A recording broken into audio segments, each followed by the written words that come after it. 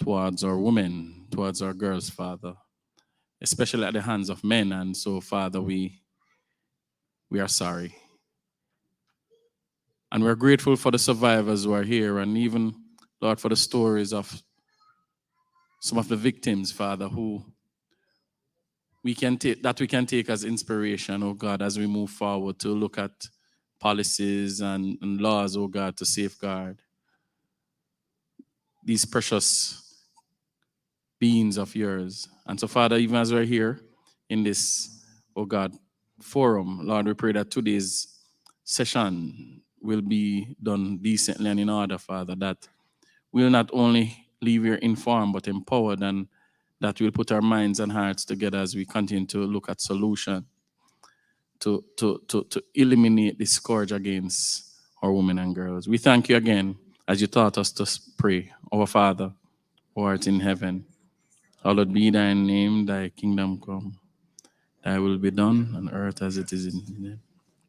Give us this day our daily bread, and forgive us our trespasses, as we forgive those who trespass against us.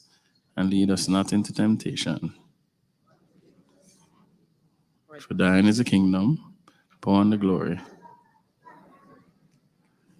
Amen. Blessings. Thank you so very much for that prayer, Reverend Jason Downer. Please remain standing as we prepare ourselves for the national anthem. And that will be played as you stand in reverence.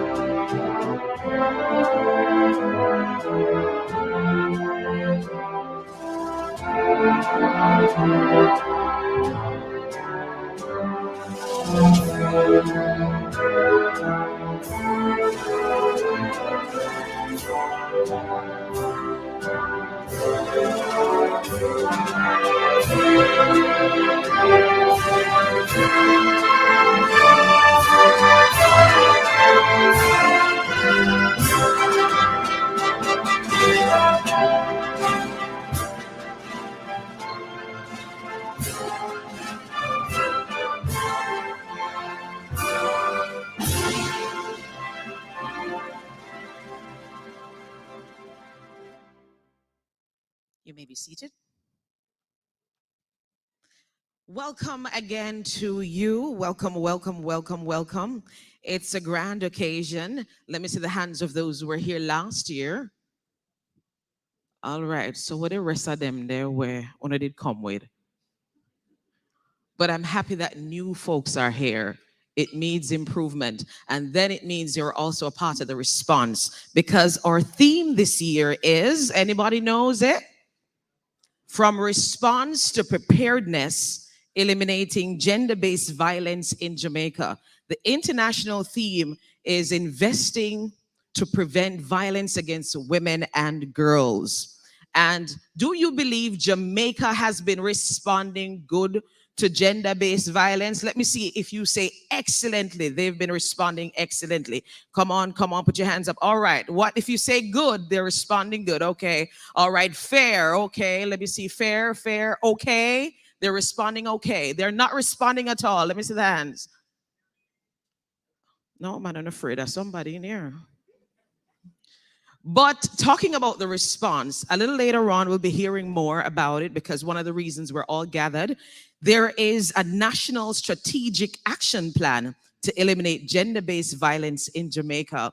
And the NSAP will be doing that and more. Later on, you'll be finding more about it. It started in 2017, and I was told that it has been effective.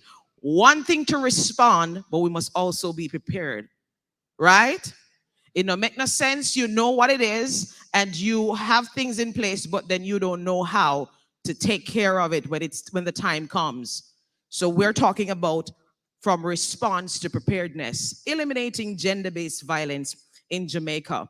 Let me also give you a little bit more as to why we're here, because International Day for the Elimination of Violence Against Women, IDVO, on November 25, we recognize that.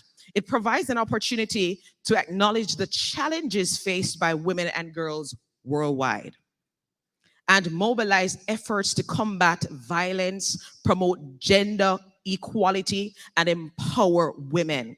IDEVOR, observed annually on November 25, serves as a global call to action to raise awareness about the pervasive issue of violence against women and girls and to mobilize efforts for their protection and empowerment. So this day provides an opportunity to promote gender equality, advocate for women's rights, and address the root causes of violence against women. I know that you have, maybe not you directly, but maybe someone close to you who would have been affected by either domestic violence, some abuse. Let me see the hands of persons. Maybe it's not you, but those close to you. Anybody exposed to any form of violence, domestic violence, abuse, you would have experienced that and you would have seen others gone through it. So guess what? Gathering here today, you are a part of the action plan. And with that said, let me invite at this time to come and speak to us and do her welcome and opening remarks, Mrs. Sharon Coburn Robinson, Principal Director, Gender Affairs, Ministry of Culture, Gender Entertainment, and Sport.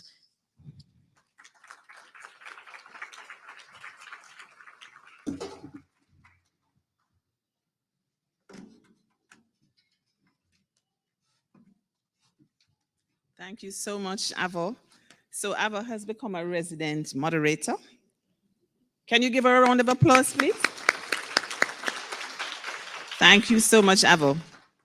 So we look forward every year to coming to the Pegasus, which is our go-to every year, to celebrate the International Day for the Elimination of Violence Against Women. It's a long name, and so we call it IDEVOR for short. And the best thing about IDEVOR is that it starts 16 days of conscious activism. So greetings, everyone. I will not go through the list.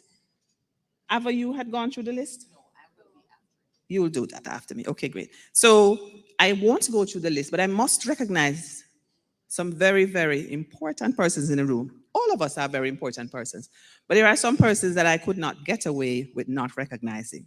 So I must recognize my minister, the Minister of Culture, Gender, Entertainment, and Sport. I speak of none other than the Minister of Gender, who is Olivia Grange, OJ, CDMP, and we like to call her the most hardworking minister in Jamaica.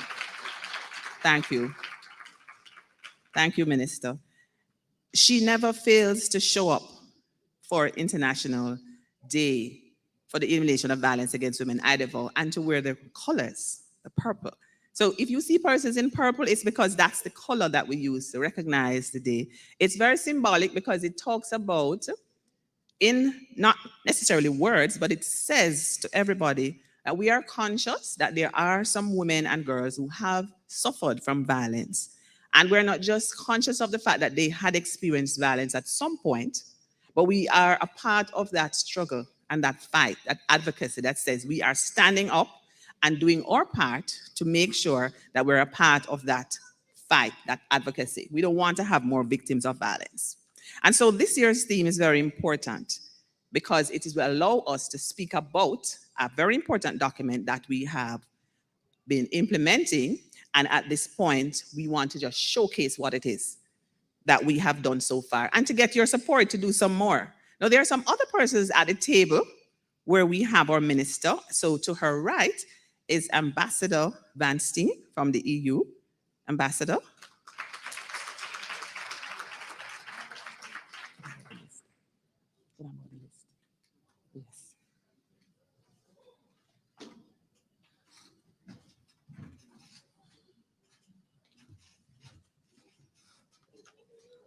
So Her Excellency Ambassador Marian Vansteen is extremely important to us because you will see a banner over there that says Spotlight Initiative. Can everybody see that? And I think that you might see it elsewhere. It's also here, Spotlight Initiative. And it says to eliminate violence against women and girls. I think most persons, if not everybody in this room, would know about Spotlight Initiative for one reason or another. And a part of the reason we're here today and are so happy and ecstatic to be here is that the same document I mentioned earlier, that's our NSAP GBV. That NSAP allowed us to get attention from the EU and the UN country group in a large way. Not just attention, but they put support behind it in terms of technical support and financial support, of course. And so Her Excellency, Ambassador Marion Vansteen, we're extremely happy that you were able to make it. You never disappoint. Every year you show up, and we're very happy that you put the work behind what you do, and you are always very supportive. Let's give her a round of applause. To Minister's left, you have Miss Talbert, Elizabeth Talbert. And for those who don't know, could you stand so they can see you? Thank you. She is the director, new director and representative for the UNFPA. That's the United Nations Population Fund. And that is a part of the sub-regional office of the Caribbean. Now, UNFPA is very important to the Spotlight Initiative and the work that we've done. UN Women, UNICEF, and there are a whole list of them. So right here you have Alicia Boyne-Makulski. Alicia, could you stand so they could see you? Alicia is a Spotlight coordinator, and she has been working extremely hard and making sure that we coordinate what it is that we're doing as a country around the issues relating to Spotlight. But the reason I wanted to single out Mrs. Talbert, it's because most of the support that we have gotten around the shelters and so on would have been through Pillar 4 under the UNFPA. And so when I say Pillar 4, I must mention Elga Salvador. Elga, could you stand so they could see you? So Elga Salvador is our go-to person for Spotlight Initiative Pillar 4, and that has to look at shelters, making sure that the services, essential services package, making sure that the response is swift and it matches what is required. Of course, everything that we do is around partnerships, yes? And so on this table, we have some of our very valued partners. I think everybody knows DSP Jacqueline Dillon. Could you stand so they could see you? She's extremely popular. Very popular. And that's because she works extremely hard. She's very passionate and committed, and we partner with her a lot. Later on, you'll hear her. She's one of the panelists, and she'll be able to share with you some of what has been happening in terms of the work around Spotlight and just working through as a member of the JCF, making sure that we are responsive and that we're matching what is required. There are some other persons at the table. Some of them will be part of the panel or not. And then the rest of the room would be persons who are our partners, persons who are colleagues or friends. It could be women's groups. You might be from the group Persons with Disabilities. You might be from the Jamaica Society for the Blind, Jamaica Society for the Deaf.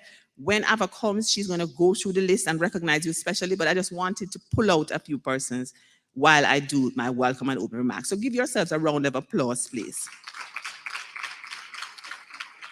Okay. So, on behalf of my minister and my permanent secretary, well, we have two permanent secretaries now. Everybody knows in this room that we have two permanent secretaries in our ministry. I think you know PS Denzel Thorpe. You would see him often when you come to events like these. And now we have another permanent secretary, Mr. Dean Roy Bernard. So we have two permanent secretaries. So I'm speaking on behalf of my minister and the two permanent secretaries, as well as my valued team members who are always with us, making sure that we are doing what is required. So your presence here today means that you are a part of the advocacy, which we speak about a lot. And you are here because you recognize that every woman, every girl, every person has a right to be free from violence in all its forms. So I am happy that you are here, because without you, we wouldn't be able to do this. It's important to recognize IDEVOR. That's the long name I mentioned before, International Day for the Elimination of Violence Against Women, because IDEVOR allows us to recognize that we are a part of that fight that says no excuse for abuse, no to violence. We're a part of that struggle. We work together to make sure that no person is abused, whether it's a girl, boy, a woman, or a man. So this period that I talk about, which is the 16-day period, it starts on November 25. And what we did this year is that November 25 was a Saturday. So we had a special church service on the Sunday. That was at the Bethel Baptist Church, and it was extremely riveting. Are there any persons in the room who were at that church service? You could just wave? Great. So, and prior to that, you would have known that we had our International Men's Day. We never leave out our men. And that's why we have man. Where the man them there? And where are the women? Always around. Always around. All right. So I can't do what the man them, they like the minister. So when she comes, she will do that for you. I don't think it sounds the same, right, minister? So Idaho starts on November 25 and ends on December 10. And we have a number of activities that we will do from the start, which is with the church service, all the way to December 10. Some of them you'll hear about and you'll be able to be a part of it. And one of the things I love about now is that COVID has taught us that not everything has to be face-to-face, yes?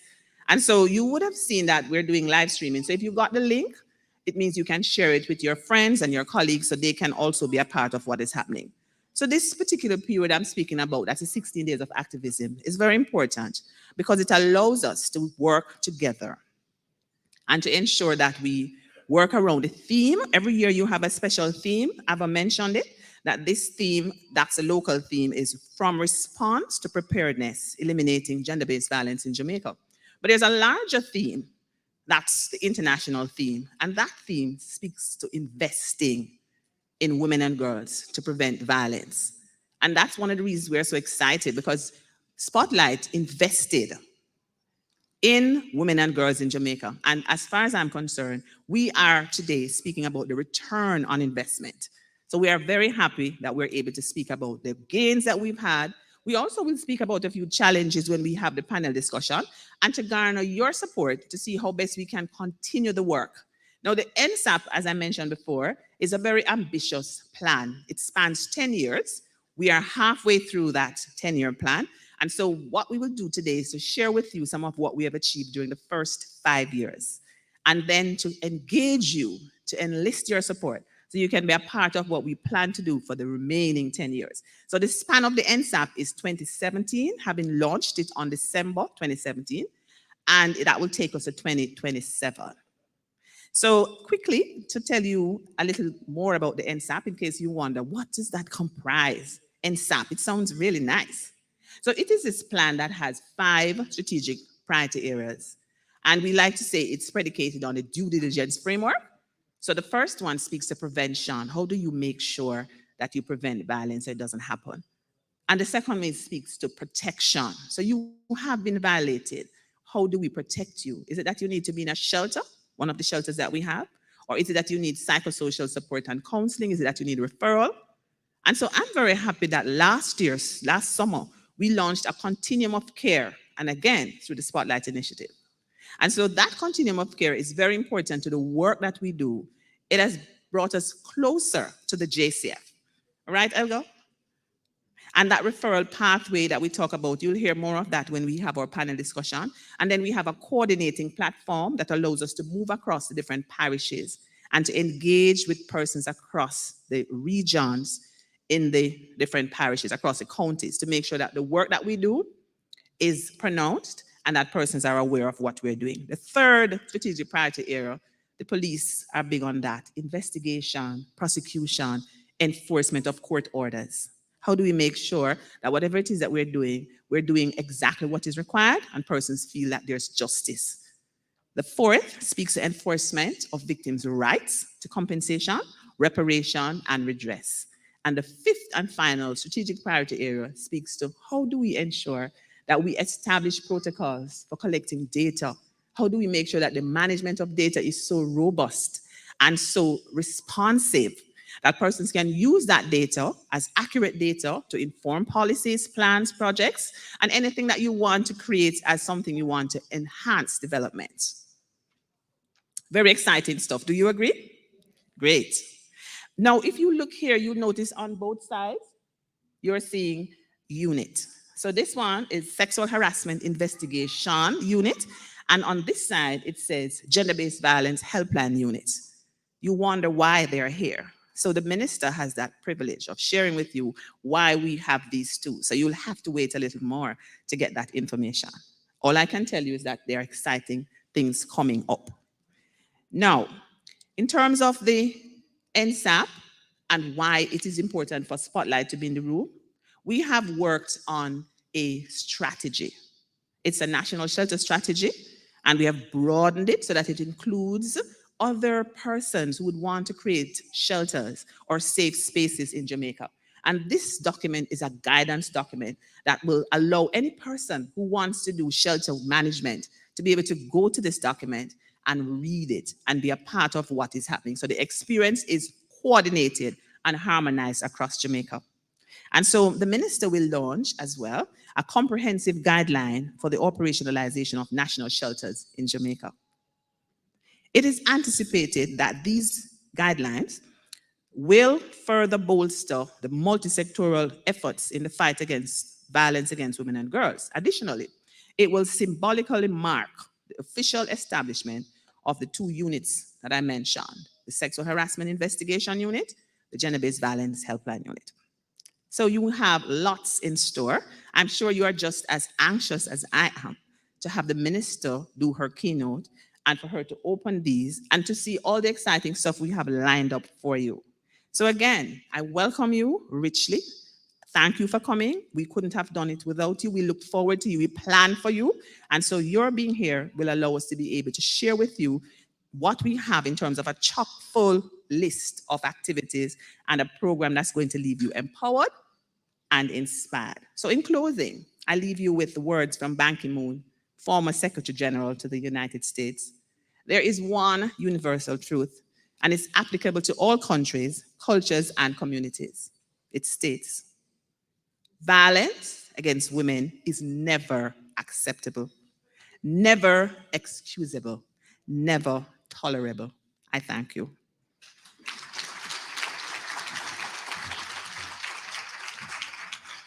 Yeah, it is never okay. And it's a gender-based violence as well, men and women. Thank you so very much, Mrs. Sharon Coburn Robinson. If you look around on your table, you'll see some heels. If you miss none, I know few of them up there. But they are so significant to what we are recognizing today. I think some clocks supposed to up there too. And some water boot and some Timberland. What do you say? Because we're incorporating the men as much as possible because it's gender-based violence. But very good decoration, I must add. Put your hands together for this significant decor. All right, let me just quickly go through the list. I really do want to recognize all those important persons among us. Let me start off with our Honorable Olivia Grange, OJCDMP, Minister of Culture, Gender, Entertainment, and Sport. Her Excellency Ambassador Marianne Vansteen, Ambassador of the European Union to Jamaica. Put your hands together as I just make mention. You never know, we might call your name in particular. You don't know if I have it. Mr. Denzel Thorpe, Permanent Secretary, Ministry of Culture, Gender, Entertainment, and Sports. Mr. Dean Roy Bernard, Permanent Secretary, Ministry of Culture, Gender, Entertainment, and Sport. Mr. Dennis Zulu, Resident Coordinator, United Nations. Miss Elizabeth Talbert, she's here, yes she is. Director and Representative, United Nations Population Fund, Sub-Regional Office of the Caribbean. Miss Sharon Coburn Robinson, of course, Principal Director, Gender Affairs, Ministry of Culture, Gender, Entertainment, and Sport. SSP Maldria Jones Williams, Commanding Officer, Senior Superintendent of Police, Center for Investigation of Sexual Offenses and Child Abuse, and Jamaica Constabulary Force. DSP Jacqueline Dillon, Head Domestic Violence Intervention Center, Jamaica Constabulary Force. Inspector Donovan Henderson, Head Statistics and Information Management Unit, Jamaica Constabulary Force. Mrs. Roberta Ellis, Senior Advisor, Political Affairs, High Commission of Canada and Jamaica. The Spotlight recipient, UN organization, head of agencies. Are they here? Anyone representing? Any other recipient, UN organizations? Representatives from the Spotlight, associated agencies, anyone? Like UNESCO, PAHO, UNAIDS, we recognize you. And over to my friends from the departments and agencies, representatives from the ministries. Waving a hand. See it there. Oh, no shy so today. No, so what go on? Because police there. Hello. Representatives from the Gender Advisory Council. Wave your hand and be recognized. Representatives from the Gender Focal Point Network. Raise your hand. There we go. Look now. Look now. Wave it. Let us see you from where we are. Representatives from the Jamaica Defense Force. Representatives from the Jamaica Constabulary Force. All the uniform groups, we recognize you. President of Yard Empire. Please stand and be recognized. Representatives from the Jamaica Association of the Deaf. Please stand and be recognized. Representatives from the Jamaica Association, or rather Society of the Blind, for the Blind. Thank you so very much for that recognition. Representatives from the St. Anne Disability Benevolent Society. Thank you so very much. So them come with a vibe, you know. Hello. Representatives from the COPE Initiative. Thank you so very much. Representatives from the community groups. Members of staff from the MCGES, valued team members of the Bureau of Gender Affairs. Lord, you see it there now? I honor carried. Specially invited guests. Me know that, you know. Right, there's some me there. Anybody else that is with me? Specially invited. Media partners. Who else? Friends who are viewing online. And let us recognize our Jamaican Sign Language interpreter, Antoinette Aiken. Thank you so very much for being here. Whew. All right, so we are going right now into our greetings. We're going to invite at this time Miss Elizabeth Talbert, Director and Representative, United Nations Population Fund. Come on up and at this time, greet us. Come on, keep it going.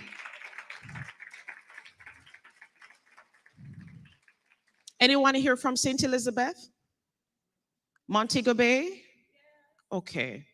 Anybody here from Kingston, St. Andrew? All right. We know I have a vibe too. Anybody here from Clarendon, Manchester? Anybody I miss? Anybody here from Foreign? Oh, Jamaica Red Cross was not recognized? Okay, we recognize you. Please do put your hands together for Jamaica Red Cross. Them never call me name, but me know I'm a part of the specially invited. So me take my category. It's at this time we invite Miss Elizabeth Talbert.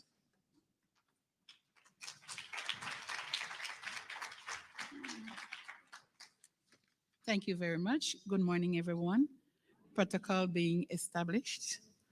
Minister Grange and colleagues, friends, those who support the efforts of ending violence against women and girls. I'm happy to be here to be celebrating this occasion with you. This is a day that echoed a call to action for us to end violence in all its forms against women and girls. It also marks the start of the Unite campaign, which is an initiative of 16 days of activism. As was mentioned before, this day will culminate on the Human Rights Day, the International Human Rights Day. So we have 16 days leading up to that day to promote our efforts in ending violence against women and children.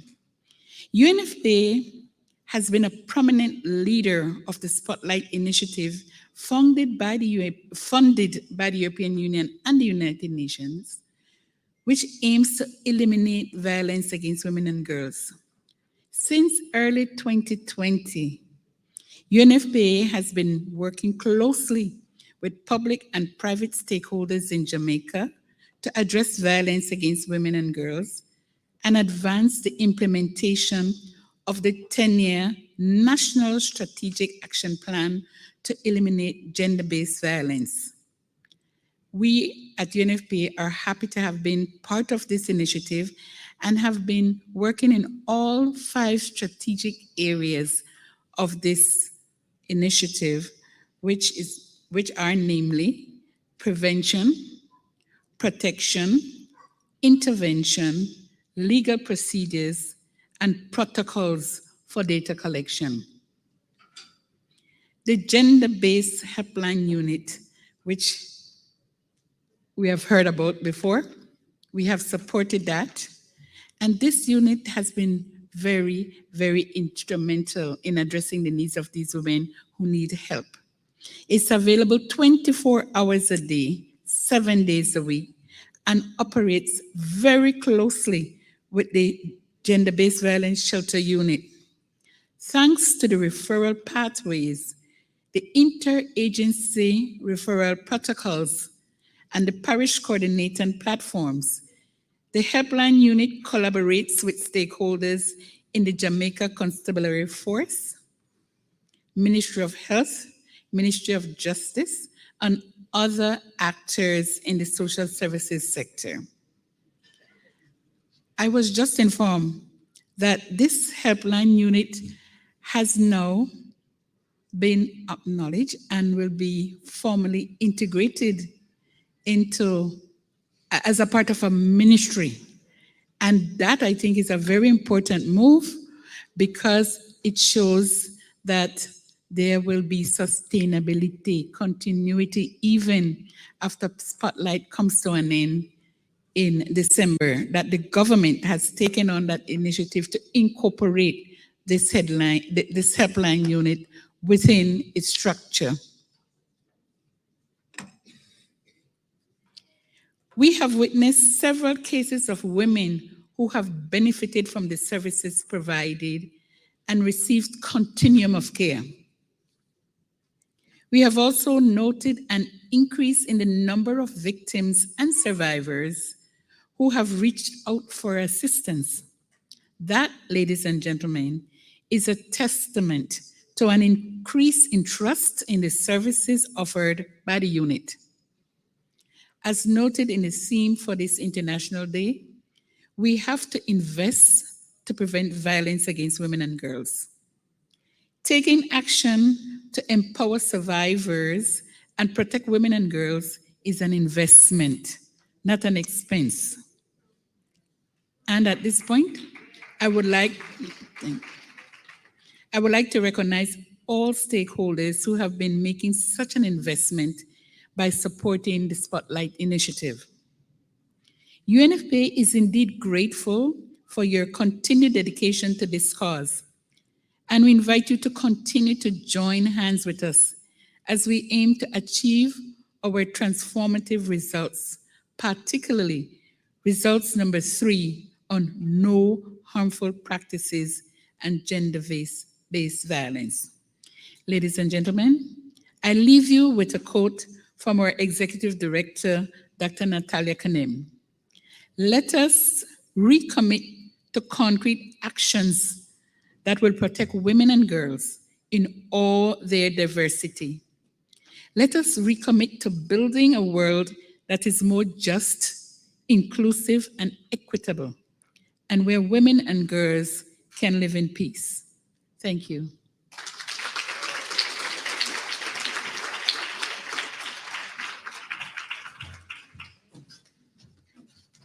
Thank you so very much, Miss Elizabeth Talbert. Let me see if I can quote what she said or paraphrase. Effort to eliminate gender-based violence is not. So expense come like burden, but it's not a burden. It's a privilege to invest in this. right? Put your hands together for her one more time.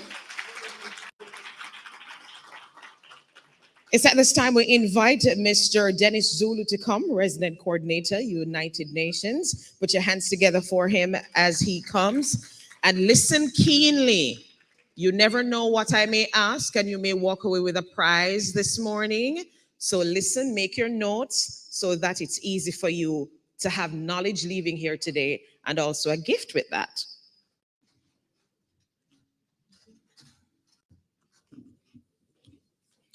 Morning, still morning, right? Yes. Good morning to you all. Pleasure to be here.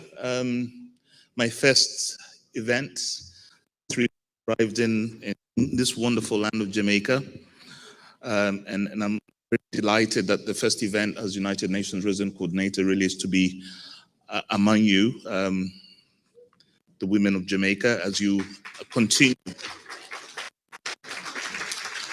this very noble fight of gender-based violence. Honorable Minister, I see she was here a few minutes ago with us, yeah? Honorable Minister and Your Excellency, Marianne Vansteen, let me stand on existing protocol and go straight into my remarks. Well, today we gather under the resonant theme from response to preparedness, eliminating gender-based violence in Jamaica. This theme indeed underscores our collective commitment to evolving from reactive measures to proactive strategies in the fight against gender-based violence.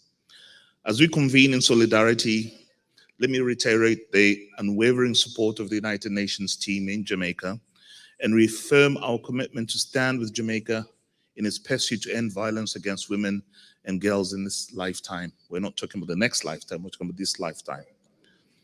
In partnership with the government and civil society, the Spotlight Initiative, a global partnership between the United Nations and the European Union, has been working in Jamaica on a number of very important initiatives, all targeted towards eliminating this dangerous vice. And I'll now talk about some of the activities that the Spotlight Initiative has embarked on, working, as I said, with different partners in Jamaica in this regard. As illustrated, thank you, I guess that was part of,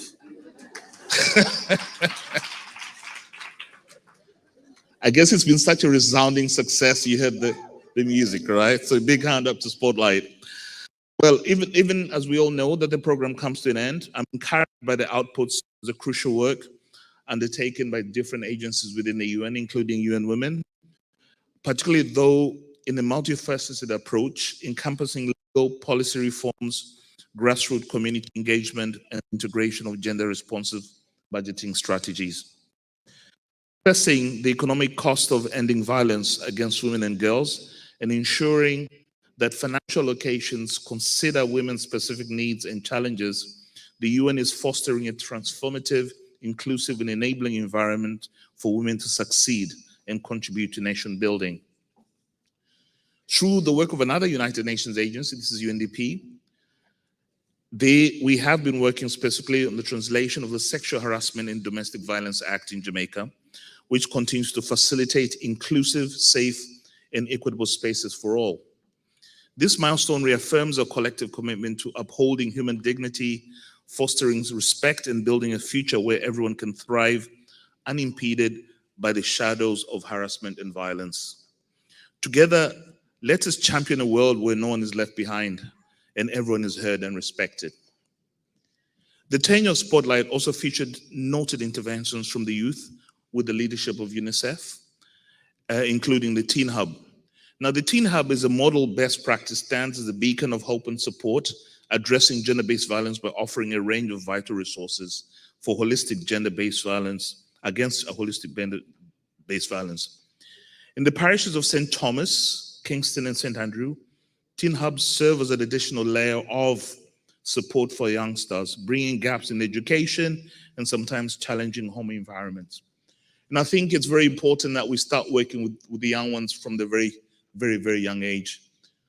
For the boys, it's important to be told and to be educated that if they see violence in their homes, that's not right, and they should not grow to be men who then perpetuate violence. For the girls, it's important that they are told and educated that being violated and being sexually harassed is not right, and they should not accept that, because that's totally against all forms of human rights. One thing that the UN has also been doing has to relate to what my colleague spoke about earlier, which is the establishment of a national helpline. It's very important that there's an opportunity, an avenue for those who are violated to be able to report such violations, but not just report, but to seek support and speak to somebody who will understand their plight. So the United Nations has been working very closely with national partners and the ministry to put in place such a helpline. Now, we're here for a specific reason today, and really this is to commemorate the International Day for the Elimination of Violence Against Women. And this we should not take lightly. Our efforts should not just start and end today. As you know, I call it a struggle. It's an everyday thing. So let's, as we move on day to day, do not forget our role that we play in ensuring that the elimination of violence becomes history. And that's very important for all of us to play that active role. The International Day also reminds us why we need to ensure women are safe, not just merely as statistics, but also as a fundamental human right and a critical piece to ensuring sustainable development for all. Together, let us persist in our efforts, inspired by this progress, to build a future where every woman and girl can live free from the shadows of violence, ensuring a prosperous and peaceful Jamaica that truly leaves no one behind. I want to thank you once again for affording us to be part of this very important occasion. And as I said, let's think about ending this scourge in the everyday work that we do. I thank you so much for listening.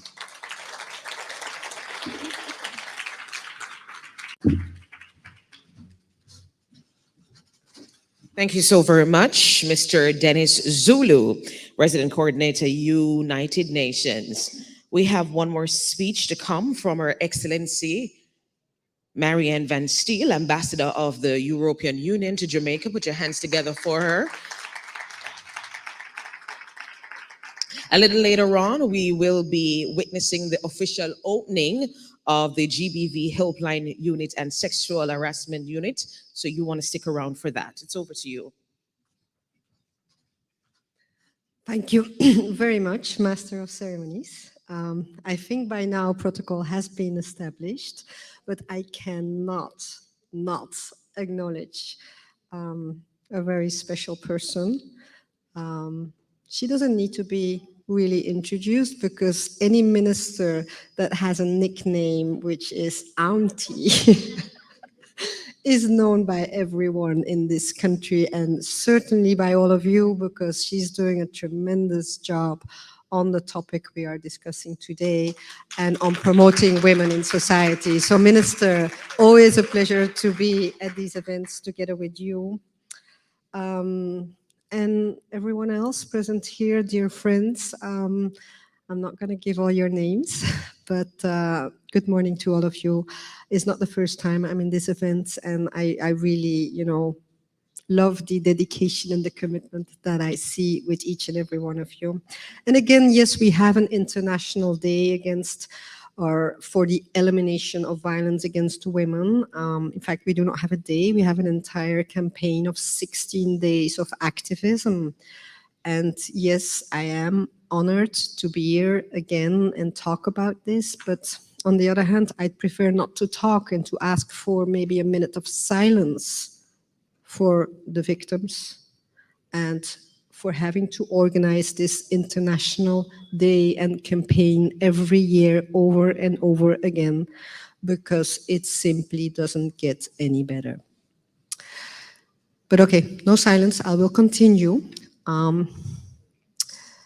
Global statistics show that 1 in every 3 women experiences physical or sexual violence in their lifetime. You have heard it, I have heard it, we hear it all the time. And isn't it incredible? 1 in 3, I mean, look around you, 1 in 3.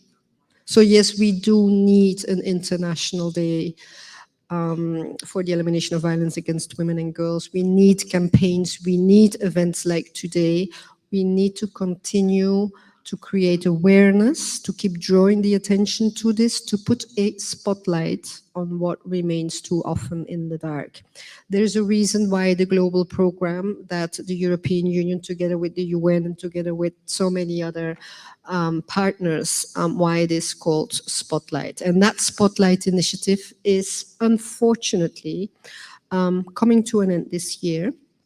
And that is very unfortunate because tremendously good work has taken place, has been done by the UN agencies, but not only by the UN agencies, by everyone, by the minister herself, her ministry, the Bureau of Gender Affairs, by civil society organizations. And I'm sure many, many of you have been hearing or participating or benefiting from this Spotlight initiative. And that is the reason why we have been able to see a number of very important results, which we hope will be very important for the women and girls here. On the other hand, even if it's bad news that we are going to end that program soon, the good news is that we've been implementing that program in many countries all over the world, but here in Jamaica, I really felt this kind of very good cooperation that has been established between the ones who are working on this, between the UN agencies and the different civil society organizations and the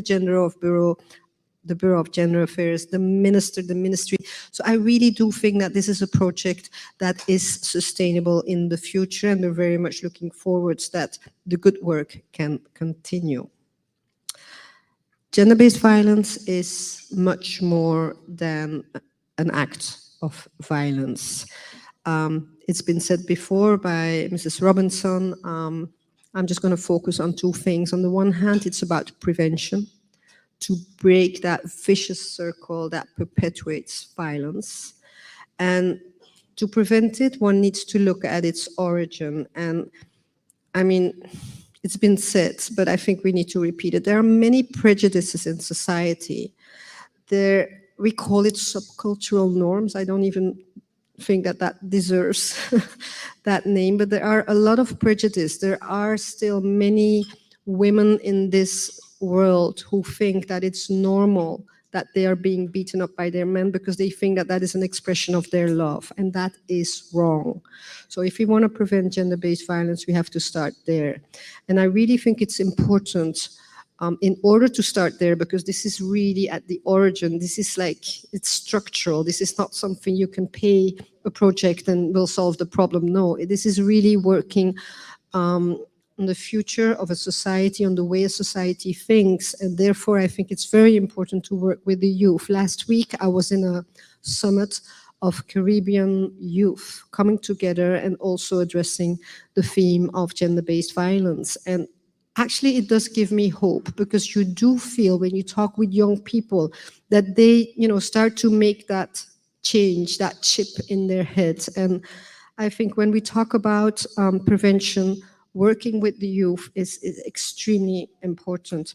It's about education. It's about the legislative environment. It's about leadership, minister, your leadership, very important. But let me also refer to the Women Caucus in the Jamaican Parliament. They come up for women's rights in a bipartisan way. I mean, it's not because I'm part of this party or the other party. Those women, they're really doing an important, advocacy. It's about the very strong, empowered women in this society that I have met, both in the public sector and in the private sector. I mean, very, very impressive. And it's about all of you being present here, because you wouldn't be here if you would not be an advocate for women's rights. So yes, it's about prevention, but as you will see in the rest of the program, it's also about protection. It happens, whether we want it or not, it happens. And I think the work that is being undertaken should look at prevention, but should also protect and kind of take care, do whatever can be done with the victims, because there are victims. Protection is about ensuring safeguarding the immediate well-being of victim survivors. And you will hear about the shelter strategy. You will hear about the helpline. I'm not going to go into that, but I visited the Bureau. And actually, I'm really impressed. I really think an excellent job is being done. I would prefer that we don't need it, but we still need to address the protection as well. So why am I here? I'm here representing the European Union because we have supported Jamaica via the Spotlight Initiative, of course, you've heard that, but also because the European Union shares the IDVA's global theme, Unite, Invest to Prevent Violence Against Women and Girls, as well as the theme that was chosen for the event here today, which is From Response to Preparedness, Eliminating Gender-Based Violence. The European Union, I'm sorry, I can't really read, so I'm looking a little bit strange. The European Union is working tirelessly in its own territory as well. I want to underline this. This is not a thing we're going to solve a problem of gender-based violence in another country. First of all, we are not solving anything. I mean, it's the country itself that is addressing the problem. But I mean, we have the same challenges in our own territory. Gender-based violence is not something which is just happening in one place. It happens in the European Union as well. And we're really working very hard, both in our own territory and in other countries, to strategically, operationally, and financially promote and safeguard progress on gender equality. We're very proud that we can contribute, but we do know that it is a long way and that still a lot of work needs to be done. Finally, I'm also proud to announce that the European Union has acceded to the Istanbul Convention on the 1st of October of this year, thereby underlining its continued commitment to end gender-based violence. That convention underscores the crucial need for a robust and holistic legal framework to combat violence against women and domestic violence, and the need to enact and rigorously enforce laws that protect women from various forms of violence, domestic abuse, sexual harassment, human trafficking. I very much hope, and I use this opportunity, that Jamaica will accede to the Istanbul Convention as well. And to conclude, breaking the silence surrounding violence against women is what you're all doing here today. It's important. It's an urgent global and local imperative. Addressing gender-based violence starts with talking about it, breaking the taboo and the stigma around it. It should not be a private issue. It should not be an issue just for women. It should be an issue that is addressed by the entire society. And by combating gender-based violence, the whole society benefits. So let me just call and ask you to work all together towards a world in which our children and our grandchildren are reassured of their inherent value as a human being, whether they're a man or a woman, whether they're a girl or a boy. So let me congratulate all of you for being here, for participating, for contributing, and for your dedication and commitment. Thank you so much.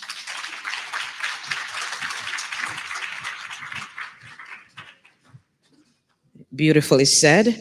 Let me see if I can quote something from her. If I'm not doing it incorrectly, Ambassador, please do fix it for me. You said we are not solving anything. We're really depending on the people.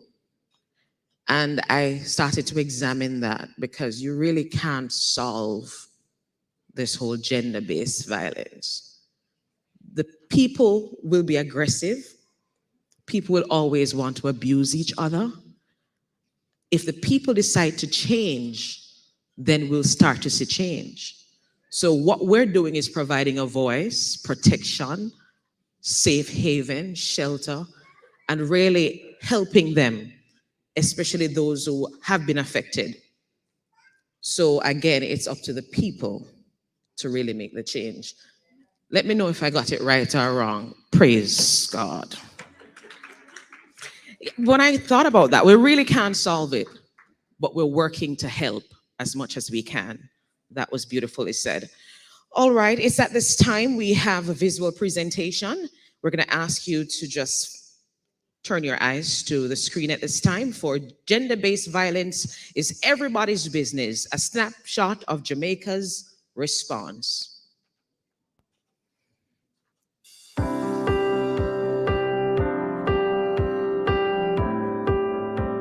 Gender-based violence, specifically violence against women, is a serious problem in Jamaica.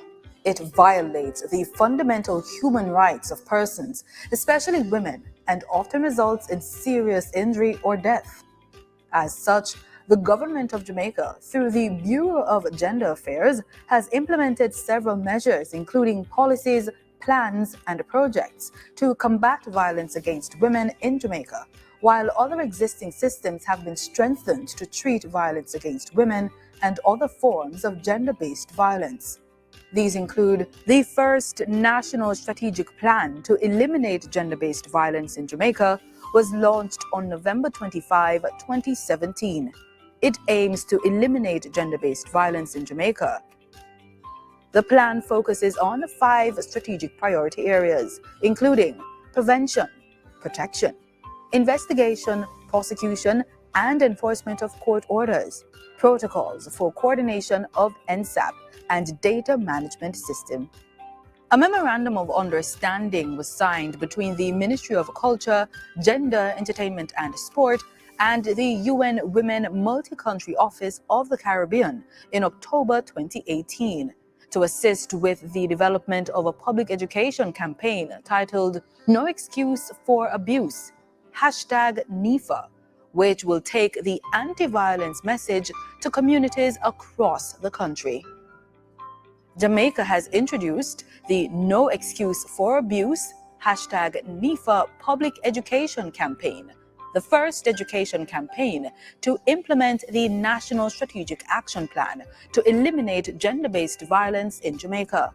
The #NEFA has gone island-wide in every parish and has reached over 25,000 Jamaicans via radio, television, print, social media, billboard ads, bus ads, and robust all-island sensitization. The establishment of the Community Outreach through Partnership for the Empowerment Initiative in 2019 to increase financial and partnership support with non-government organizations and community groups to address issues of gender-based violence. The launch and implementation of the Gender Ambassadors Program in Jamaica in 2019 to include students from primary up to tertiary institutions in training and sensitization to get involved to eliminate gender-based violence. Jamaica partnered with the Spotlight Initiative Country Program on March 9, 2020.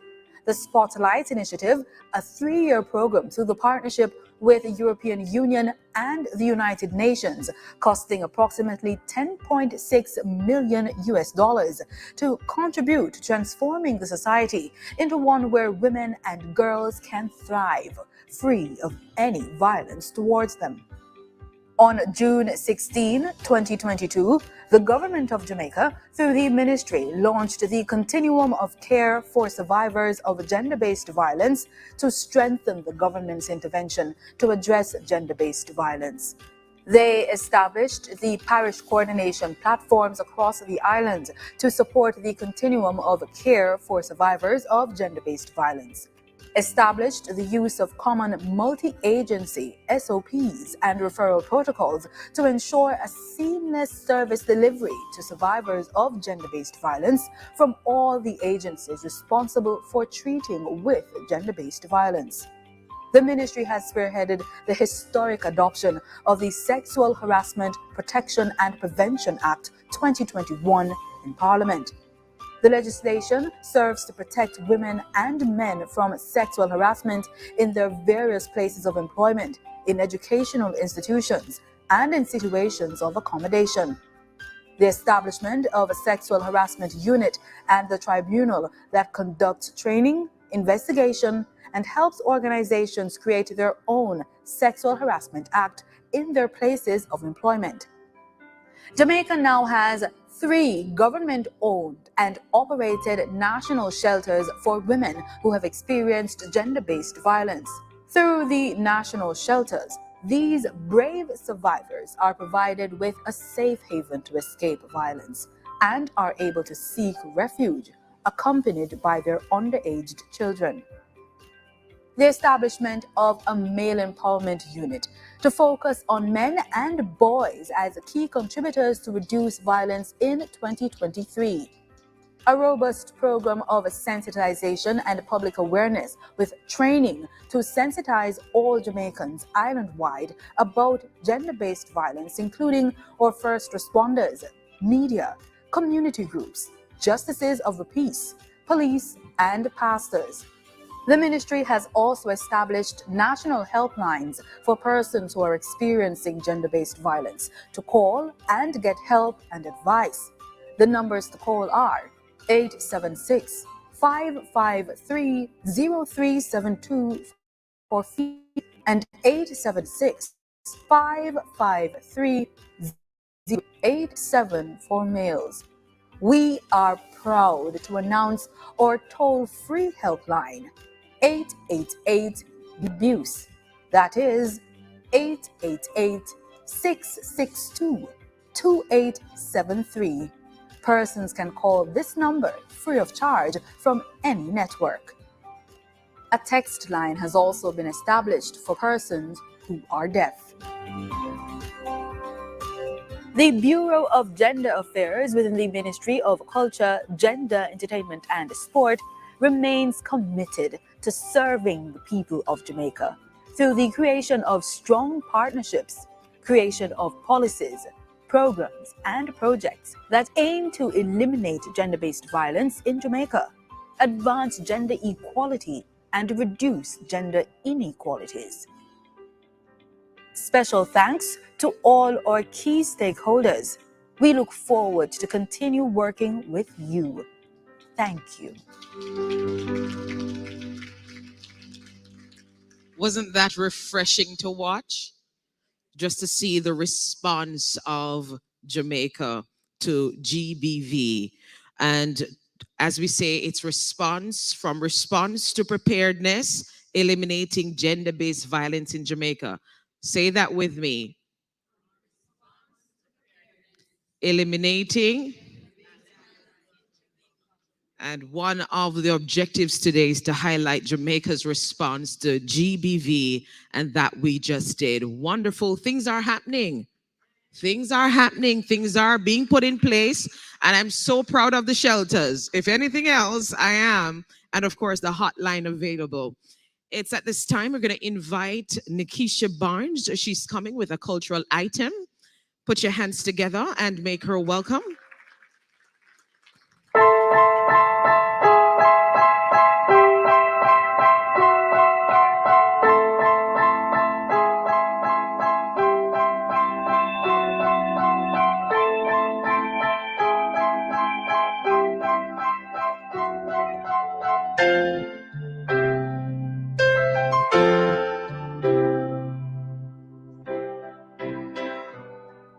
I'm searching,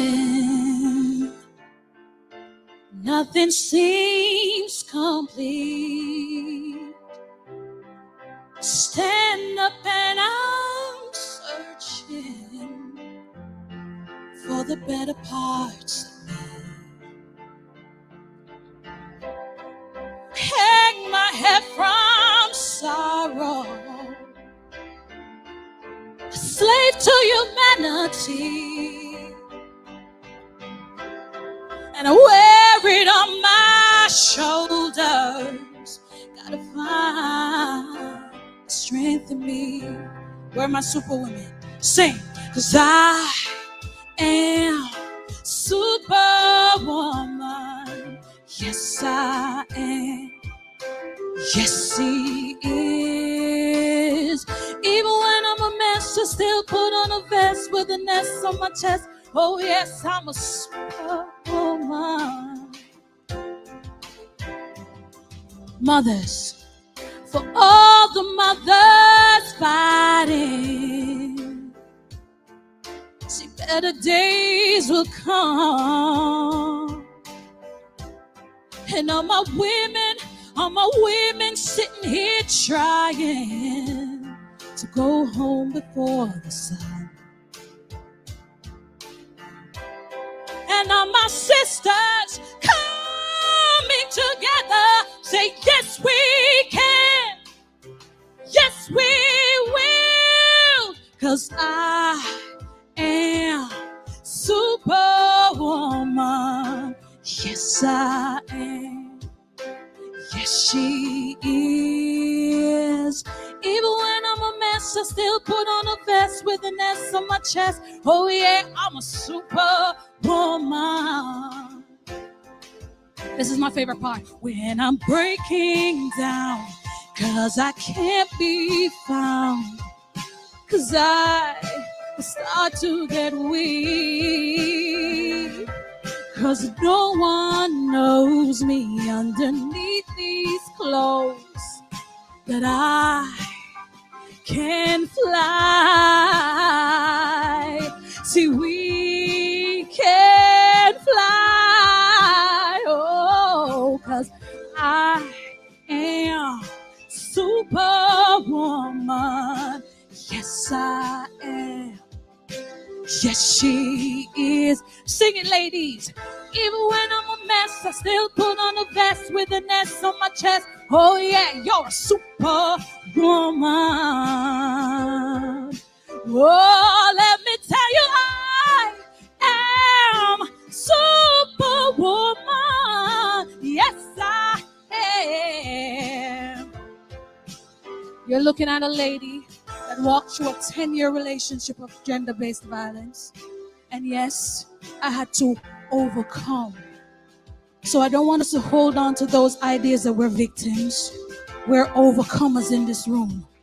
Yes, I am, 'cause I'm a superwoman. And when he told me that there was no money, I was happy because I was free. And when they said no good would come from me, I knew they were lying because I was free. I'm a superwoman. I'm a superwoman. All of us, we are super women.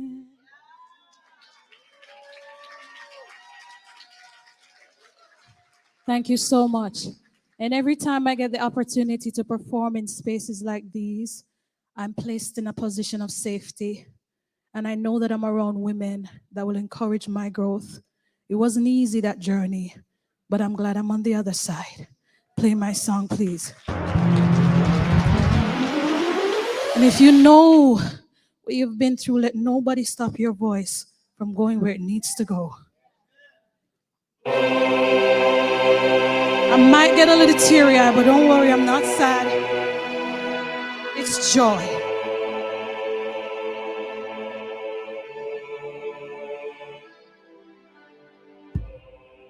Life is like a big merry-go-round. You're up and then down. You're going in circles trying to get to where you are. See, everyone has been counting you out. But where are they now? They're sitting in the same old place, just faces in the crowd. We all make mistakes. You might fall on your face, but don't ever give up. Why? I'd rather stand tall than live on my knees. See, I am, and I don't. You try telling me no. See, one thing about is I am a conqueror. I am a conqueror. This is my part. I got a vision that no one else sees. A lot of dirty work, I roll up my sleeves. Remember, there's a war out there, so come prepared to. Everyone has been counting you out. What? But where are they? They're sitting in the same, just in the crowd. 'Cause we all make mistakes. You might fall on your face, don't ever give up. Why? I'd rather stand tall than live on my knees. 'Cause I am a conqueror and I don't accept defeat. You try telling me no. See, one thing about is I am a conqueror. I am a conqueror. Oh, ooh, ooh, I am a conqueror. And anytime they tell you lies, remember where God brought you from. It wasn't easy, but I'm glad that I had a network, that stubborn love network, that live on my knees. 'Cause I am a, and I don't accept defeat. You try telling me no. See, one thing about me is I am a conqueror. I am a conqueror. Oh. Can I do something that I've been led to do? Can I go somewhere where I've been led to go? Can you play the next one, please? Just you go for it. Now, if you know what you know, you don't need to explain anything to anyone. Just worship. Can we worship? I love you, Lord, for your mercy, and all my days I was held in your hands. You better sing. From the moment that until I lay, you sound good. If you know what you know, you better sing loud. Sing. All my life, I don't think you know what you know, what you know. All my life,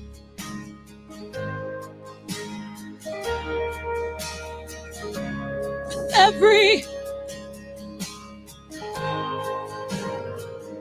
oh, I will. This is the part that I usually ask my son excuse, because it's big. It's big. I love your voice. You have led me through the, and in darkest nights, you are close. This is the part where I just wrap up myself in love. I know you as mine. I know you as, and I have lived in the, you better say it. Tear the roof off, Pegasus. We're not leaving anything. All my life have,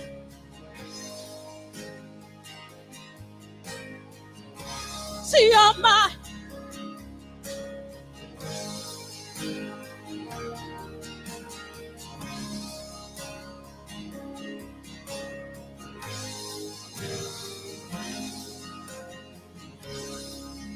the goodness. This is the part. Your goodness is, it's running. Your goodness is,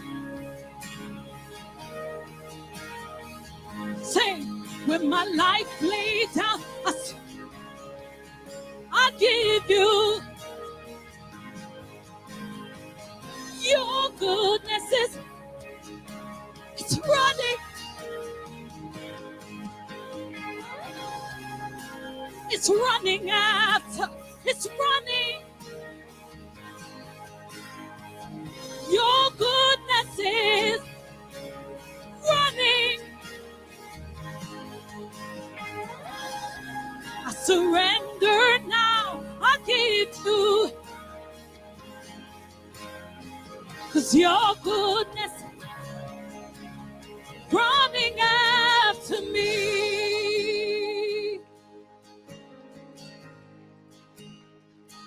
Thank you so much. This is from a little girl who used to sit on our veranda in Arnett Gardens and dream a dream like this. But she was told it would never happen. But look at God. And every lie that has been told on your future, I want you to let the enemy know you serve a big, big God. And no weapons formed, against you can prosper. Because his goodness will run you down. Say, your goodness is running after. It's running after me. And by the way, in your finances 2024, speed round and claim the goodness. Now what of them? It's running after me. I want wealth. I don't serve a God that doesn't understand. I want wealth. Wealth in peace. Wealth in joy. Wealth in love. Wealth in family unity. Wealth in the service that we are providing. I pray wealth over all of you in this room. I pray it reaches your children's children. God bless you. Thank you for allowing this little girl on the veranda from Arnett Gardens to love upon you.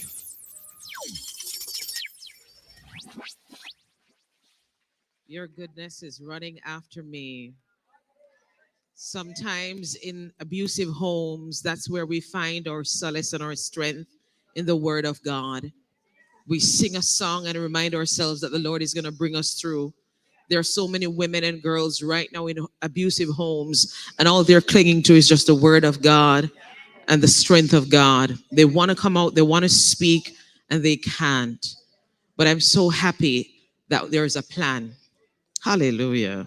I'm so happy that the Lord has given us a plan, and that plan shall be executed, and it shall work to bring out women and girls to be free and to live again. I love people who have a story. There's something relatable about you. There's something that we can connect with. I don't know, when you don't have a story, your life is a little bit boring. You know, I can't talk to you because you don't really understand. I want to talk to somebody who I can relate to.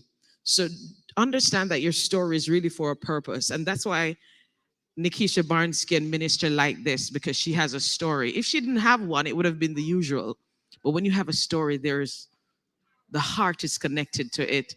When she came out and she started singing Superwoman, I understand that now because I became a mother recently for the first time in my life. I have a baby girl. She's just 5 months. And I have to be a superhuman now, not even a woman, like a human now, because you understand when people say that they'll protect people with their lives that they love. I now understand that I'll die to ensure that she's okay. Because there's so many who all they need is that somebody who would protect them regardless. We see so many persons coming out to tell their stories now. For example, Queen Ifrika and so many others. They're not bottling it up anymore. People are talking. Gone are the days when people say, I've been abused and I don't want to share it. I'm done. No, they're talking because what? Strength is coming. It's because of strength coming to them. So we thank God for what even the government is doing to encourage and empower our women and girls so they know they can come out and talk and live again and breathe again through the goodness of God. It's in this atmosphere that I welcome Honorable Olivia Grange, OJCD MP, Minister of Culture, Gender, Entertainment, and Sports, to come at this time and speak to our hearts. What a good atmosphere to welcome her in. I hope she hug me to me now move.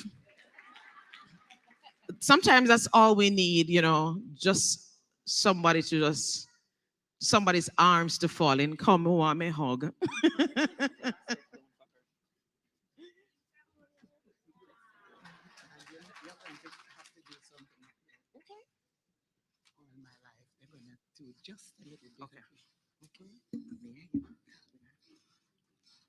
All my life you have been faithful. All my life you have been so so good. With every breath that I am able, come on, sing.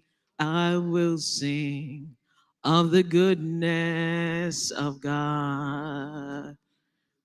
One more time. All my life you have been faithful. All my life you have been so, so good.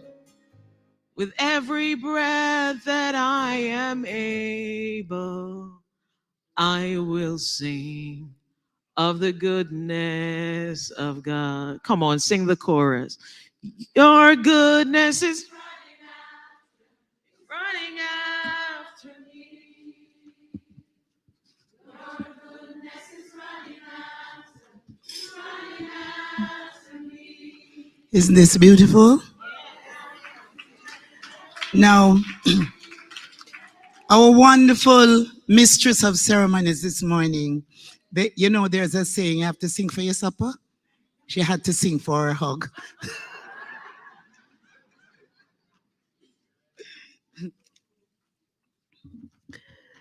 Now, I know protocols have already been observed, but I must acknowledge Her Excellency Ambassador Marian Vansteen, my good friend.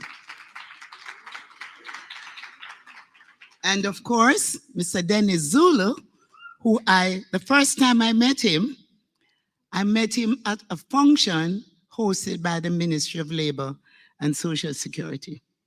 And I said, is your name really Zulu? Are you a Zulu? And he said, yes, I'm a Zulu. So I met a Zulu, real live Zulu. And of course, Elizabeth Talbert, thank you so much for the work you've been doing. Please give her a big round of applause. Miss Lou love to say clap. Clap yourself and clap people. It's good to say howdy and thank you. And of course, Mildred Jones-Williams. We really want to, SSP and DSP, Jacqueline Dillon. I must tell you that I have this bad habit now of sending DSP Dillon messages late at night, telling her about a situation that I would like her to look at right now. And she has really delivered. Mrs. Robinson and SSP Dillon, DSP Dillon, they always get that. I think we have a current message, right? That needs some attention, right? I also want to acknowledge Inspector Henderson.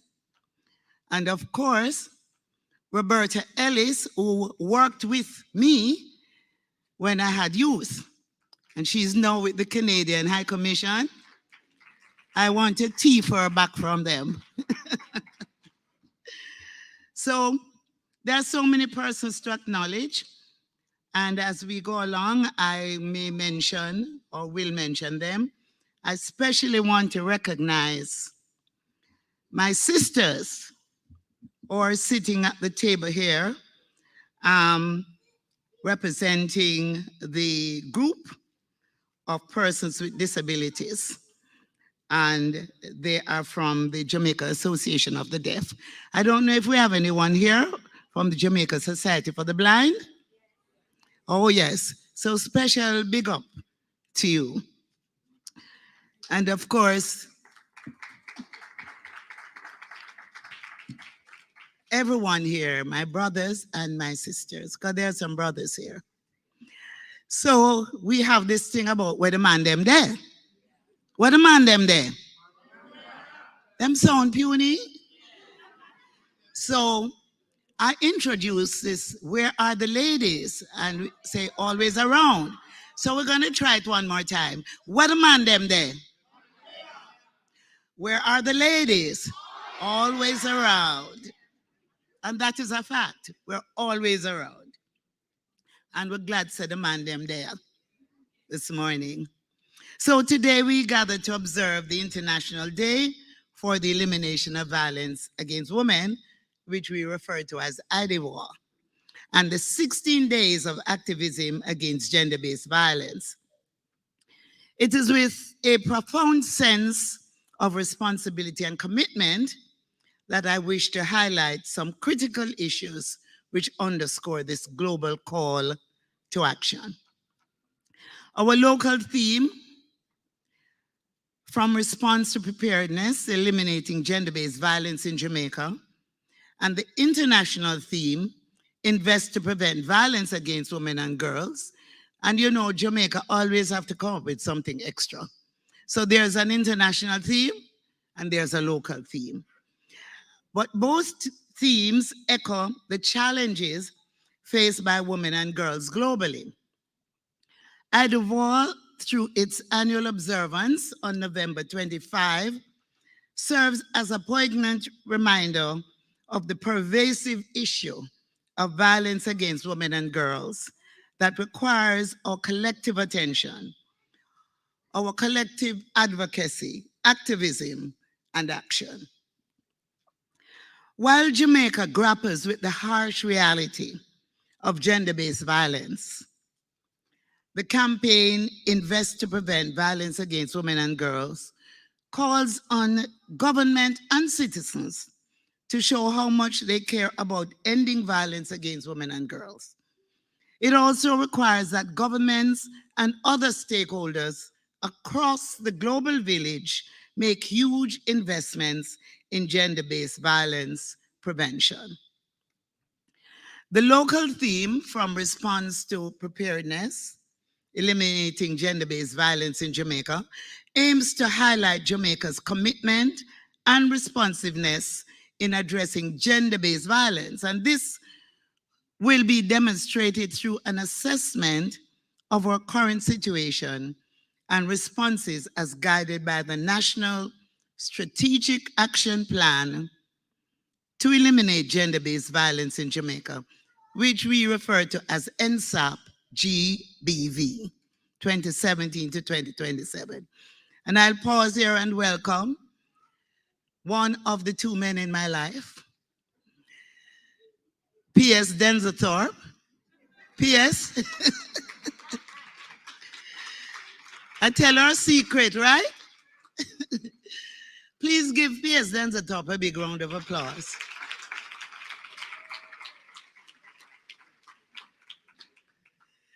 So these responses have included a robust review of the GBV legislative framework, including the enactment of the Sexual Harassment, Protection, and Prevention Act, the establishment of the National Shelter Program, the signing of MOUs with key ministries, the development of the GBV referral pathway, extensive GBV training, and other key programs to strengthen Jamaica's collective response towards eliminating gender-based violence. And just yesterday, I added about 6 other ministries to the list of ministries that we will be signing MOUs in order to ensure that we have the referral pathway linkages across government in treating with, in responding to gender-based violence, because we have women and girls who are they're sent overseas in the trafficking situation. The Ministry of Foreign Affairs has to get involved. So we feel it's important to have an MOU with the Ministry of Foreign Affairs. We feel it's important to have an MOU with the Ministry of Industry and Commerce, because once we assist them, we want to put them back on a path where they can sustain themselves. So it's important to have linkages across government. So we have a whole of government response. We have an excellent relationship with the Jamaica Constabulary Force. It works extremely well. We have had occasions where we have to extract a victim from Westmoreland, and we go through a process with the JCF.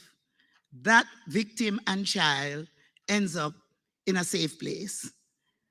And after that, that victim and child, they are now survivors. They're not victims anymore. So it's important for this link up. And of course, I have to thank our international partners because as former Edward Seaga, the late Edward Seaga said, it takes cash to care. And with their support, we have been able to do a lot of things through the Spotlight Initiative, through UN Women, through UNFPA. We have been just blessed with the support we have received. The Women's Health Survey commissioned by UN Women in partnership with the Inter-American Development Bank reveals that approximately 1 in 4 Jamaican women has experienced intimate partner violence during her lifetime. Domestic violence remains a major concern, often underreported owing to fear, to stigma, lack of support, or fear of reprisals. Sexual violence is alarmingly prevalent, affecting 1 in 3 women, and includes rape, incest, and sexual harassment, as well as other forms of violence, such as sexual abuse, exploitation, and discrimination. In response to the challenges, my ministry, through the Bureau of Gender Affairs, which is the national machinery, has embarked on a series of decisive and gender-responsive actions to tackle gender-based violence. The National Strategic Action Plan, the NSAP, GBV, outlines a comprehensive roadmap and is being implemented through 5 strategic priority areas. And those 5 strategic priority areas are prevention, remember them, prevention, protection, investigation, prosecution, and enforcement of court orders, and victims' rights to compensation, reparation, redress, as well as protocols for the coordination of the NSAP and data management systems. So when you hear people talk about reparations, it's not only about reparations for the enslavement of our ancestors that we're calling for, but we're calling about reparations and redress for abuse to our women. Our commitment is further evidenced through ongoing policy development and legislative reforms to provide a framework for protecting women's rights and ensuring legal recourse for survivors. And I must tell you that the Bureau from time to time has had to secure legal representation for women who have been abused and who need support in the courts. As we continue on this journey, we acknowledge the importance of a multi-sectoral approach in keeping with the guiding principles of the National Policy for Gender Equality, which was introduced in 2021. So our accomplishments so far, and you would have seen some of them in the video that was presented, but for emphasis, I will repeat some of them, if you have the time. The Sexual Harassment Protection and Prevention Act 2021 came into effect on July 3, 2023. It contains provisions for dealing with sexual harassment in the workplace, in schools, in correctional institutions, in places of safety, nursing homes, medical and psychiatric facilities, among other spaces, as well as instances of sexual harassment that may arise in landlord and tenant relationships. So you're all covered here. As a result, the Sexual Harassment Investigation Unit was also established on April 1, 2022, and is responsible for handling matters regarding sexual harassment in the workplace. Now, the unit supports the work of the Bureau of Gender Affairs and the Ministry of Culture, Gender, Entertainment, and Sport in general. And I must tell you that the Bureau of Gender Affairs is relocating on the same premises as the Ministry of Culture, Gender, Entertainment, and Sport. And, you know, a little later on, I will emphasize a little more what's going to happen in that space. So the unit will also be interviewing complainants, witness and employees regarding cases of alleged sexual harassment, providing technical logistical support to the sexual harassment tribunal, coordinating training for tribunal and authorized members, and conducting sexual harassment sensitization sessions in various organizations, institutions, ministries, departments, and agencies, and non-government organizations. Now, extensive sensitization sessions with an overall reach of 28,430 participants so far, including public, private sector, community groups, educational and faith-based organizations. And interestingly enough, 11,695 males and 16,735 females, after a total of 431 sessions, spanning the period from September 2019 to November 27, 2023. Now, we have also introduced the Gender-Based Violence Helpline Unit. The Bureau is responsive to the needs of survivors and victims of gender-based violence and the implementation of the National Strategic Action Plan for Gender-Based Violence. And a Gender-Based Violence Helpline Unit was launched to support victims, survivors, and witnesses of gender-based violence on March 1, 2022, and officially established on September 25, 2023. I still get the calls as well, but the helplines are there. The unit ensures that all women and girls, men and boys affected or exposed to GBV can access the professional psychosocial support and necessary treatment needed to effectively address their needs to leave their abusive situation.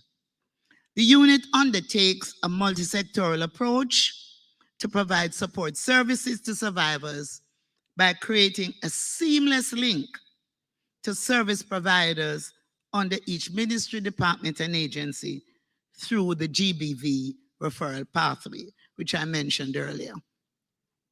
The unit offers support services to the victims and survivors of GBV at the community and national level, inclusive of, through the helpline, persons affected can obtain access to essential services 24 hours, 7 days a week, all night and during public holidays. And the GBV Helpline Unit is the gateway to the national shelter. So what, any hour of the night, you can call those lines and you will get a response. Day or night, weekends, weekdays. To date, the unit has dealt with 7,466 cases, with 5,000, now this is really the interesting part, 5,227 females and 2,239 males.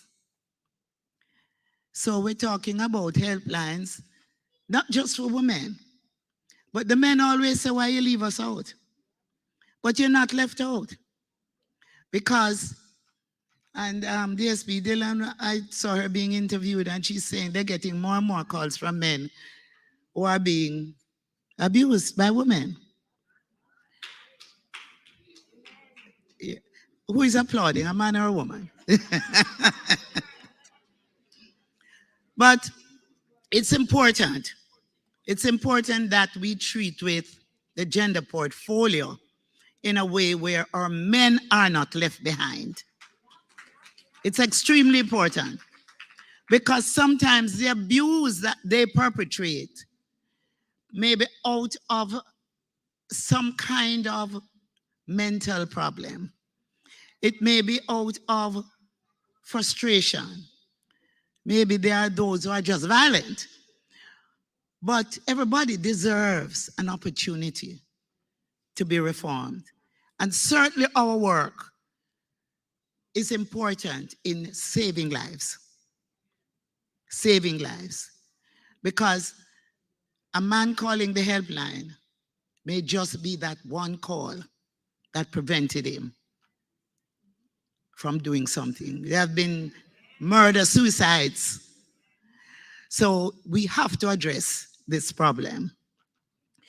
The unit has also made 6 important partnerships through the parish coordination platform with the JCF, the Jamaica Constabulary Force, the Victim Services Division, the Jamaica Fire Brigade, the Women's Crisis Center, Ministry of Labor and Social Security, as well as the Child Protection and Family Services Agency to provide a coordinated response to address GBV. Now, I want to just mention a little about our shelters. The 2023 Unite International UN initiated campaign theme, Invest to Prevent Violence Against Women and Girls, aligns with our ongoing efforts to provide gender-responsive financing to implement the NSAP GBV. Other programs and initiatives aim to reduce violence against women and girls. The Spotlight Initiative has been pivotal to financing prevention strategies, which are essential for achieving gender equality and empowerment. And, you know, it's really, it has been a tremendous,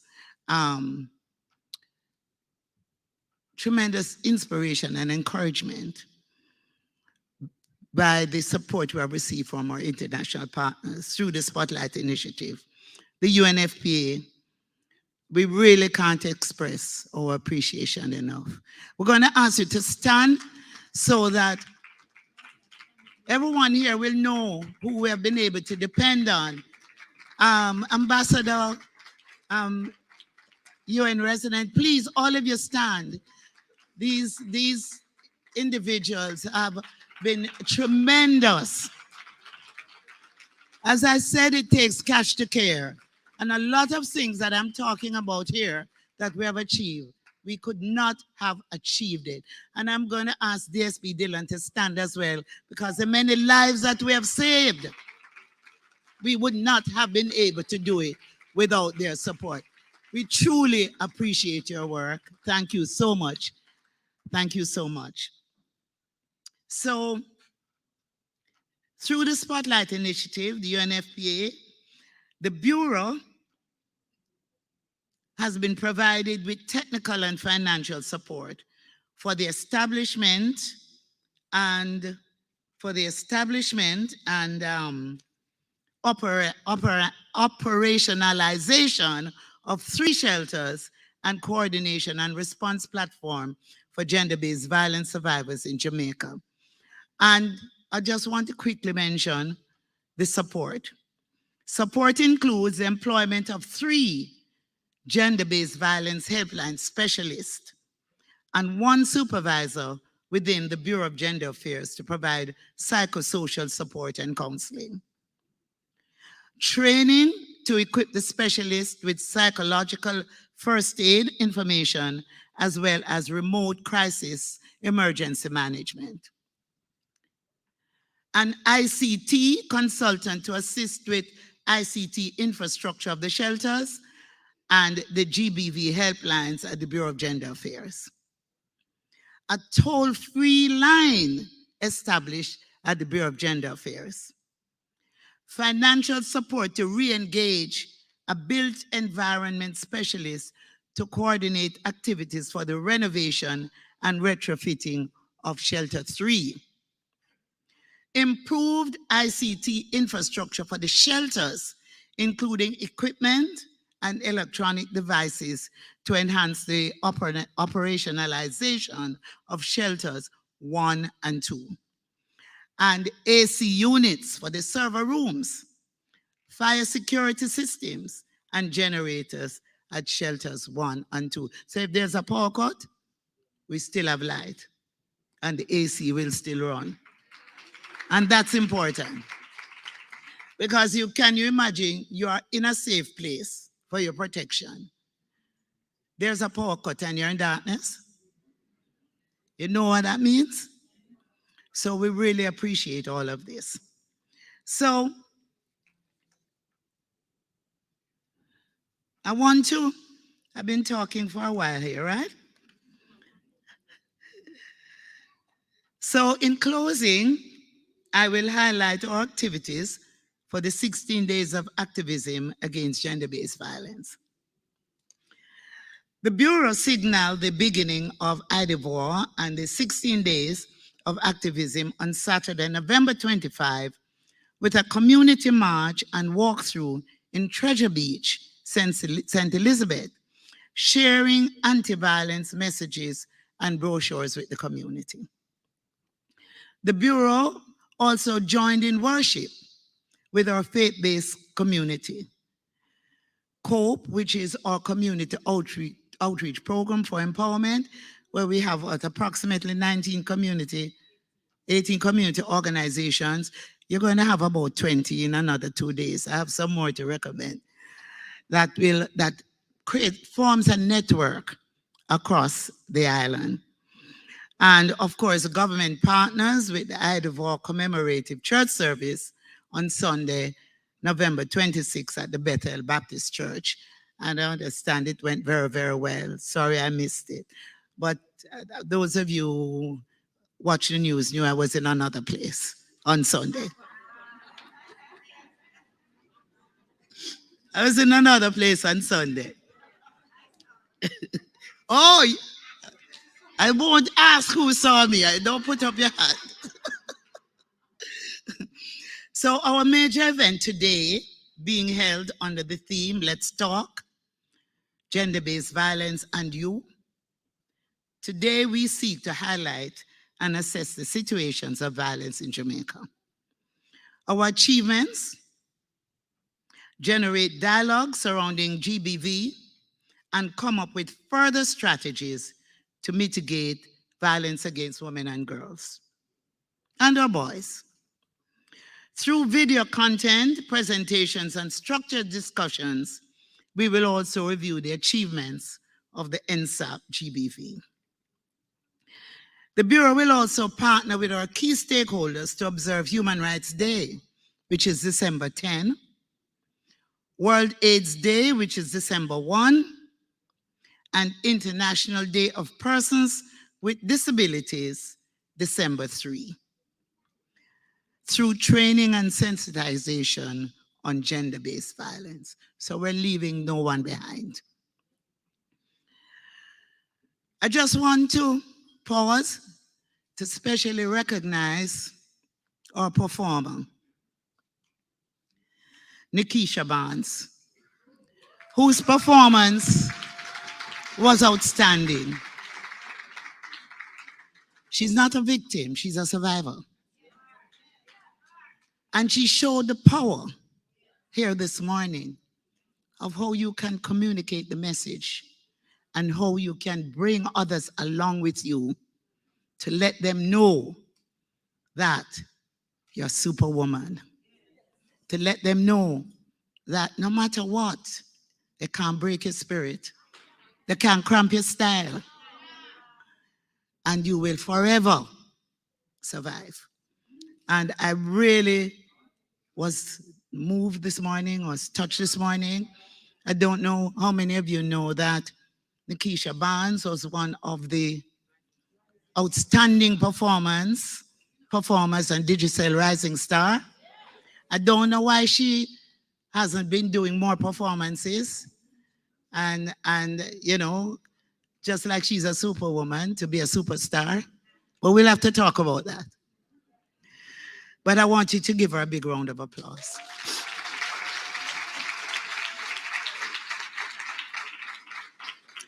So let us be reminded that there is hashtag no excuse for abuse, no excuse for gender-based violence. Our commitment is reflected through our actions to protect and empower our women and our girls. As minister, my team and I spearheaded what the Bureau of Gender Affairs will continue to fight gender-based violence, promoting equality, and ensuring the well-being of all women and girls.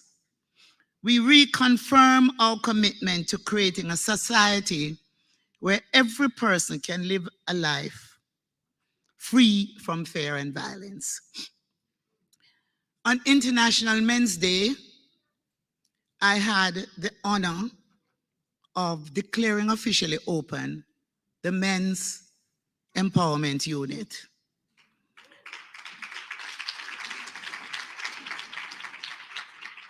The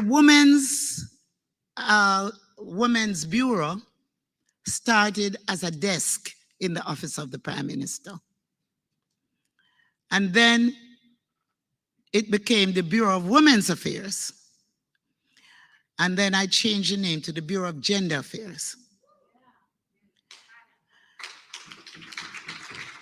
And so it was my honor to open the unit and to make sure that we're taking care of our men, because they can be agents of change. So today, it gives me great honor, gives me great pleasure, and I'm honored to officially open 2 units within the Bureau of Gender Affairs as part of the Bureau's response to the high incidences of gender-based violence in Jamaica. The Sexual Harassment Investigation Unit and the Gender-Based Violence Helpline Unit. You all should applaud yourself, because it's with your support, your commitment, that we have been able to do all of this. Make use of it. And make sure you tell your neighbor. Don't be silent if you see it happening next door. You have a responsibility to protect your brothers and your sisters and your children. And we are providing the mechanism through which you can. God bless you all. Thank you so much. And have a good day.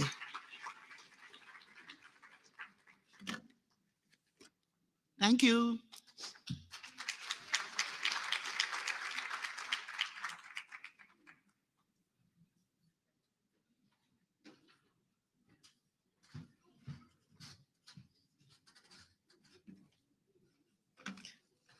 All right, so it's at this time we are going to be calling to the platform once more Her Excellency Miriam Vansteen, Denzel Thorpe, Mr. Denzel Thorpe, Mrs. Elizabeth Talbert, and Mrs. Sharon Coburn Robinson. We're asking Mr. Zulu to come as well.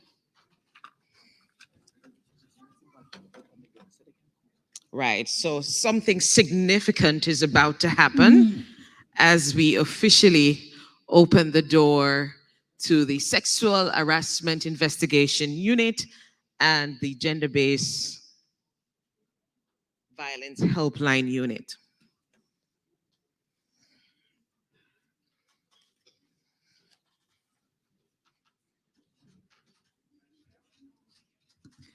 I want to acknowledge Member of Parliament, Dr. Charles, and she has been attending a number of workshops and seminars and conferences overseas as a Member of Parliament, as a member of the Commonwealth Parliamentary Association, treating with gender matters. So I'm grooming her to be that foot soldier who will be out there treating with these matters. Thank you. Clap her now.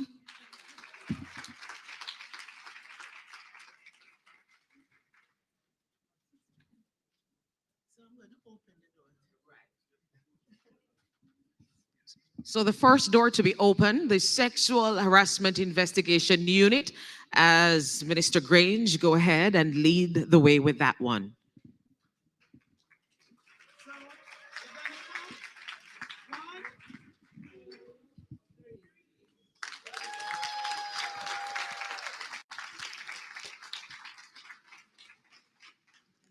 And then we're going now over to the Gender-Based Violence Helpline Unit. This is a significant moment, you know, when you open the door, hello, access has been granted. All right, Minister Grange will be leading the way again after 3.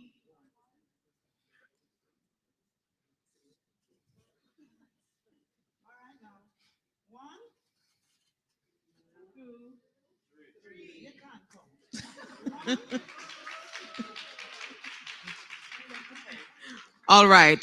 After 3, 1, 2, 3. Access, help is available. That's really what it is saying right now with these doors being opened. We give God thanks for this opportunity that access, an open door, and help is here and available to those who need it the most.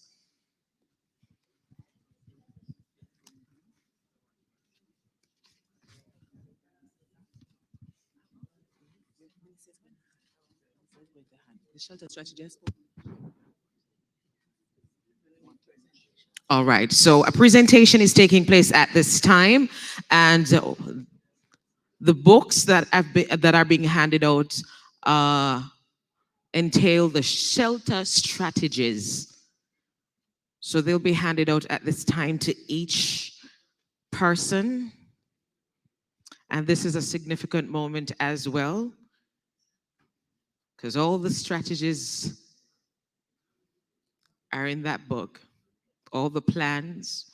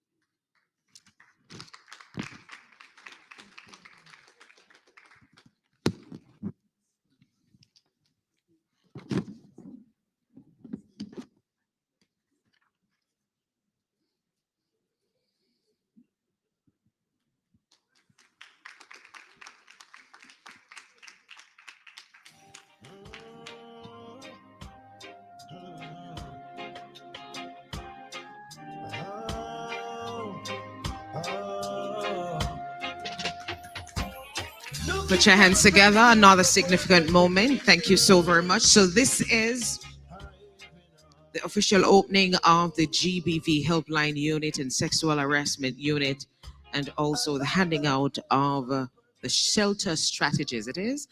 Thank you so very much.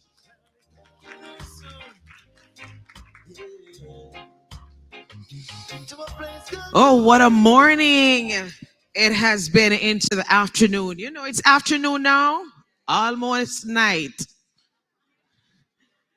But we have had quite a lot to digest and to partake in from morning until now. And we want to say thanks to all those who came and greet us, all those who shared in this morning, and of course, our keynote address from our Honorable Olivia Grange there. Put your hands together once more. And this significant moment, the opening of the GBV Helpline Unit and the Sexual Harassment Unit. Who can remember last year, one of the significant moments we had? It was like the opening of what? You see it, door? Hello? No. Minister Grange came up last year and she announced something significant. Who remember? Oh, well, me have to talk to one of them who were here last year. You remember it start with H. Helpline. No, remember, say we never didn't have it and oh yeah, yes, no, helpline. Why may I tell you? I'm thinking to work with me now. So who can tell me the helpline numbers? Well, number, that one significant one there.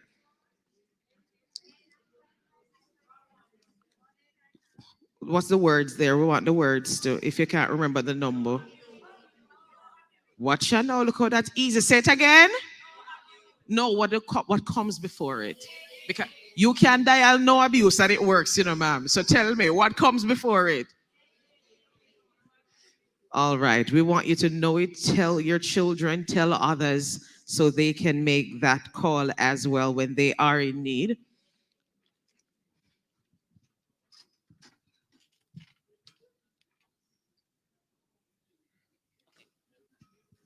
All right, so just before we take our official health break is what it is, we are going to invite at this time Mr. Verlander Small, and he is a saxophonist. He will be just serenading us before we take that break. Put your hands together for him, renowned saxophonist, Mr. Verlander Small.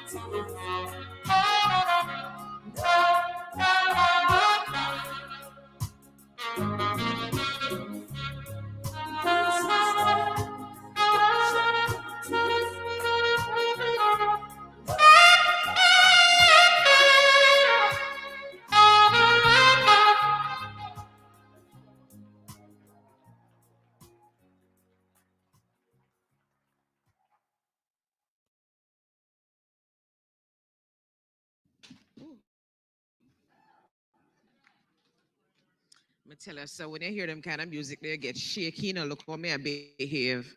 Sure. Thank you so very much, Mr. Verlander Small. It's time now for our health break. This break is going to be very short, about 10 to 15 minutes.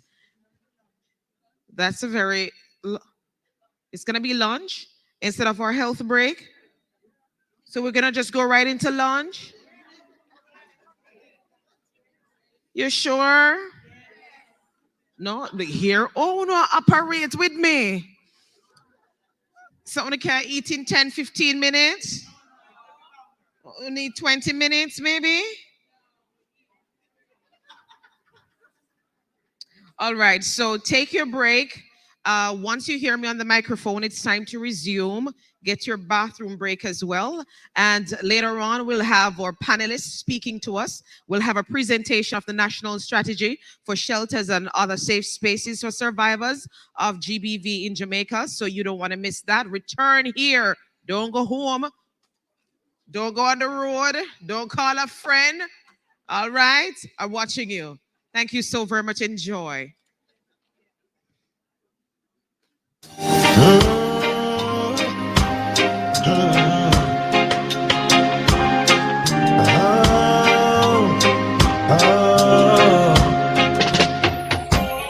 Looking for a place to have a perfect vacation.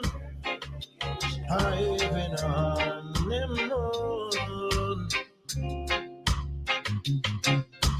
Another place for the perfect reservation. Let me take you there soon. Yeah. To a place called Jamaica. The island in the sun. Place called Jamaica. Everyone having fun. Place called Jamaica. Where the island is in the sun. Place called Jamaica. If you really wanna have some fun. The food is great, the people is great, a wonderful place, climate is great. Down here in Jamaica. If you wanna get away just for a day, tell them try Jamaica. Jamaica sunshine.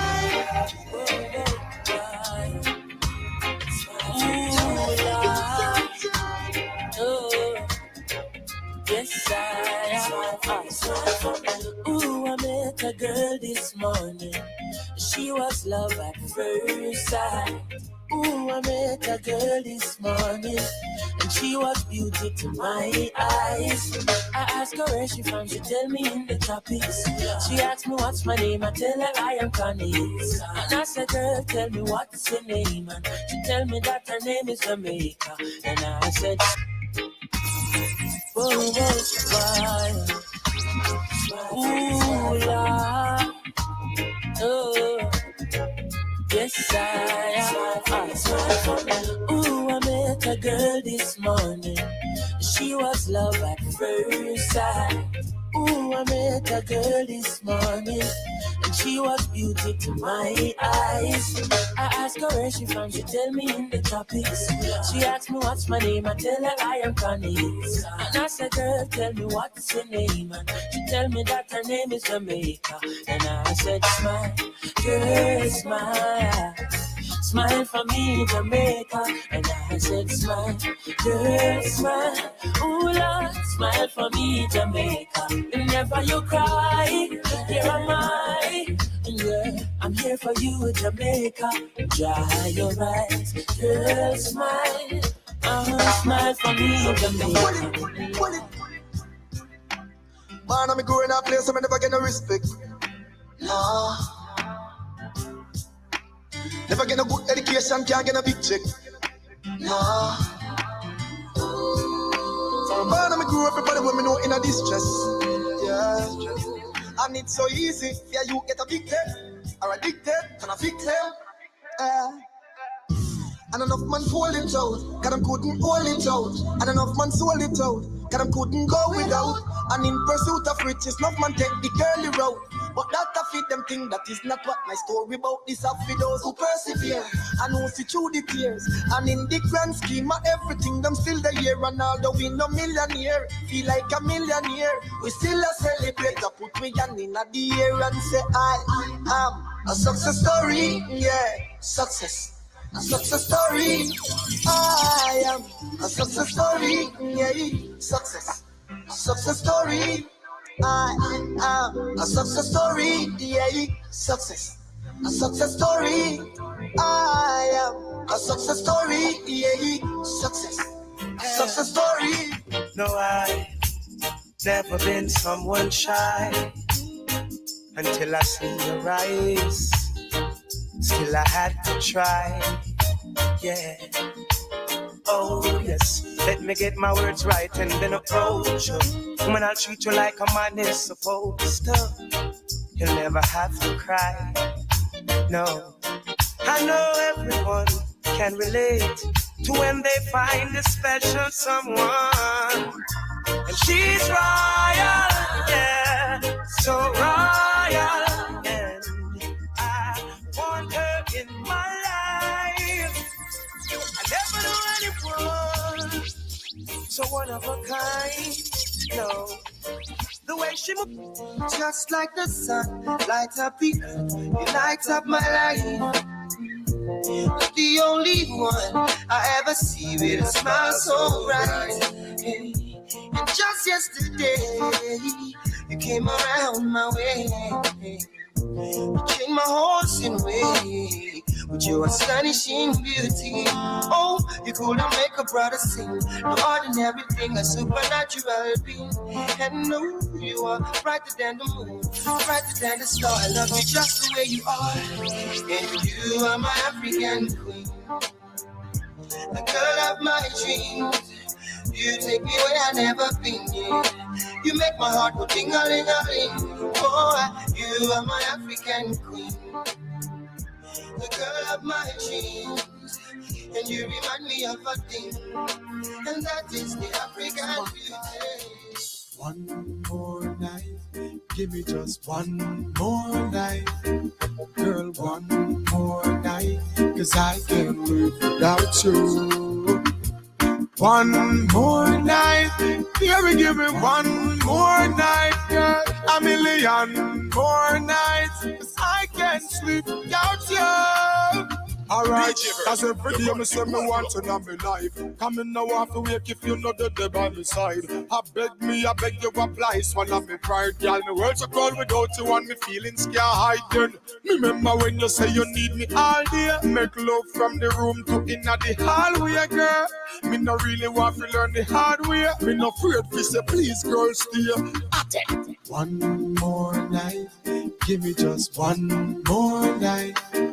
Girl, one more night, 'cause I can't live without you.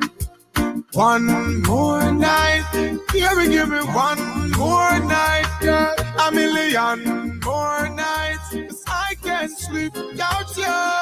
Remember when you miss me, call me and tell me say you want to me. Me never reach in time and you are all for me. But soon as in my me mind I reach see you, your big smile on your face so that me don't feel the whole day. I will fulfill all your needs, girl. I will fulfill all your dreams, girl.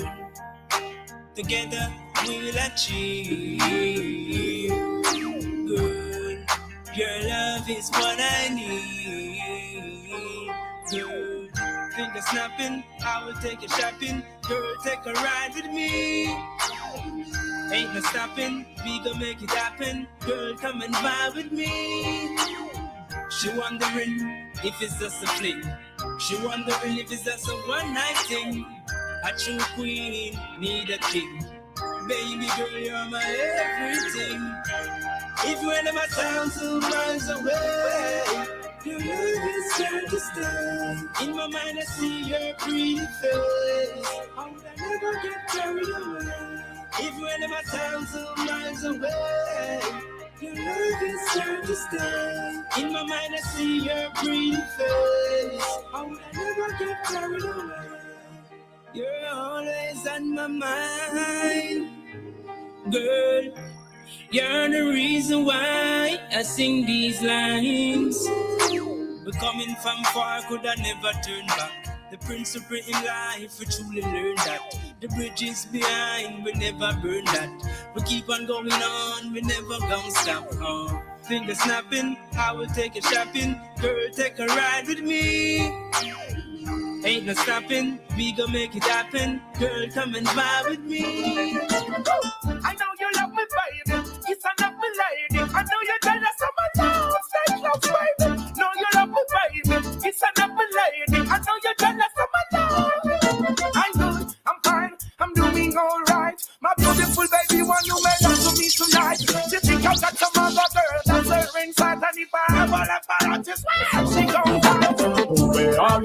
running to now. Got to be responsible for what you do now. Don't buy the hands that feed you. Don't you turn away from those who truly love and really need you. Where are you running to now? Got to be responsible for what you do. Don't buy the hands that feed you. Don't you turn away from those who truly need you. We see something right in you. Now, the people put a lot of faith in you.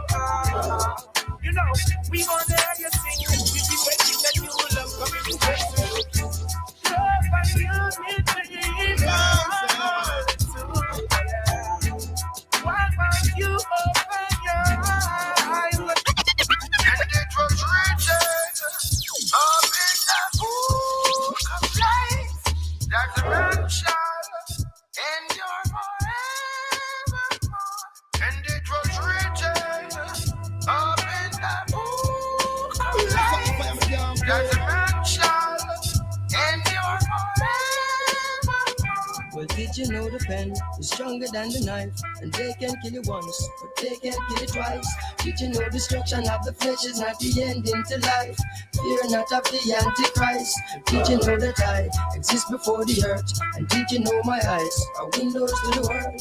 Did you know you can't go as Zion and now we're Jerry curse? Can't tell the boys from the curse. The body's just a vehicle, transporting your soul. It's what's inside of people, this beauty to behold. Fear not of evil. Every day their flesh it grows. Changes of the times take it toll.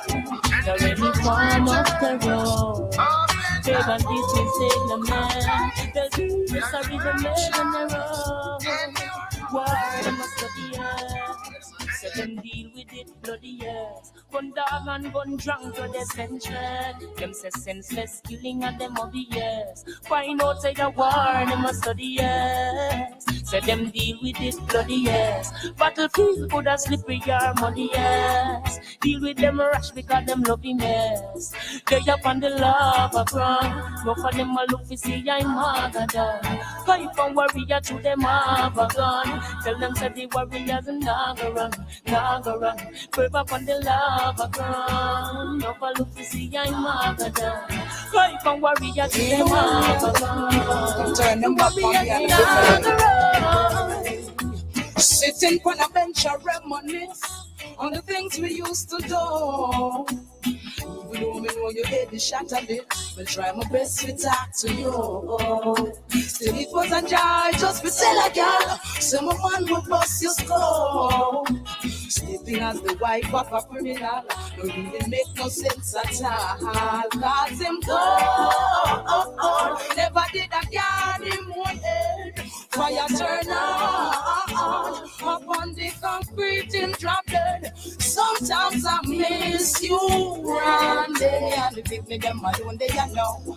Now get no help from the one no show. Maybe that try to tell you, say you reap what you sow. God won't forgive you, Randy. We shall never give you my love. Spend more time along with your kiss and your hug. Right, you know. Your best friend a pressure me, take interest in me. You tell me same one be the head of your family. It kinda bother me, but me a go with it because when you then you can't show me no jealousy. You should have did listen me. Instead you matter me, you steal bloody shirts. Tell me same one washing it. You come in on the bed with your big rusty guns. Sorry, sometimes I miss you, Randy. Now you think that them alone they know. Now get no help from the one. I wish you woulda treat me like your black. I woulda love it if you keep me forever. I wish you woulda treat me like your yacht. Keep me wet while the waves them a rock. Why you can't stay up on me like the Ghana and keep your lips on me like your marijuana? I woulda love it if you treat me like the club. Stay up here for it tonight, just a bump and grind and rock off. You don't understand what your woman needs from her man. While you're up on the street all the time, just feel this in my wall. These streets don't love you like I do. You did for know that you wanna keep your woman loving you. Then you need for sure that the love we have when it takes so much effort to build. You about to blow down. But just like a played out jersey, you about to get through. If I was to tell you just how much I need you, would you come tonight? Or would you not believe me? Cause a love that easy never turns out right. I'm trying to change the rules, you deserve something good in your life. We waited for far too long, so come get your blessings tonight. Baby, won't you come over, love, so I can show you love. Straight away. Promise I got enough to give you all that you need. Baby, so many search to find love that's as good as mine. It's a sign. I will waste your time, so bring it all to me. All right. Baby. Turn your lights down low and pull your window curtain. Oh, let your moon come shining into our life again. Saying, ooh, it's been a long, long time. I get this message for you, girl, but it seemed I was never on time. Still I wanna get through to you, girl, on time, on time. I want to give you some love. I want to give you some good loving. Oh,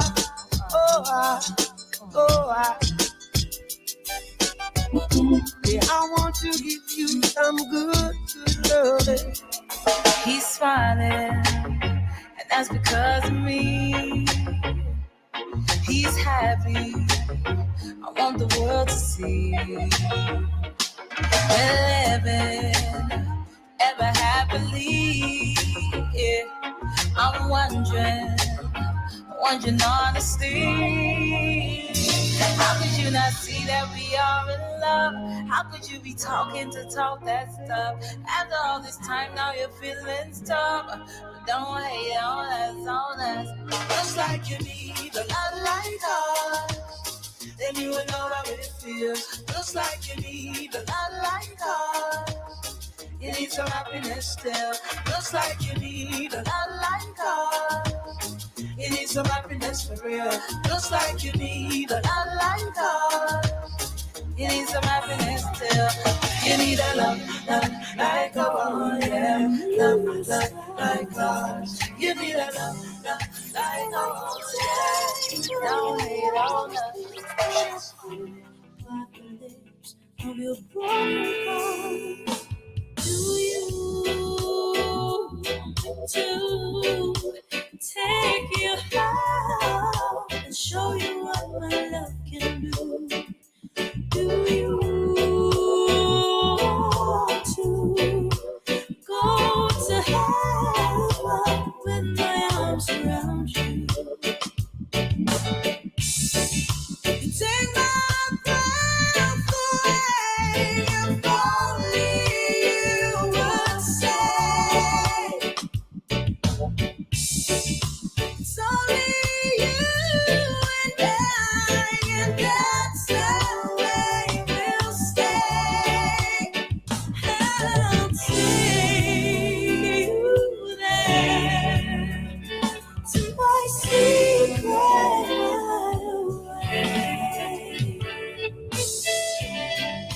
so alone with you, but I feel you know that true. Every time you catch me, I stare, you know I see right through. You get so close to me that I can almost taste you where I do.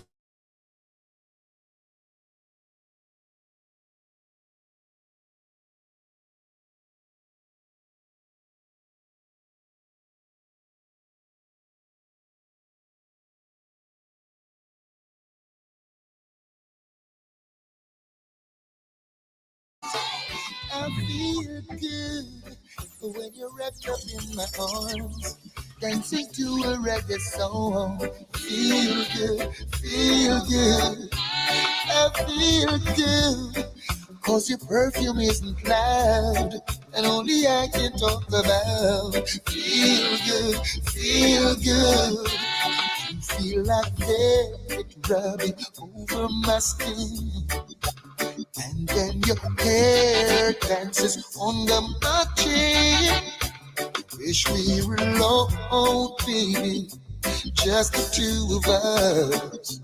Yes, every move you make gives me a rush. Whoa, oh. Wine some more, show me that love unconditionally. Make believe we're alone, just you and me. Take the problems, leave them behind. Don't let it show. Go, baby, go, baby, go, baby, go, baby, go. This is a serious time, violence and crime, and up here gunting the youths and up on their mind. Oh, them bust it when rain a fall. You know, sister, them no care, them your youth. Bust it all when sun a shine.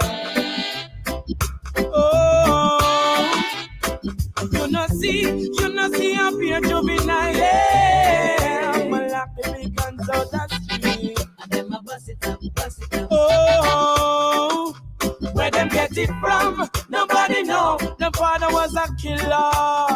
Oh, well, I see him turn them grow. Oh, I know me can't sleep. No matter how me try to do it, me can't sleep. Up here gunshot a beat, me can't sleep. No matter how me try to do it, me can't sleep.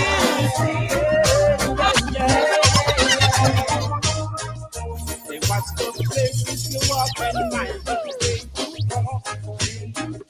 Watch out to the vampire who will sneak up in the dark. Watch out to the big time people who claim say that them smart. They're bringing the crack and the gun to come mash up the youth them heart. Murder and red. When you all a look down on a tea bread, I hear an ex you dead.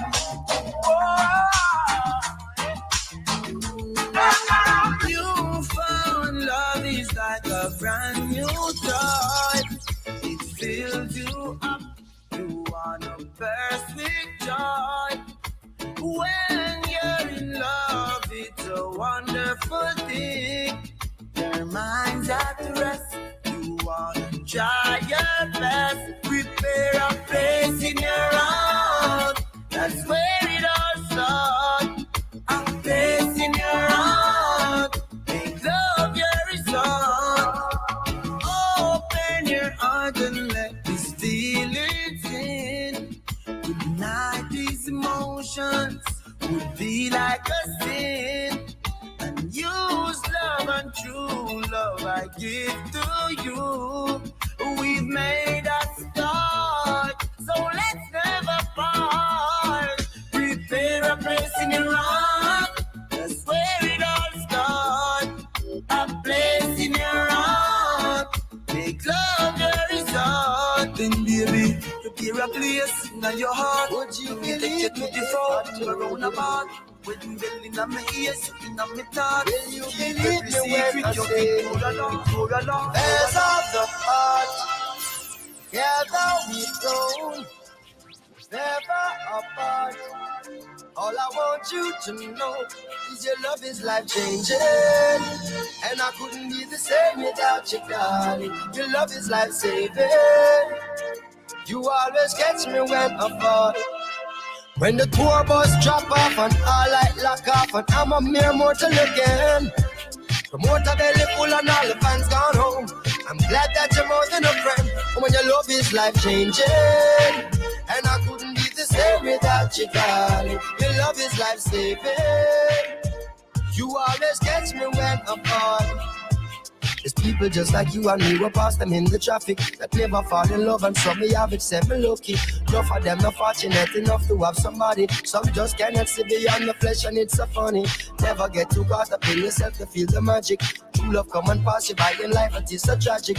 Opportunity is good, so take it while you have it. Don't wait till you are panic. Well, the last man you there would make a big mistake. Left and gone for good and miss out something we're great. Loyal and full of it when enough of them a move fake. Our things separate, we can't separate, cause I would miss you, baby. And I can't do without you, darling. Yes, and I would miss you, baby. Girl, you know I love you bad. Affairs of the heart. Together we've grown. Things fall apart. All I want you to know, woman, your love is life changing. And I wouldn't be the same without you, darling. Your love is life saving. You always catch me when I fall.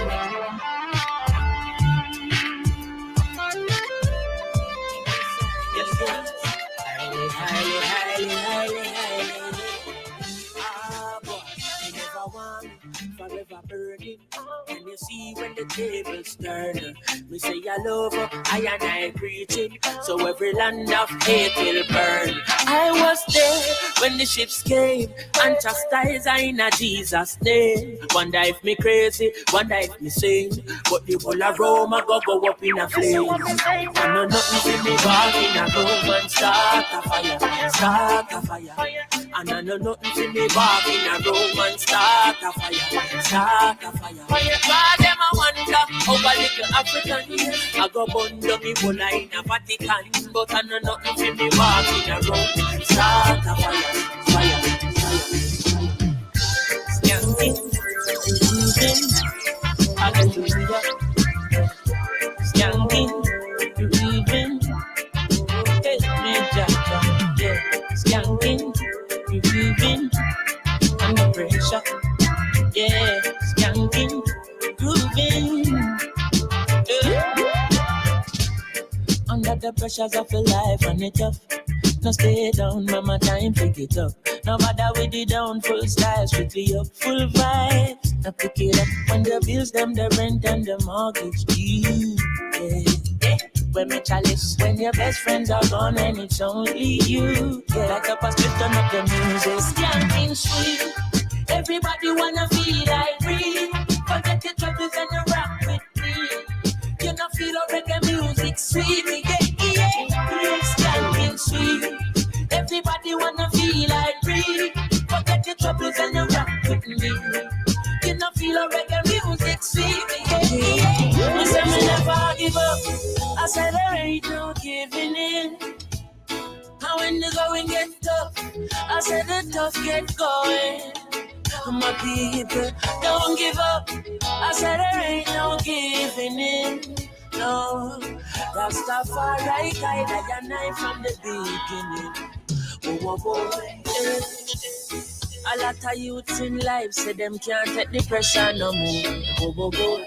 But from your trust in the most high life, I go get better, I'm sure. The youth juggle on the roadside, Babylon say if you take up your bag and way. Boy, but we still not give up. Me say we solid as a rock like Kalanje. Not give up. I said there ain't no giving in. And when the going get tough, I said the tough gets going. One juggle your fruits, don't give up. I said there ain't no giving in. Mama, Rastafari guide your knife from the beginning. I'm loving how the music sounds. You see the woman, them we are brave. Hey, chimney, give me little one drop. Make the bass line roll and catch. I'm in love how the rhythm just a tap. Me I'm a woman a rock. Give me one drop. Make the bass line roll and catch. I make we double up and what a white man stop. Anytime you need a lover, call on me.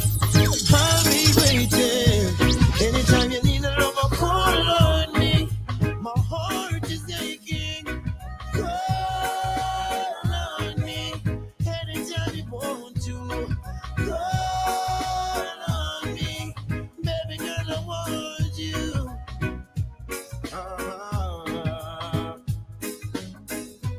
together from way back when she was 9 and I was 10.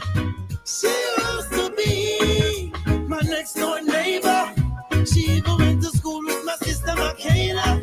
Yeah.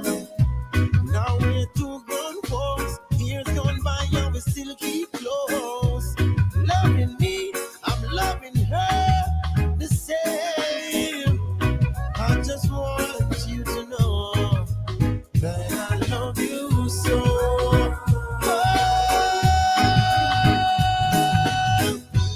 Anytime you need a lover, call on me. I'll be waiting. Anytime you need a lover, call on me. My heart is aching. Call on me. Anytime you want to. Call on me. Baby girl, I want. Say she love my style, the way I profile, and she spots me out from over 4 miles. And she wants to know if it would be worthwhile for her to leave me the number to her mobile. And baby girl really look like the real thing, so you know she had me calling by the evening. Now she's on her knees begging and she pleading, and it's clear what she needing is some good love. Say she needs it harder, say she needs it longer. Want some love that's strong, yeah. Want some good love. Say she needs it harder, say she wants it longer. Want some love that's strong, yeah. Now I got her caught up in my rock shot because she know that I'm real and I'm no actor. She loves the way how I live her like a tractor, and more time she has to call the chiropractor. Lord, in her world I am the best thing. She find me smart and she find me interesting. Good loving is what I'm investing, because that's what she's requesting. Yes, some good love. Say she needs it harder, say she needs it longer. Want some love that's strong, yeah. Want some good love. Say she needs it harder, say she wants it longer. Want some love that's strong, strong, strong, strong. Lord, I pray, I honor your name, deliver your mercy whenever I fall. You lift me up, glory to be, oh God. Our Redeemer, saving grace. I know I'm not worthy to see your face. I try hard, but I make mistakes. You're still by my side every step that I take. Through every heartache, you get the praise. You are my guide, I'm a shield always. Every time me I gaze and I play hard days, you still show mercy and keep me safe. Lord, I pray, I honor your name. Deliver your mercy whenever I fall. You lift me up, glory to be, oh God. All powerful, omnipotent, shine down your glory, your magnificence. When you build the fence, it make all the difference. Step in on my life and take precedence. Be the captain, the pilot, the teacher. Be the head and the boss and the leader. Be my guide, my shepherd and my keeper. Beginning and the end, you are the Alpha Omega. Lord, I pray, I honor your name. Deliver your mercy whenever I fall. You lift me up, glory to be, oh God. Even when the plot and scheme and try to stop me. Even when they try their best to take my glory, I leave it in your hands, my Lord. I leave it in your hands, my Lord. Lord, I pray, I honor your name. Deliver your mercy whenever I fall. You lift me up, glory to thee. Looking out across the nighttime. The city winks a sleepless eye. Hear her voice shake my window.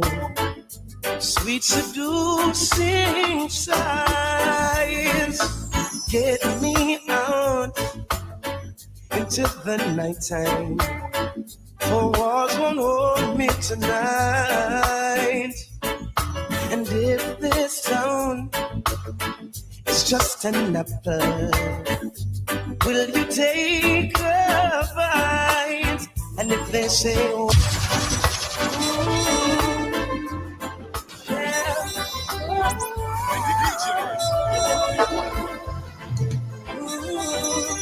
looking out across the nighttime, the city winks a sleepless eye.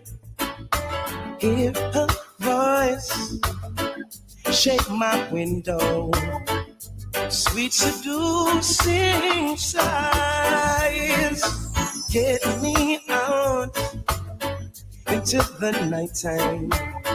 For walls won't hold me tonight. And if this town is just an apple, will you take a bite? And if they say why, tell them that it's human nature. Why? It doesn't do me that way. Oh, I tell you why?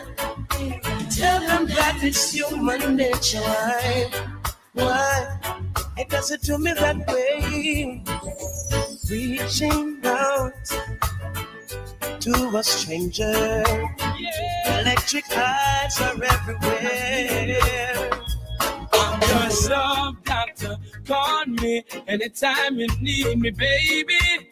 I know you like it like this. When I kiss you on the lips, I'm your love doctor. Call me anytime you need me, baby. Just call me anytime when you're ready for the bump and grind. It's only you. You're all I need. I did you wrong, and I'm sorry. I'm missing you. That's why I'm writing this song. You're gonna need some medication, 'cause I'm your love doctor. Call me anytime you need me, baby. I know you like it like this. When I kiss you on the lips, when the roll is caller, I'll be standing taller to face the darkest and the hardest of times. We'll be taking care of all the children thereof. But if it's required, we'll be on the front line. You can call me by my name. I am ready to roll. Once the rules remain the same, how the story's been told. Call me anytime, never cop out. Lioness is on the rise, don't you ever rap down. Never say never, willingness forever to fight. Don't deserve me. Now try to keep on, now try to preserve me. The more the better you are, why you hurt me. Only I was only food worthy. Body have it physically strong and sturdy. Spiritually balanced, we clean and purge me. Mentally advanced, we always search me. We read couple books and challenge the clergy. Read a couple times up in the morning early. Could you be so kind and show me a sign? I've been searching and it's so hard to find. Decent values with a decent wine. Decent should be running it down the line. Maybe it's my mind, maybe I'm lying. Maybe it's the way that I've been spending my time. I'm still searching for a fine peace of mind. Decent should be running it down the line. Child has grown, and he's got love on his mind. But what he'll never know, a virtuous woman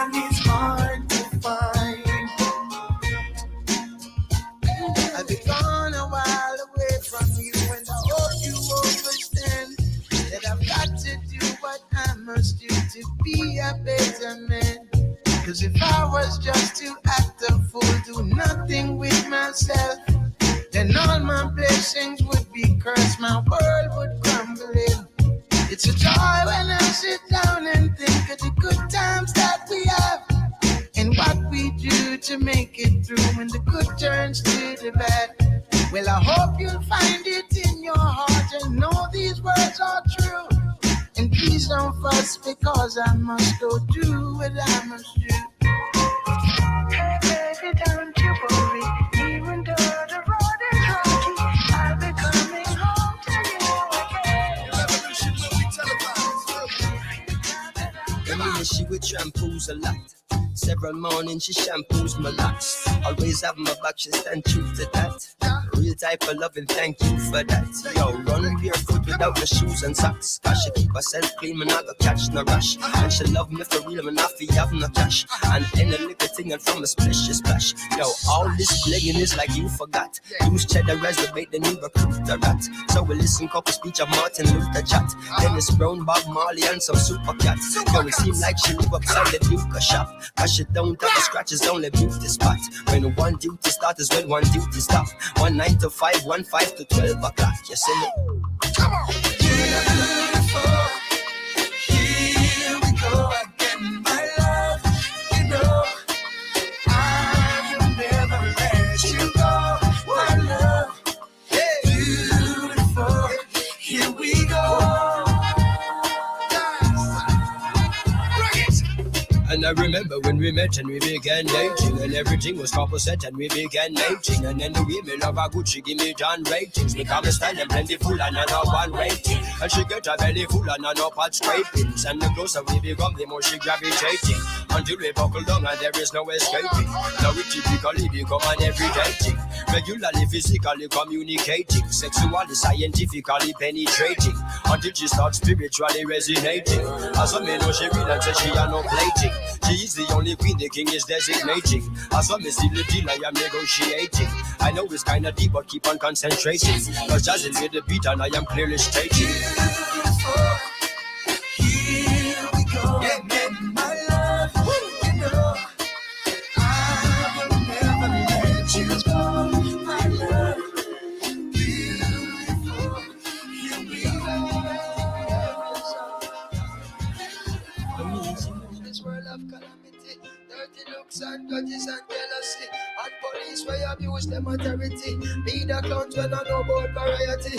Boom, the youngest veteran I go murder them slow. Ragamuffin sent to call me from the bush bungalow. When I watch it make a clear run, but voice now figure out. Emerge from the darkness with the big blood to glow. The yammer them a slam and spectate again now. Some boy could have big like Papa Figaro. Bust off trigger finger, trigger and then trigger toe. A 2 gun me up, me bust them in a stereo. Cause I got to keep on rocking.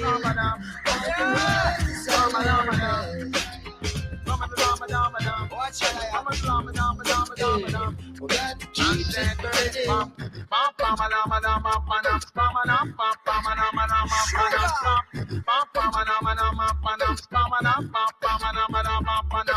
This is Ragamuffin from the ghetto youth camp. Anywhere me go, me say me must left me stamp. Marijuana where me smoke them straight to ignorant. Just the other day some papa wall me fi one. Me my brother Juju and me auntie named Dan. Bounce to listen to the gang, me mashing up the traffic jam. Watch it,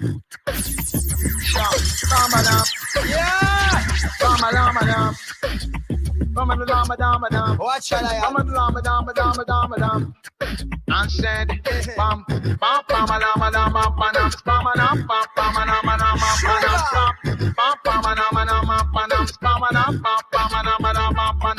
this is Ragamuffin from the ghetto youth camp.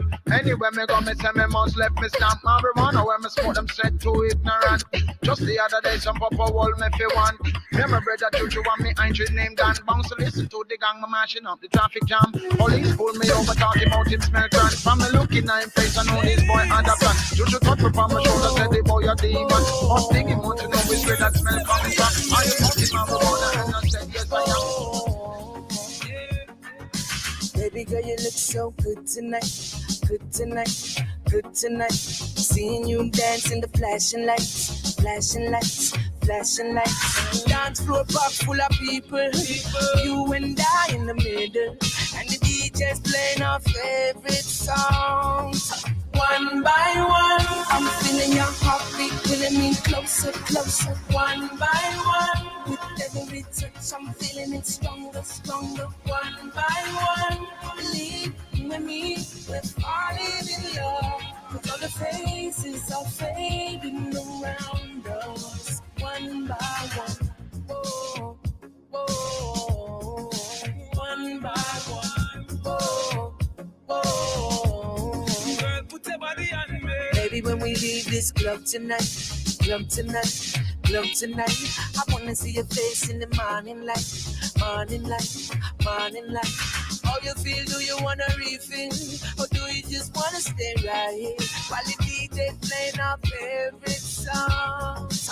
One by one, I'm feeling your heartbeat pulling me closer, closer. One by one, with every touch, I'm feeling it stronger, stronger. One by one, believe with me, we're falling in love. With all the faces are fading around us. One by one.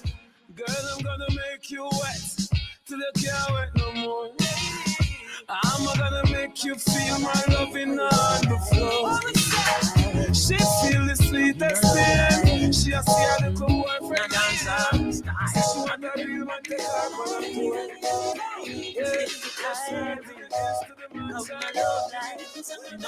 Every time I rise, we do it for the love, we not do it for the lights. Do it for the love, we not do it for the lights. Do it for the love, we not do it for the lights. Do it for the love, we not do it for the lights. Them know success don't come overnight. But when you know a substance over hype. Do it for the love, we not do it for the lights. Enough of them love lights, that's alright. Sit down on a post and a tweet all night. Sit down on social media type. While like say them they a studio advice. But me never put them up on no flight. And me never see them a live no tour life. You miss someone now you have so much likes. I'm always still a lead by iTunes. Simple mean we not ready yet. If you put the music first, that's all. While we there on a war and a hype. Really work, that's all. When you see me, yes, I see I. And every tune when we never write. And every show where we headline. No, we not do it for the likes, but we tell them we do it for the love. We not do it for the likes. Do it for the love, da da da da. Do it for the love, we not do it for the likes. Never tell you you must not shut up when them. Instead of tell us that they gonna buy again. Come we do it for the love, we not do it for the likes.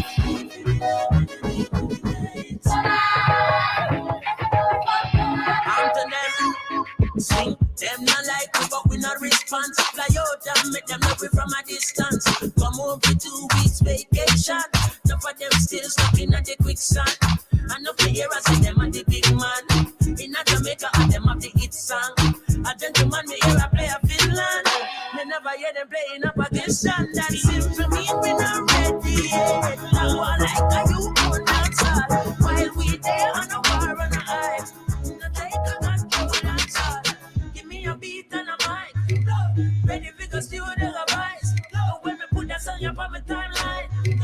No, we not do it for the likes, but we tell them do it for the love, we not do it for the likes. Jesus Christ, do it for the love, we not do it for the likes. Sing it to the beat, everybody move your feet. And they know we beat and we mama know we beat.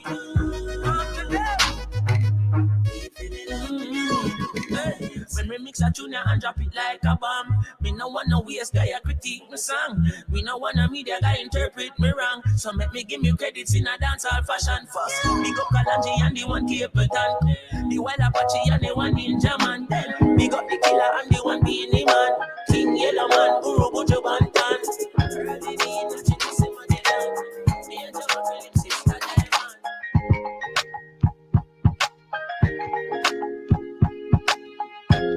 I put your picture on my mirror. Start to blush when somebody says your name.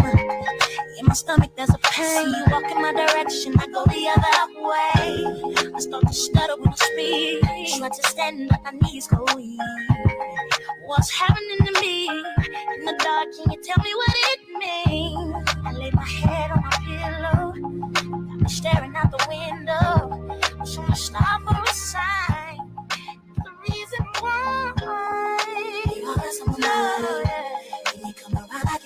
when I see you, when I see you, baby, when I never know when you might walk by, so I gotta be loud when I see you, when I see you.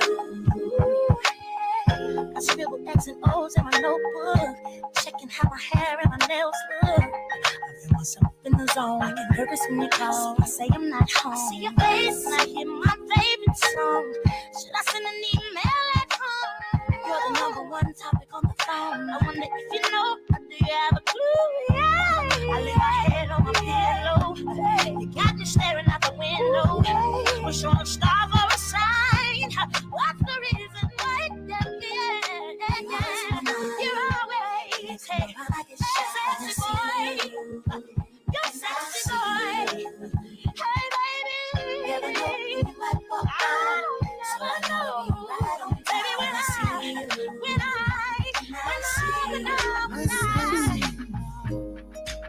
so sexy.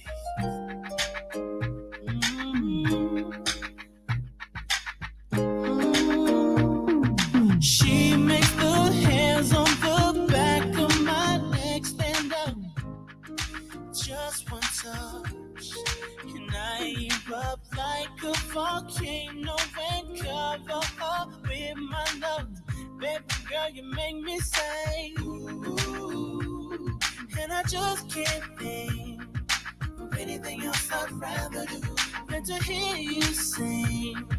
Sing my name the way you do. When we do our thing, when we do the things we do. Baby girl, you make me say, ooh, sexy love, you're the things you do. Oh baby, baby, keep me strong, keep me running back to you. Oh baby, I love, make love to you. Baby girl, you know you're my sexy love. I'm so addicted to you. It's obvious there's some chemistry. I know it feels so right. Girl, I wanted so long to know. Now you're telling me you gotta let it go. Don't tell me I have to stop all over again. Never thought this day would come. This is something that I wanted in my life. I realized that you're the one. And you're telling me it's time to say goodbye. What's inside of my heart, it ain't gonna change. So it shouldn't be so easy to walk away. Let's not pretend. Maybe I don't know what love is. Maybe I'm a fool. I just know what I'm feeling, and it's all because of you. Don't tell me I don't know. I want the truth. 'Cause they call it, we call it, you call it, I call it. I love it. So much I need you, and I can't stand you. Must everything you do make me want to smile, and I not like you for a while. No, but you won't let me. You upset me, girl, and then you kiss my lips. All of a sudden I forget that I was upset. Can't remember what you did. But I hate it. You know exactly what to do, so that I can't stay mad at you for too long. That's wrong. But I hate it. You know exactly how to touch, so that I don't want to fuss and fight no more. Said I despise, that I adore you. And I hate how much I love you, boy. Yeah. I can't stand how much I need you. I need you. And I hate how much I love you, boy. But I just can't let you go. And I hate that I love you so. And you completely know the power that you have. That's the only one that makes me laugh. And it's nothing how you take advantage of the fact that I love you beyond the reason why. And it just ain't right. And I hate how much I love you, girl. I can't stand how much I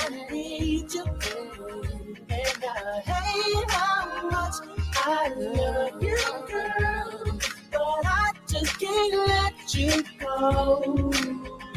But I hate that I love you so. One of these days, maybe your magic won't affect me.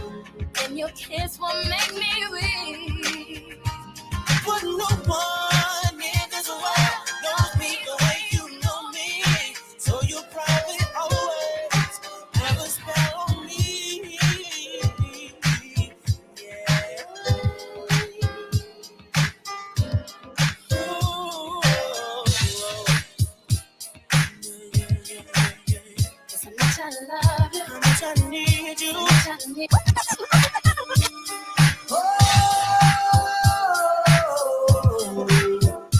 I'm on.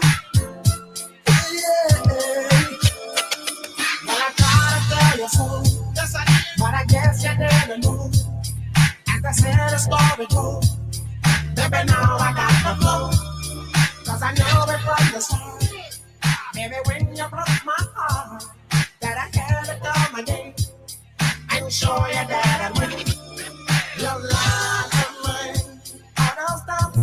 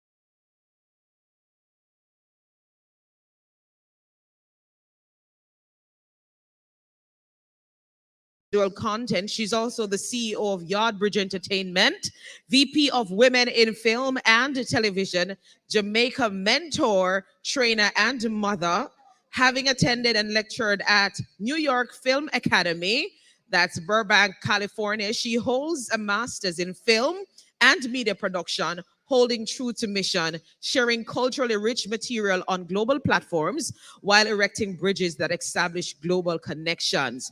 Let me not say anything further. She will talk to you more. Sharando R. Farrell is with us. Put your hands together and make her welcome as she share more about this upcoming movie.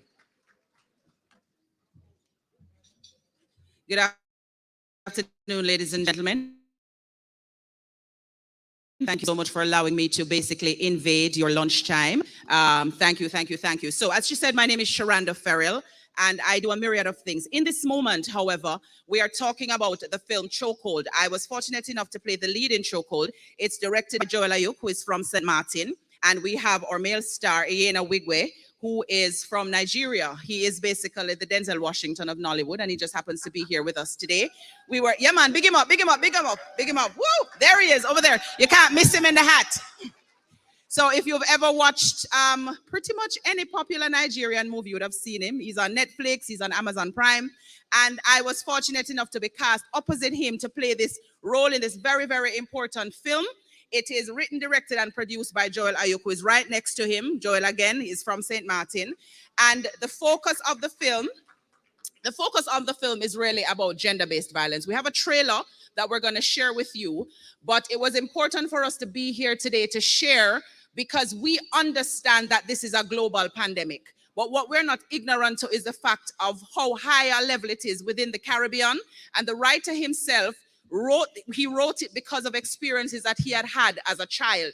And so he pulled us together. So we have Hollywood in it, we have Nollywood, and we have Jamaica in it. So it's a first class production. We have the premiere at Carib 5 on Sunday, and we're inviting you to buy your tickets to come out and support it. Part proceeds of the profits are going to go to the UN Unite initiative. That's our intention. So if you want to support in another way, come, be entertained, enjoy the film, and of course, watch your big time Jamaican star, and you will know that you are supporting a very, very important cause. So ladies and gentlemen, thank you again for the 5 minutes. We hope to see you at the premiere at Carib 5, December 3 at noon. We are going to share with you how you can buy those tickets. You can log on at yardbridge.com. That's YAADBRIDGE.com. I'll repeat it, YAADBRIDGE.com, and just click and purchase your tickets. Again, thank you for the opportunity to speak with you, and I pray that we'll find more opportunities to collaborate on this very, very, very important global topic. Thanks again, ladies and gentlemen. We're going to play the trailer now. I love this woman right here. And our little girl back home. And I'll do any and everything to make sure they're happy.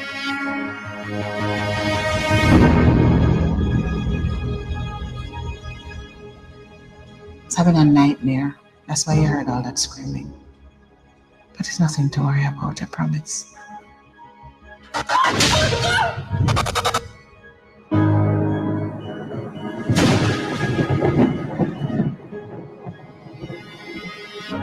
Listen, he had a rough childhood, right? His dad was abusive. But now he's in therapy and he's doing so much better.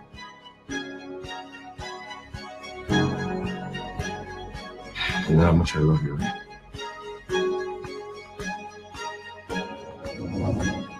Come on, Mike. This has to stop. I need you to help me help you. I can never do this again. It always happens again.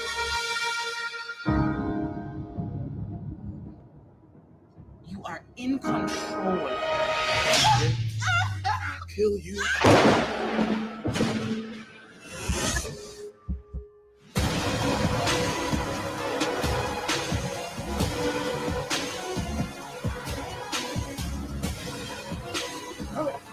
What are you doing, Mike? crime scene. She needs help. Mike, you may be a cop or a police officer or whatever, but you will never be man enough for Victoria.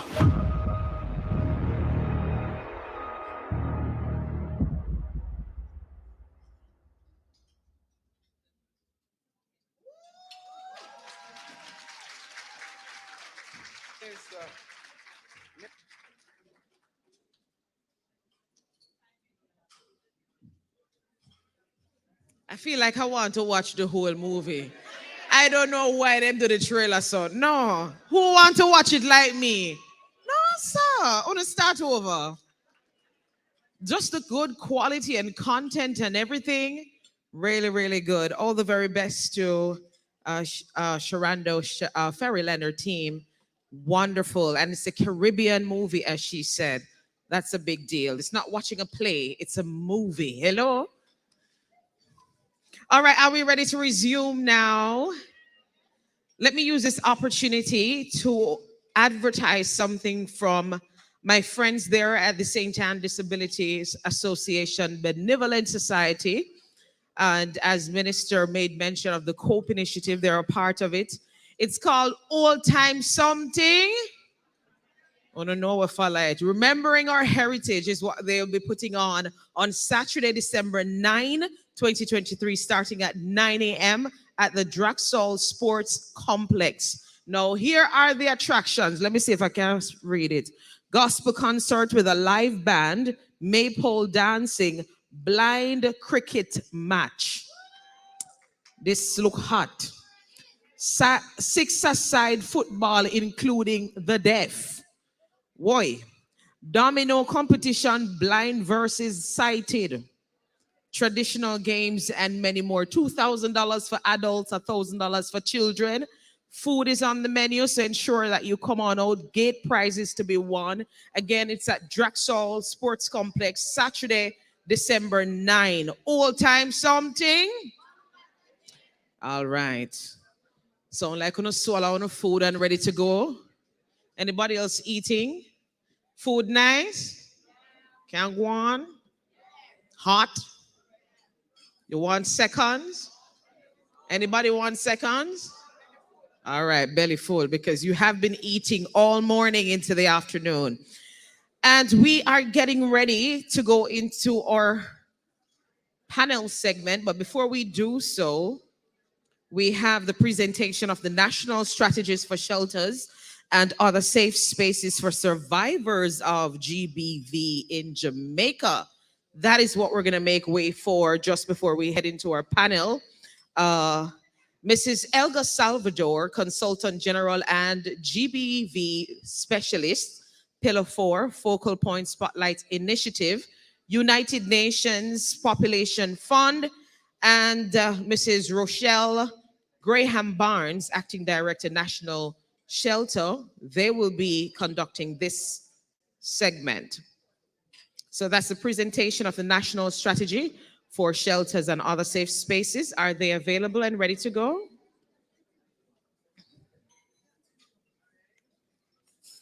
For those who came in after the official welcome, I want to say welcome to you. Thanks so very much. Maybe you are a part of the different groups available here, or you are a specially invited guest. I want to say welcome to you. All right, so we're going into this segment just before we introduce our panelists to you. Again, let me invite at this time Mrs. Elga Salvador and Mrs. Rochelle Graham Barnes. Put your hands together for them as they come.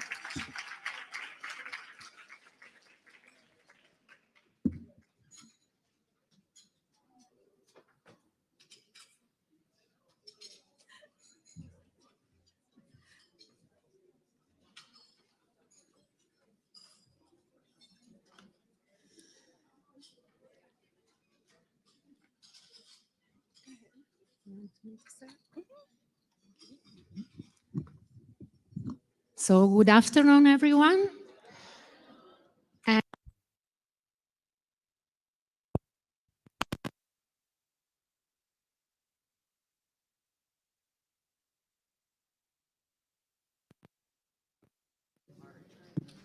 Can you hear me now?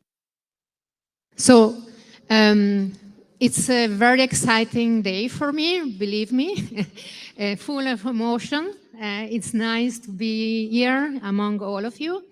Thank you very much. Thank you for the Bureau of Gender Affairs, to the JCF, and to Woman Inc., and to all the other partners for the amazing work that they have been doing in the past 4 years in the framework of the Spotlight Initiative. What we achieved is thanks to the collaboration of everyone. So we are here, Rochelle and I, to present this document that was given to minister, from the minister to the ambassador and the UN coordinator and to a UNFPA representative before. This is a very important document. The Bureau of Gender Affairs had started already drafting a shelter strategy before the Spotlight Initiative started. And when we designed the Spotlight Initiative, they requested us to improve it and finalize it. But we saw the opportunity to do more than that, and we complemented it with a step-by-step guidance, standard operating procedures and protocols. It became a very complete document that now we are going to present you. So first of all, I want you to know that for this document, to create this document, we used as a main referent the National Strategic Action Plan. That is the policy document that was mentioned before by Minister, by Sharon, and several other presenters. And of course, the Essential Services Package, that is a series of modules that collect best practices and quality standards in terms of delivery of services for survivors of gender-based violence. This document, called the National Strategy for Shelters and Other Safe Spaces for Survivors of Gender-Based Violence in Jamaica, as main purpose. I don't see the presentation going on, but if they can put the PowerPoint, it's better, so people can follow. Otherwise, we continue like this. As main purpose to provide guidance to providers of safe spaces for survivors, to ensure that all internal operations and systems are in alignment both with national policies, with the Jamaica legislative framework, but also with international quality standards related to service delivery for survivors of gender-based violence. So this guidance, this strategy serves as a reference for both public and private entities that have already established or will establish and will operate shelters or other safe spaces for survivors of gender-based violence. And it encourages the development of protocols for the day-to-day management of these safe spaces. And one important thing to know is that all these documents apply a survivor-centered approach. When we say that we make reference to international quality standards, we refer, as I mentioned before, to the Essential Service Package that collects these some common characteristics that all services should have. First of all, they should be available. They should be sufficient to respond to the needs of all the persons that need them. And they should be accessible to all survivors without discrimination. They should be adaptable. That means that they should respond to the specific needs of each person. Appropriate, that means that they have to be delivered, guaranteed that there is no re-victimization of the person. They have to prioritize the safety of the survivors and the children or other family members and witnesses, and they should guarantee that the survivors is at the center of the decision related to the route that he or she want to choose. So it is necessary that confidentiality is maintained and that there is an informed consent to access to any service. There are also rules related to proper data collection and management, effective communication, the necessity that these services are also evaluated by their users, and very important that what was mentioned before also by the minister, that there must be linked among each other. So what we said before, the continuum of care and the referral pathway are some characteristics that are promoted by this essential services package.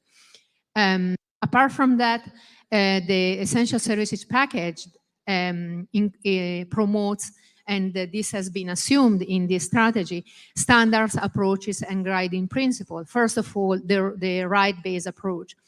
The state is a duty bearer. Each provider is a duty bearer and has to guarantee the right of all human rights, and in this specific case, the right to a life free from violence and the right to the highest level possible of attainable health. And there is also a focus on advancing gender empowerment. We have to recognize that both men and women can be victims, survivors, or can be perpetrator of violence. Nevertheless, statistics show that victims are predominantly women. So when we say that we have to look for women empowerment, we mean that we have to put them at the center of the decision, because most of the time violence, gender-based violence is related with gender imbalance and abuse of power. The services must be culturally and age appropriate, and everybody understands this. They must be survivor-centered. That means that the survivor is put at the center of the decision, and we cannot force them to take action in any way, apart in special cases. When, for example, children are involved, here Madria Jones can confirm that in that case we have to take action, or when there is risk for the life of the person. And of course, the perpetrator accountability is key.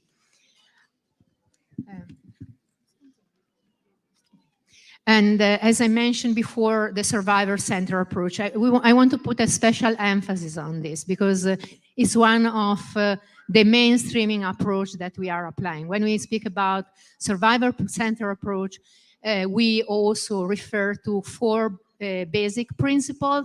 The first one is to guarantee the safety of survivor. We are speaking about safety, not only physical safety, but also a mental state where the person feels safe, okay? And this is very important.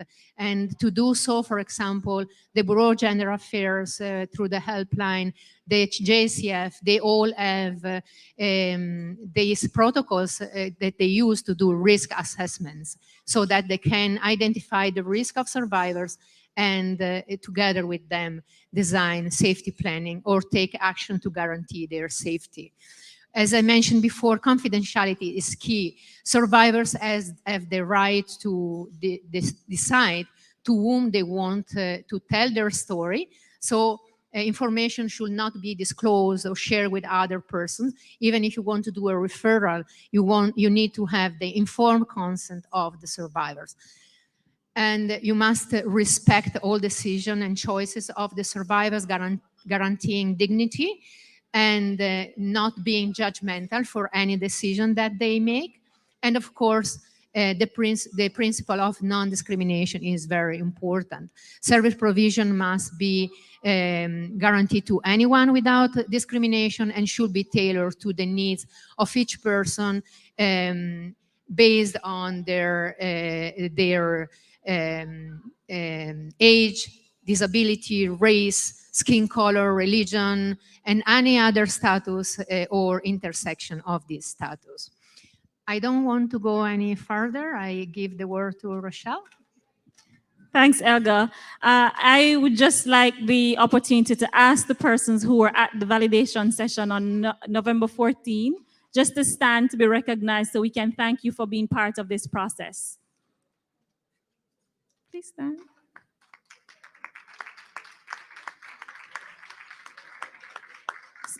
Thank you so much, because without you, this document wouldn't be where it is now. So we want to thank you for being part of this partnership that ensures that these documents are reflective of what we need them to be within the Jamaican context. So what is the vision of the national strategy for shelters and other safe spaces for survivors of GBV in Jamaica? The first thing that we have to think about is that it should provide survivors with short or medium-term accommodation, intervention, and support to regain social and economic stability and freedom so that they are able to equally access socially valued goods and services in Jamaica. So we have to provide all the necessary resources that we can to ensure that each person who's a survivor of gender-based violence can actually access all the socially valued goods and services within the country. And this comes directly from our national policy for gender equality.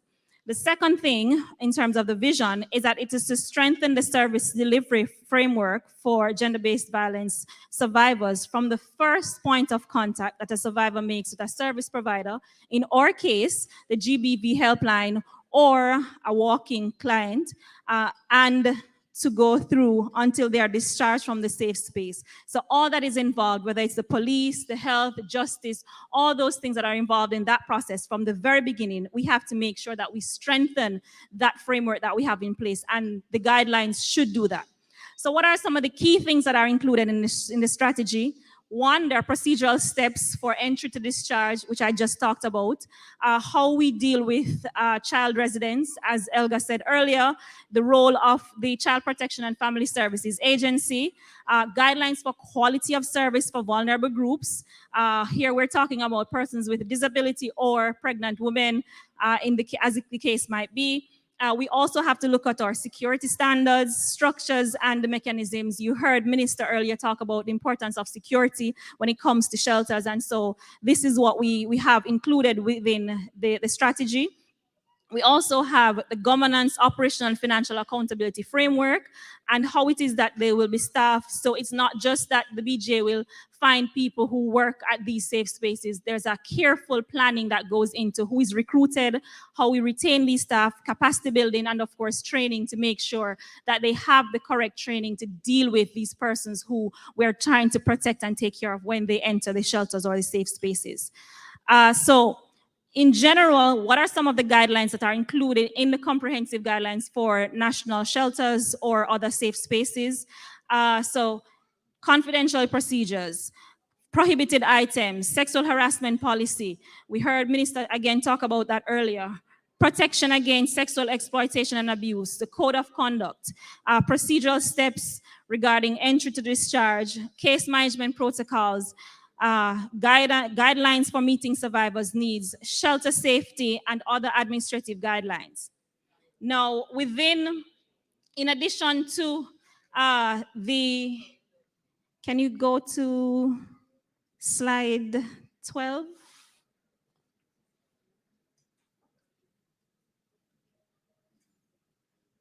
Thank you. Right, so in addition to the strategy and the guidelines for the shelters, there's also the comprehensive guidelines for the GBV helpline. So while the unit will be established, there are certain guidelines that we have established, we have outlined, and this was something that Elga thought was really important to ensure that the quality of service that is provided for anyone who calls the helpline, there's a standard. So we provide all those things you're seeing on the slide there. So some of the services: psychosocial support, psychosocial first aid, referral services, safety planning, and of course providing information on gender-based violence. So What exactly is included in the guidelines for the helplines? There is a comprehensive guideline. The comprehensive guideline outlines, for example, that when someone calls the helpline, the specialist who is on the line should provide a listening ear. They should ensure confidentiality, provide immediate psychosocial first aid response. So if it is comfort or supportive response, that's the first thing that they do when someone calls the line, without going into what is next. First, to provide reassurance so that the person on the line knows that we are here to provide support to you. That's the first thing that they need to do once someone calls. Assist if it is with safety planning, provide information about the available resources, applies the survivor-centered approach, of course, prioritize safety, conduct risk assessments to develop safety plans, and of course, because at the Bureau of Gender Affairs, within the unit, we can't do everything. So we depend heavily on the referrals. This is why our partnership with the persons who you'll hear from shortly, the JCF in particular, is so important because we do a lot of referrals in cases that we not necessarily have the resources to manage, or it is just not within our remit to do those things. So we have to make sure that within the referral pathway, the relevant persons are there, relevant entities are there to provide the services, to make sure that at the end of the day, anyone who calls the helpline gets the service that they need.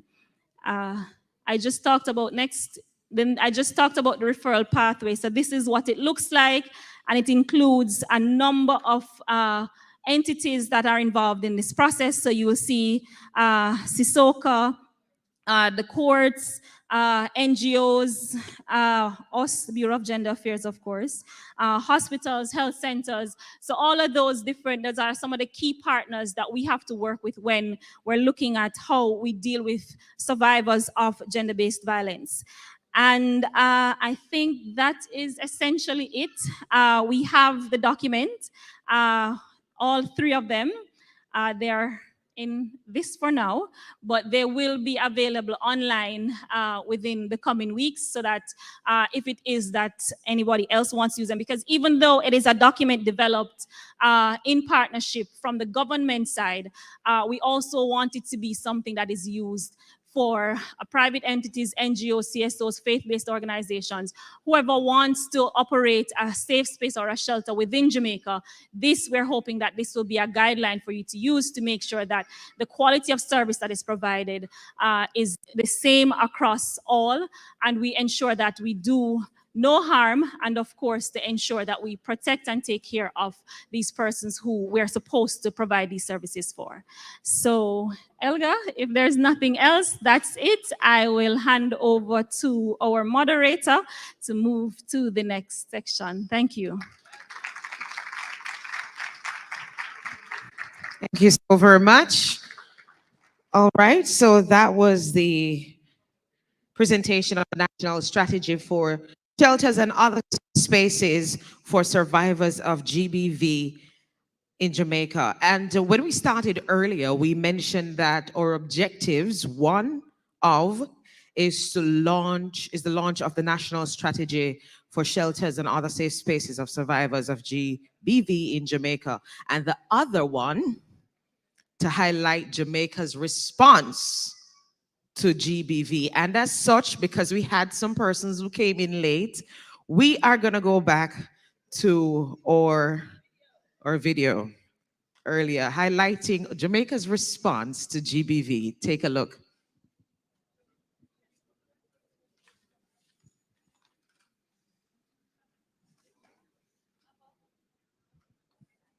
Can we take the lights down? You know, not literally, but can we get it dark in here, a little dimmish, so we can see clearly what's happening on the screen?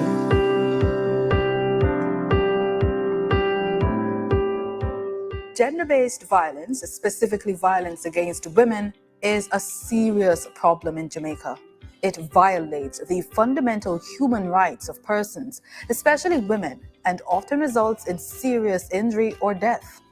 As such, the government of Jamaica, through the Bureau of Gender Affairs, has implemented several measures, including policies, plans, and projects to combat violence against women in Jamaica, while other existing systems have been strengthened to treat violence against women and other forms of gender-based violence. These include the first National Strategic Plan to eliminate gender-based violence in Jamaica was launched on November 25, 2017. It aims to eliminate gender-based violence in Jamaica. The plan focuses on 5 strategic priority areas, including prevention, protection, investigation, prosecution, and enforcement of court orders, protocols for coordination of NSAP, and data management system. A memorandum of understanding was signed between the Ministry of Culture, Gender, Entertainment and Sport and the UN Women Multi-Country Office of the Caribbean in October 2018 to assist with the development of a public education campaign titled No Excuse for Abuse, #NEFA, which will take the anti-violence message to communities across the country. Jamaica has introduced the No Excuse for Abuse #NEFA public education campaign, the first education campaign to implement the National Strategic Action Plan to eliminate gender-based violence in Jamaica. The #NEFA has gone island-wide in every parish and has reached over 25,000 Jamaicans via radio, television, print, social media, billboard ads, bus ads, and robust all-island sensitization.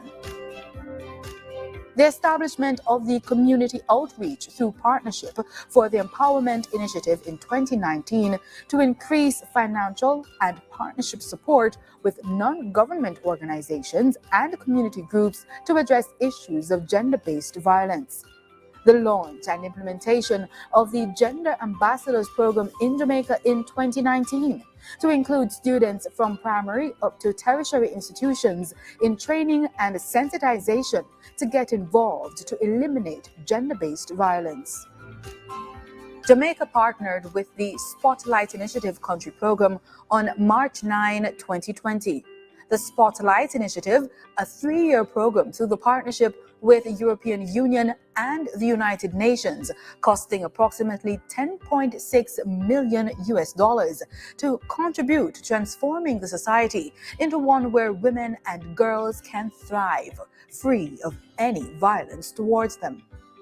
On June 16, 2022, the government of Jamaica, through the ministry, launched the Continuum of Care for Survivors of Gender-Based Violence to strengthen the government's intervention to address gender-based violence.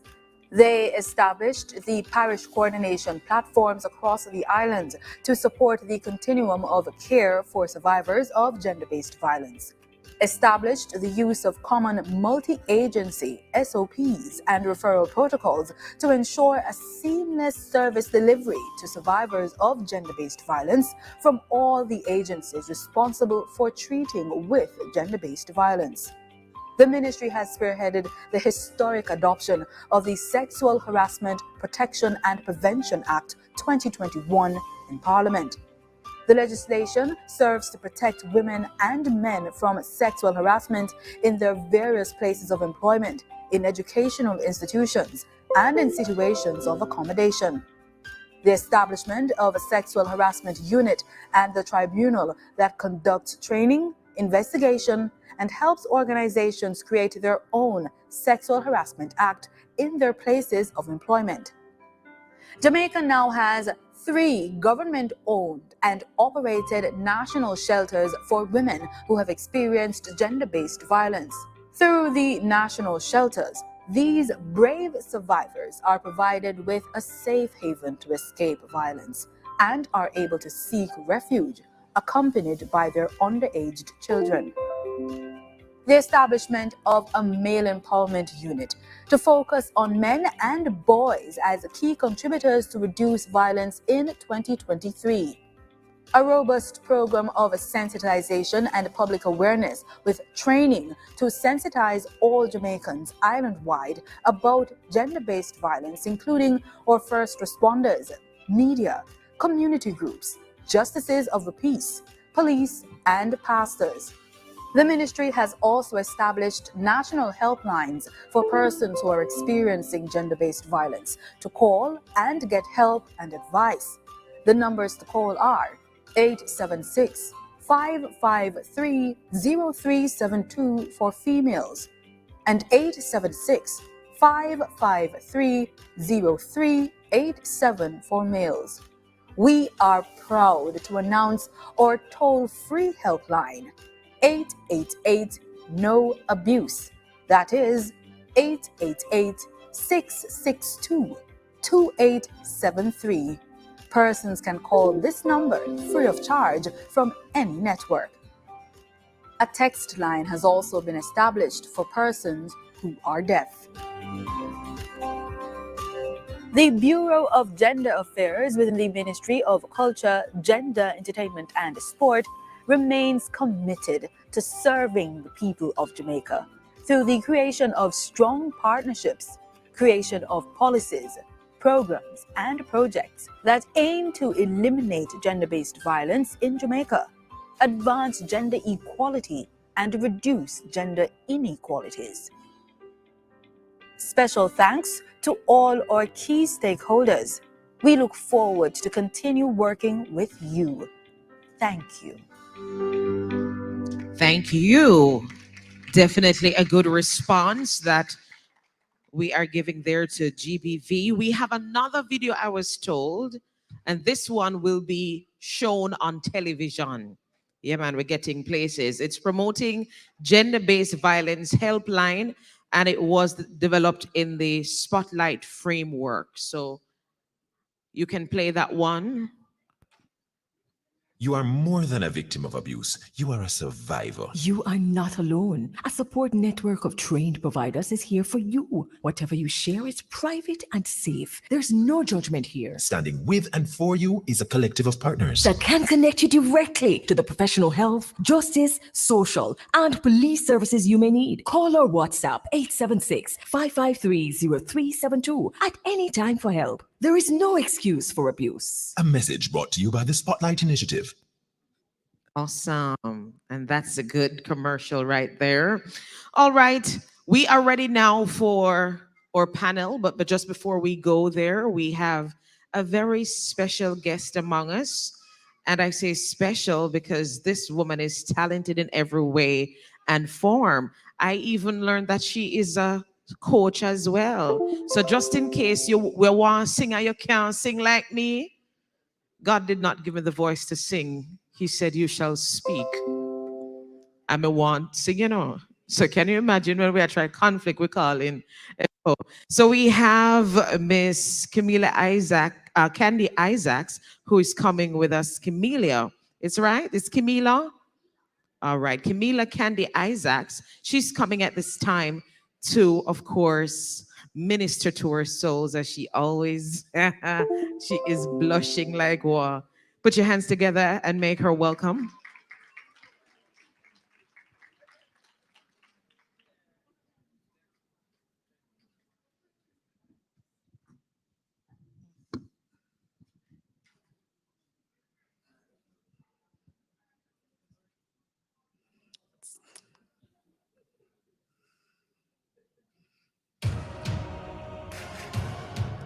Volume, please.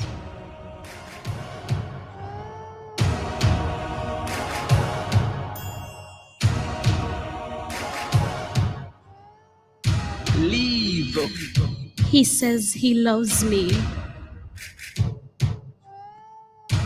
Leave. He says I'm the love of his life. Leave. He says he wants what's best for me, and I mean the world to him. Leave. He even gave me a bunch of roses and a card that's written just for you. Leave. Wait, he placed a huge diamond ring on my finger, asking for my hand in marriage. Leave. Okay. Why should I leave when he loves me? Why should I leave when I'm the love of his life? Why should I leave when I'm the world around his world? Why should I leave when he sees me as his wife? Why should I leave? Why should I leave?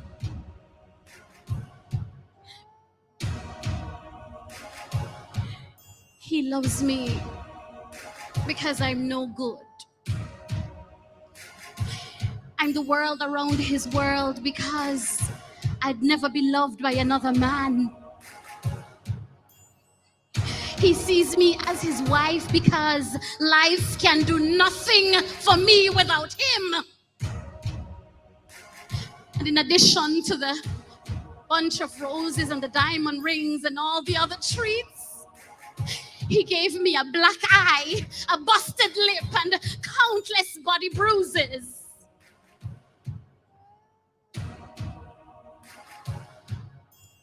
I am leaving. I'm worth more than a diamond ring. I am leaving. I'm worth more than a bunch of roses. I am leaving. I'm worth more than a bottle of champagne and a bowl of strawberries dipped in dark chocolate. I am leaving. I'm worth more than your emotional, verbal, and physical abuse. I am leaving. I'm worth more to me than I am to you. I am leaving for my place of healing. Yes, I am leaving for my place of healing. I'm leaving. I'm leaving. I'm leaving. Birds flying high, you know how I feel. Sun in the sky, you know how I feel. Breeze drifting on by, you know how I feel. It's a new dawn, it's a new day. It's a new life for me. And I'm feeling cool.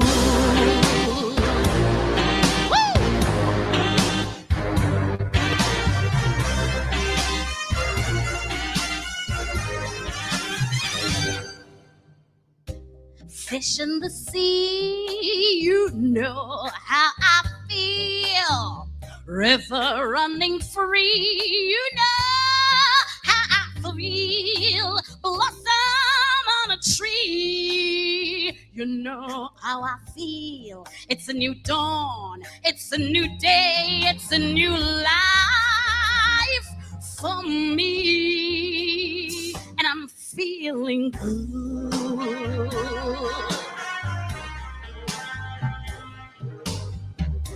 Dragons flying in the sun, you know what I mean, don't you know? Butterflies all having fun, you know what I mean. Sleep in peace when day is done, that's what I mean. And this whole world is a new world, and it's a whole world for me. It's all for me.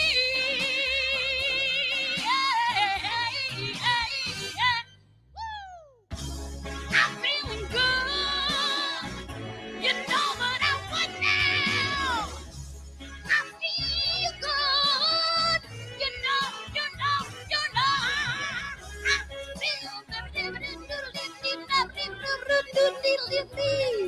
I feel good. I feel good. I feel. That's when they shine. You know how I feel. Scent of the pine. You know how I feel. Freedom is all mine. That's how I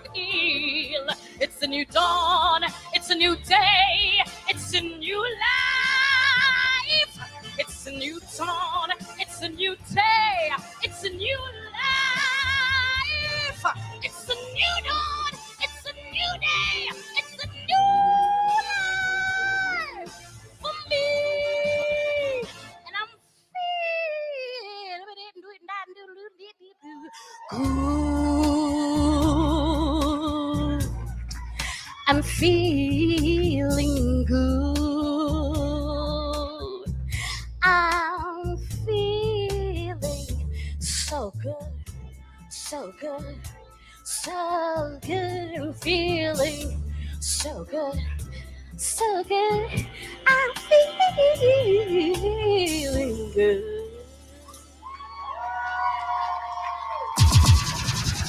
Next track right away. Yeah, you can put your hands together. If you feel like dancing, dancing, don't let nobody stop you.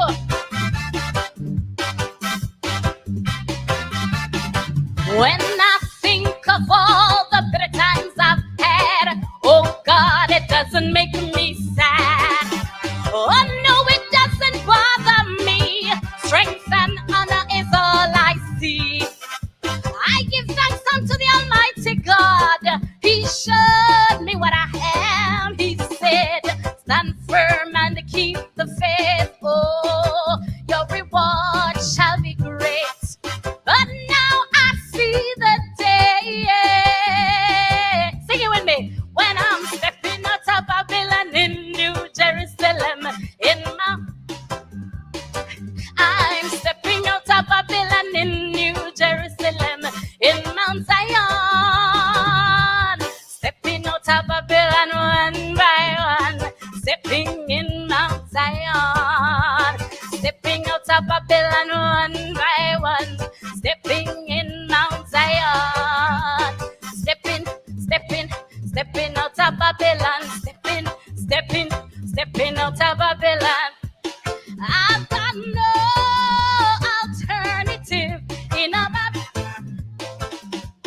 but I know, yes, I know there's a Mount Zion. Oh, but someday his children will find the way. So get up, and don't let the devil lead you astray. I'm stepping out of Babylon in New Jerusalem, in Mount Zion. Stepping out of Babylon in New Jerusalem, in Mount Zion. Stepping out of Babylon one by one. Stepping in Mount Zion. Stepping out of Babylon one by one. Stepping in Mount Zion. Stepping out of Babylon. Stepping out of Babylon. Oh, give thanks unto the Almighty God. He showed me what I am. He said, stand firm and keep the faith. Oh, your reward shall be great. But now I see the day when I'm stepping out of Babylon in New Jerusalem, in Mount Zion. I'm stepping out of. God bless you, ladies and gentlemen. Thank you so much.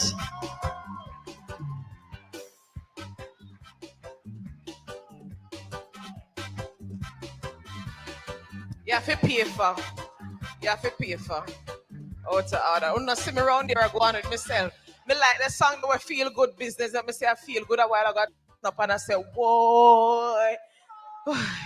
Candy, thank you. I know me intense from there, me I tell you, say. Hi. Anybody get free? Them arthritis gone, you know. Hey. Hello. All right, we have, all right, down there. Pay for more. Candy, God bless you continually. All right, so we have a final business for the afternoon before we wrap things up, and that's our panel talk. We're going to invite the panelists at this time. Boy, me tired. Hey, me no exercise, you know, no can do. People run as no exercise. Me tired, but hi. All right. We're going to invite Mrs. Maldrea Jones-Williams, Commanding Officer, Senior Superintendent of Police, Center for Investigation of Sexual Offenses and Child Abuse, SISOCA, and Jamaica Constabulary Force to take her seat. In the same breath, I'm going to invite Mrs. Sharon Coburn Robinson, Principal Director, Gender Affairs, Ministry of Culture, Gender Entertainment, and Sport to take her seat. I'm also inviting Miss Jacqueline Dillon, Deputy Superintendent of Police, Head of Domestic Violence Intervention Centers, and Jamaica Constabulary Force to take her seat. And finally, Inspector Donovan Henderson, Head Statistics and Information Management Unit, and Jamaica Constabulary Force. I want you to pay keen attention. I want you to listen. I want you to interact, because I may ask you questions later on, or you may have a question to ask me. So write it down, listen to what I say, write it down so that we can, they're on the hot seat now. We want to walk on, so ask them all the questions that you have. All right, so we're gonna go right ahead and we're gonna ask, okay, each person, starting with, all right, everybody has a microphone. All right, you can share. Starting with Mrs. Jones-Williams, Mrs. Maldria Jones-Williams. Tell us about the role and mandate of your organization. Mike. Yeah, it's on, up, and. All right, good afternoon, everyone. So I am Maldria Jones-Williams, as was stated, the commanding officer for SISOCA. SISOCA is the Center for the Investigation of Sexual Offenses and Child Abuse. We were originally the rape unit. We started in September 1989. But in 2006, during the reformation of the JCF, we were rebranded to SISOCA, and we are now under the heading of the Criminal Investigation Branch. So we are an investigative unit, and we investigate reports of sexual offenses and child abuse. Good. Mrs. Sharon Coburn Robinson, tell us about the role and mandate of your organization. Thank you, Ava. So I have the pleasure of working in the most exciting place in Jamaica, the Bureau of Gender Affairs. My valued team members and I, we are very interested in ensuring that. Thank you, teammates. Thank you. We are interested in making sure that we do 4 main things, and that encapsulates everything that we do as gender mainstreaming. We ensure that there is unrestricted access to all persons for everything that they need. Services, whether it is goods and services, they need to be counseled, they need a shelter, they need to know about education. We make sure we provide that under unrestricted access. The second one would be looking at how we make sure that there is strategic alignment. So you heard our minister in our presentation speak about a number of activities that we've rolled out, and we don't do it alone, we do it in partnerships. And that allows us to be able to share information with a number of persons in alignment with all of the things that we do. We have 3 main things that we use to guide us. The first one is our National Policy for Gender Equality. We like to call it NPGE. It's our Raising the Tray for Gender Mainstreaming. The second one is the National Strategic Action Plan, long name, to eliminate gender-based violence in Jamaica. It's a 10-year plan, 2017 to 2027. We call it NSAP GBB for short, and that's why we're here today, because that NSAP allowed us to be able to fold in a number of actions with a number of partners, and it's a 10-year period. We're halfway through. The third main thing that we're big on is ensuring that we do relentless advocacy. You heard in most of the presentations that advocacy is essential and critical to all the work we do. If we don't advocate, we won't have change, and we won't have the kinds of results that we need. And finally, purposeful action. Whatever we are saying, we have to put action behind it so we get to do what we need to do.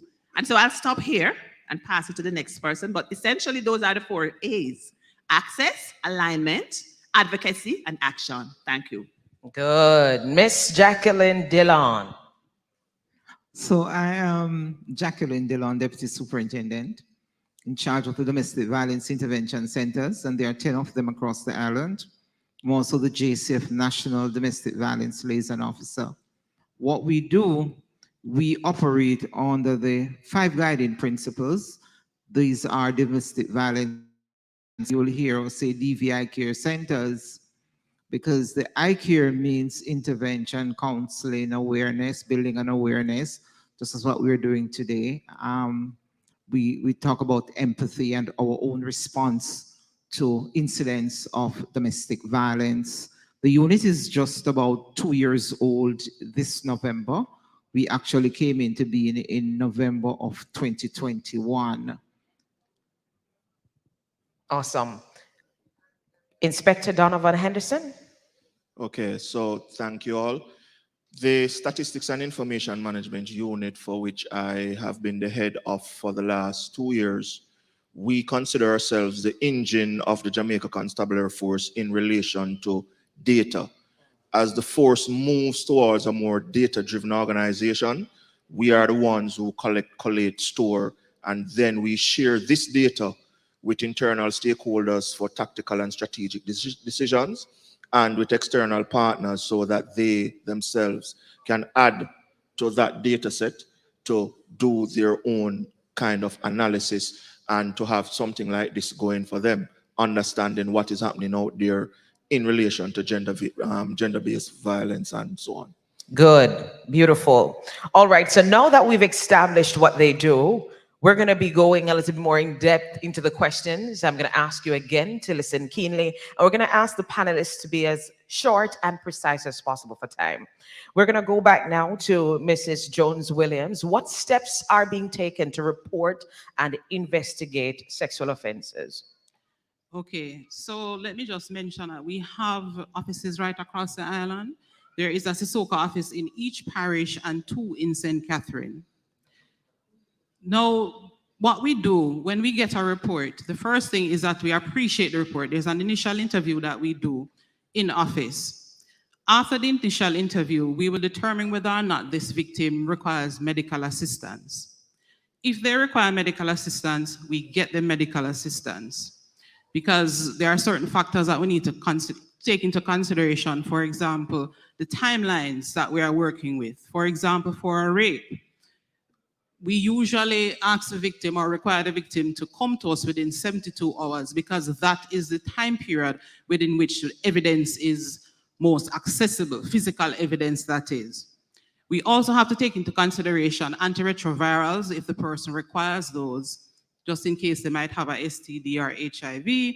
And we also have to take into consideration if the person will require emergency contraceptive, which you know is most effective within the first 72 hours. If the person requires a medical, yes, we will arrange a medical. We have an in-house doctor at our facility. But if the doctor is not available, then we have an arrangement with the Kingston and St. Andrew Health Department where we can call the doctor on duty. They'll come to us, or sometimes they'll say to us, take the victim to a particular health center. I am working there today. Outside of that, the police would take the victim to a public hospital for examination and treatment. After the medical is done, we usually do some form of referral for psychosocial assistance to one of our partnering agencies, whether it is CPFSA, Victim Services, Women's Center. So that is where we assist with the various referrals for further assistance. After the statement is recorded from the victim, we give them a receipt, what we call a CR10, a customer service receipt, that they will keep. It has on a unique reference number, it has on the investigator's number, and some other relevant information that they'll need in the future. We also visit the scene, which is very, very important for us as investigators.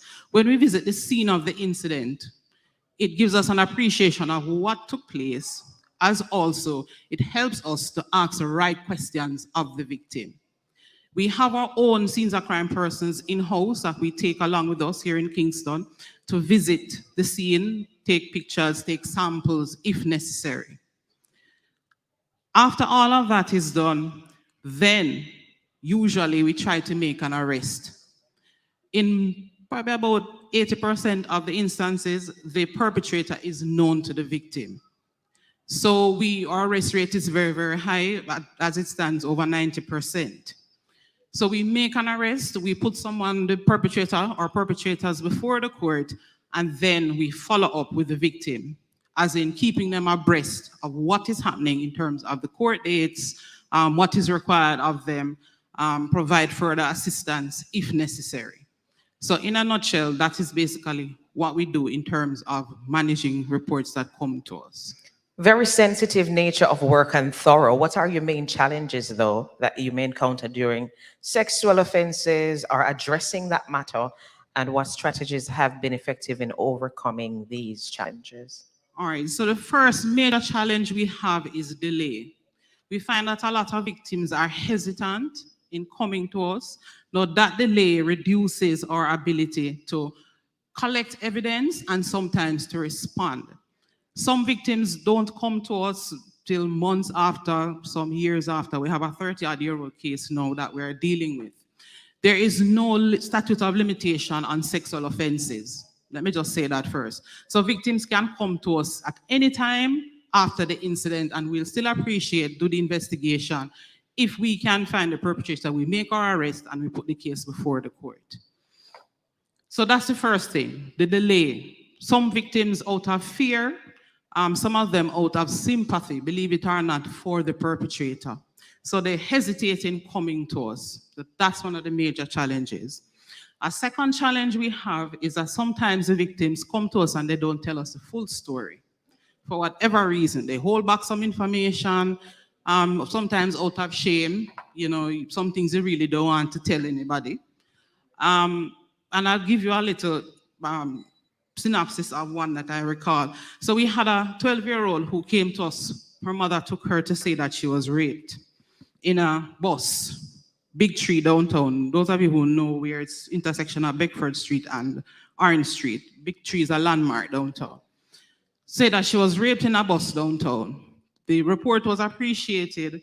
However, the very next day, I got a call from a former member to say, "Boy, Miss Will, you look like you'll get a murder, I said, "What do you mean?" He said that he knows the child's father. He told me the child's name and all the rest of it. He knows the child's father, and the child's father is going to kill somebody for raping that child. Lo and behold, we took the information from him. I reached out to my partners in the traffic division. They held on to the bus, held on to the perpetrator and somebody else who was privy to the incident. When they spoke to the young man, but he gave them a different story. So we said something must be wrong here. So we pulled up the Jamaica Eye cameras that are in a particular location based on what the young man said to us. And lo and behold, right there in Half a Tree, there was our 12-year-old bouncing into the driver's side of the bus, went in, stayed there for about 20 minutes and bounced right back out, smiling, laughing, and having a jolly time. So therein, we realized that it is not what she came and reported, but she was caught, so to speak, couldn't explain herself, so she made up a story, gave it to us. So that is one of the things that we face, and we have quite a bit of it. So we have to actually do our due diligence before we move any further. That poses a challenge. One of the third and probably the final thing that I'll mention is the time frame that these matters linger for in the court system. So we have a child, 14-year-old, who was sexually assaulted, and by the time she gets to 21, the matter is still in the court. She went to college, moved on with her life. So she's like, I am now 21 years old, almost 22. I can't be bothered with this anymore. It is not going anywhere. After 6 or 7 years, I have given up. So we have quite a few victims who have withdrawn themselves from the cases. Some of them hide from us, change their numbers, we can't find them. Some of them migrate, and some of them just don't have any interest over time. Sorry to say. So those are the main 3 issues that we currently have in investigation. And finally, what top achievement of Sissoka would you like the public to know right now?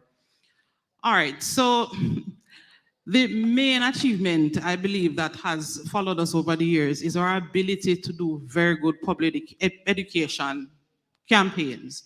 So my team is very good at getting out there and giving out the message.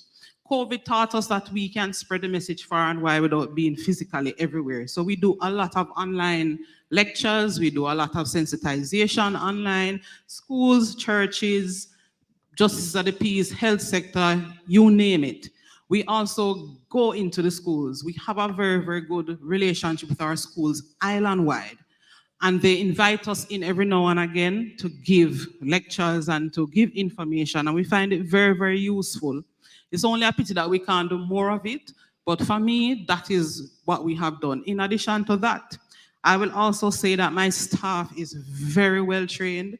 They stick to task, and trust me, once a report is made to us and it is possible any at all, somebody is going to get arrested. I have a very, very good, hardworking staff, dedicated to task, and I believe with an arrest rate of over 90%, we have done extremely well. Awesome. Put your hands together for her. I'm going to pause here. Any question at all, any concern as it relates to Mrs. Jones-Williams, what she made mention of? Anybody? Okay. All right, we're going to just take two. Reason being for doing this, and I'm not stretching out the time at all, let them be short. If I go through all the panelists, you may forget what you really want to, and she just gave us everything we needed to know right now. So I'm just going to take two for her quickly. Just come on up here. Is there a mic available? We could just pass it to. All right, come on up here and just get one of these. So the two persons, just two will be taking for now.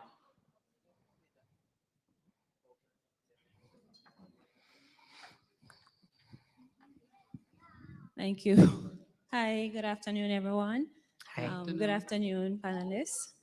Thank you so much for the work that you're doing and have been doing. Just a question in regards to the perpetrator that allegedly raped the 12-year-old. What happened to him? All right, so yes, he was arrested and charged, but naturally we can't just change the charge like that because initially we have a report of rape that has not been cleared, and based on the investigation, it was not a rape. It was actually a sexual intercourse with a person under 16. So he was arrested and charged, placed before the court, and the indictment was changed in court. Yes. That's the charge was yes, amended because it's in still court. illegal because he still broke the law Yes. to sleep with the 12-year-old. Yes, so he was arrested and charged, Yes, placed so, before the court. Because I just wanted that to be highlighted, so I asked, because I know that we have a culture of thinking that because the young girl, the child, giving to the male, it's okay. It's okay. No, still illegal, and it doesn't matter if it is an adult male or a young male, any male at all. Once you have sex with a minor, someone under 16, sorry, you can be arrested and charged. Thank you. You're welcome. Hi, Ms. Williams. Yes. How much resources you would say are wasted to track cases that don't turn over any results? Well, I would not say wasted. The truth is, once we make an arrest and the victim realizes that two things happen. Once the victim realizes that something has been done, it comforts them. That's the first thing. Three things, actually. The second thing that comes out of these interactions or these reports is that the victims get counseling. They get some amount of support from us. And the third thing is, in arresting a perpetrator, you prevent that person from actually carrying out other acts of sexual violence against women and children. Awesome. All right. And I love the fact that you mentioned it's really not wasted. The fact that effort is being made to, you know, but in terms pursue. of wrong comments, like false reports. I didn't hear that. False reports, how prevalent is that? False reports, we don't know what that is. So everybody that comes and makes a report to us, we appreciate the report. If it is proven that there is no merit or no credit to it, then we request for it to be closed. But there is no such thing as a false report. We take it that everybody that comes to us and makes a report, it is genuine until proven otherwise. Until proven otherwise. All right, that's it. Thank you so very much. We're moving on now. Put your hands together for her. Happy that she was able to answer that and clear things up. We have Mrs. Sharon Coburn Robinson. Tell us about the National Strategic Action Plan to eliminate gender-based violence. Okay, it is the most exciting plan ever. It was, as I said, it's predicated on the due diligence framework, and it folds the 5 strategic priority areas in. You heard them earlier: prevention, protection, investigation, prosecution, and enforcement of court orders. That's the third. The fourth has to do with enforcement of victims' rights to reparation and redress. And the fifth has to do with protocols for data collection and how do you make sure that the management of data is robust, that the data is accurate, that you're able to use it to inform policies and projects. This NSAP is why we're here today. It's a raise in the tray for the work we do and why we can partner with the JCF and all these other entities and why the ministry departments and agencies that we work with are able to see how they fit into NSAP, how it is that they are going to be doing something for the people of Jamaica based on one of the 5 strategic priority areas based on their remit and their relevance. The NSAP is going nowhere. It is here to stay. We have 5 more years or pretty much 4 more years of the first iteration of it. And when that is finished in 2017, we'll be starting a new iteration because there's so much work to be done. Thank you. Was there any constraint? Absolutely. So there, I have 5, but I'll just do 3. Okay. In the interest of time. The first one is limited fiscal space. Now, everybody understands, right, that money is a big issue. And that is why we do partnerships. And that is why Spotlight is so important. And the partners that we had today, the EU and the UN country team, we lean heavily on them because they invest in us and we make sure that we are return on investment. The second one is lack of coordination. We found that there was a coordination issue. Persons are doing stuff in different spaces and it's not been coordinated. And so the plan allows for that coordination and harmonization across the sectors, making sure that everybody knows what everybody is doing. So we're not duplicating efforts, we're not knocking onto each other, and we're just doing what is required. How do we get the coordination done? We looked at how we can have a coordination platform thanks to Spotlight Initiative again, and making sure that the parishes are involved. And we have persons who are trained in the parishes and they know how to link the idea of just alignment, making sure that everybody knows what everybody's doing. The other part that I want to talk about is the deficit of data. Now, you know, sometimes you hear people talking about data. They don't have data to prove what they're talking about. So they're talking from the top of their heads with absence of empirical data. We saw that, and that is why the 5th strategic priority area talks about data collection and just making sure that we have data that is accurate and timely and relevant and accessible. And if we get it right, if we work in partnership and collaboration, then we'll be able to stave off some of these challenges and make it work and become, like the Bureau of Gender Affairs, a return on investment. Thank you. That's good. Finally. Me again? Yeah, Peter. The latest support.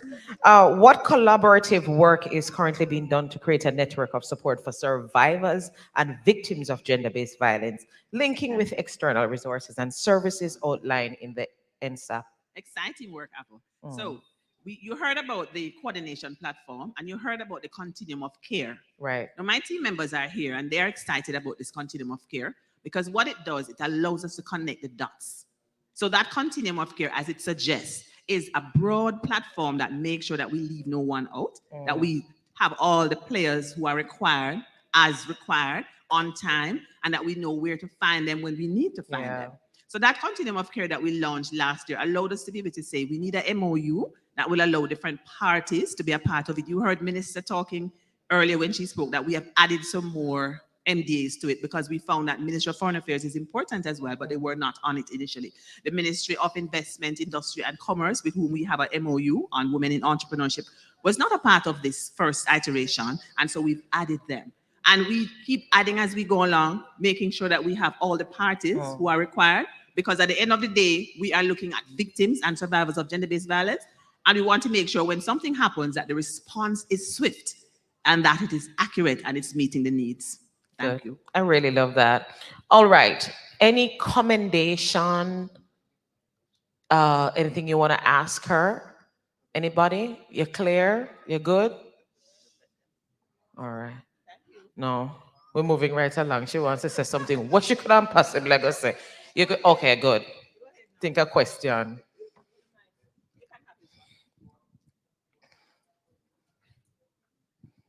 Thank you, Mrs. Rob. So it's commendation. I have to. I want to say thank you to the Bureau of Gender Affairs and our partners for assisting in implementing the NSAP GBV.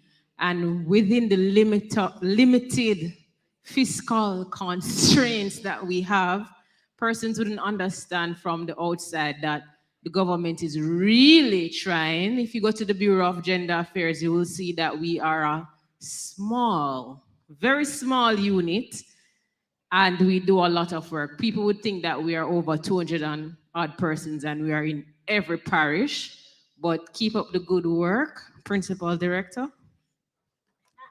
Should not even say amen, you know, nothing. It's a so team. It's a team. It's I team appreciate effort. that. Thank you We so could very not much. do it without the strength of the team. Right. Thank you so much. All right, so we're now over to the Jamaica Constabulary Force, Miss Jacqueline Dillon. What role does the JCF play in preventing GBV?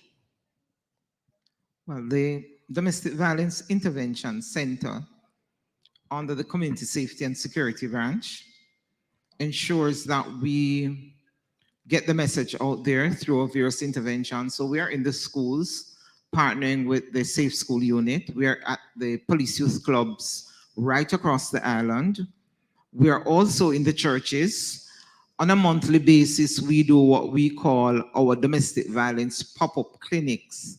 So what that does is to allow us to go on the corners in communities where we have high incidents of domestic violence, and we get the message across using the JCF band and other stakeholders, because we know that Jamaicans love to dance, they love music. So we always bring the message out using music. Apart from that, we have been training our police officers since 2021, because we know that there is the saying out there that in many instances, persons' reports are not appreciated at the stations.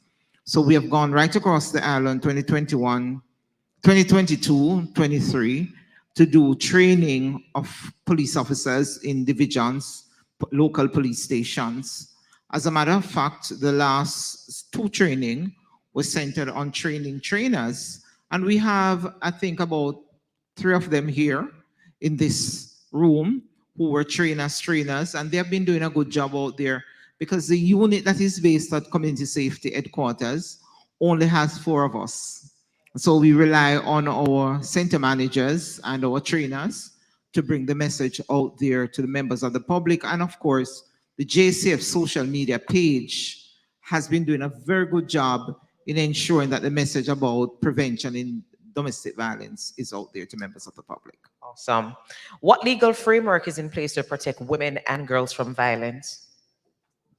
So the laws of Jamaica is what we use. We operate on the Domestic Violence Act of 1996. We also use other legislations to support what we do. So in incidents of domestic violence where there are other crimes that are committed, we have investigation and arrests and matters taken before the court. We encourage victims and survivors to ensure that they go through the court to get these orders, protection and occupation order, to protect themselves, because in truth and in fact, we can only operate within the ambits of the law. Okay. How can the public and community help the JCF to mitigate instances of gender-based violence? Speak up about what you see. Yeah. There are too many instances of people just don't care because it doesn't affect them directly. At some point it may affect you directly. So we ask members of the public to come with us on board, speak about domestic violence prevention in the home, in the schools, in your own community. Start within your own homes to educate young persons around domestic violence and its effects. And through that, members of the public can reach out to us if there are other skill sets that you have that we can use. So for example, you have counseling background, social work background, because in truth and in fact, all our social workers are volunteer, and our police officers who are trained social workers and counselors. Apart from them, everybody else are volunteering to do some of the work that we do. So we ask you, if you have the skill set, you can partner with us, reach out to the unit and we'll have a conversation. Awesome. Any question? Any question at all? What you know? All right, sure, you can have. Let me ask though, how quickly the police responds to domestic violence I know there's an intervention center, but I've heard it so many times where persons complain, me not talk to the police, them not help. Because there's always a myth that whenever we intervene, we are going to arrest somebody. Our first priority is never to lock up anybody. Our first priority is to get help for victims of gender-based or domestic violence. So we respond immediately. Our domestic violence centers are not open 24 hours a day. They are not. And so after 10 o'clock, we ask persons to call the local police station or 119.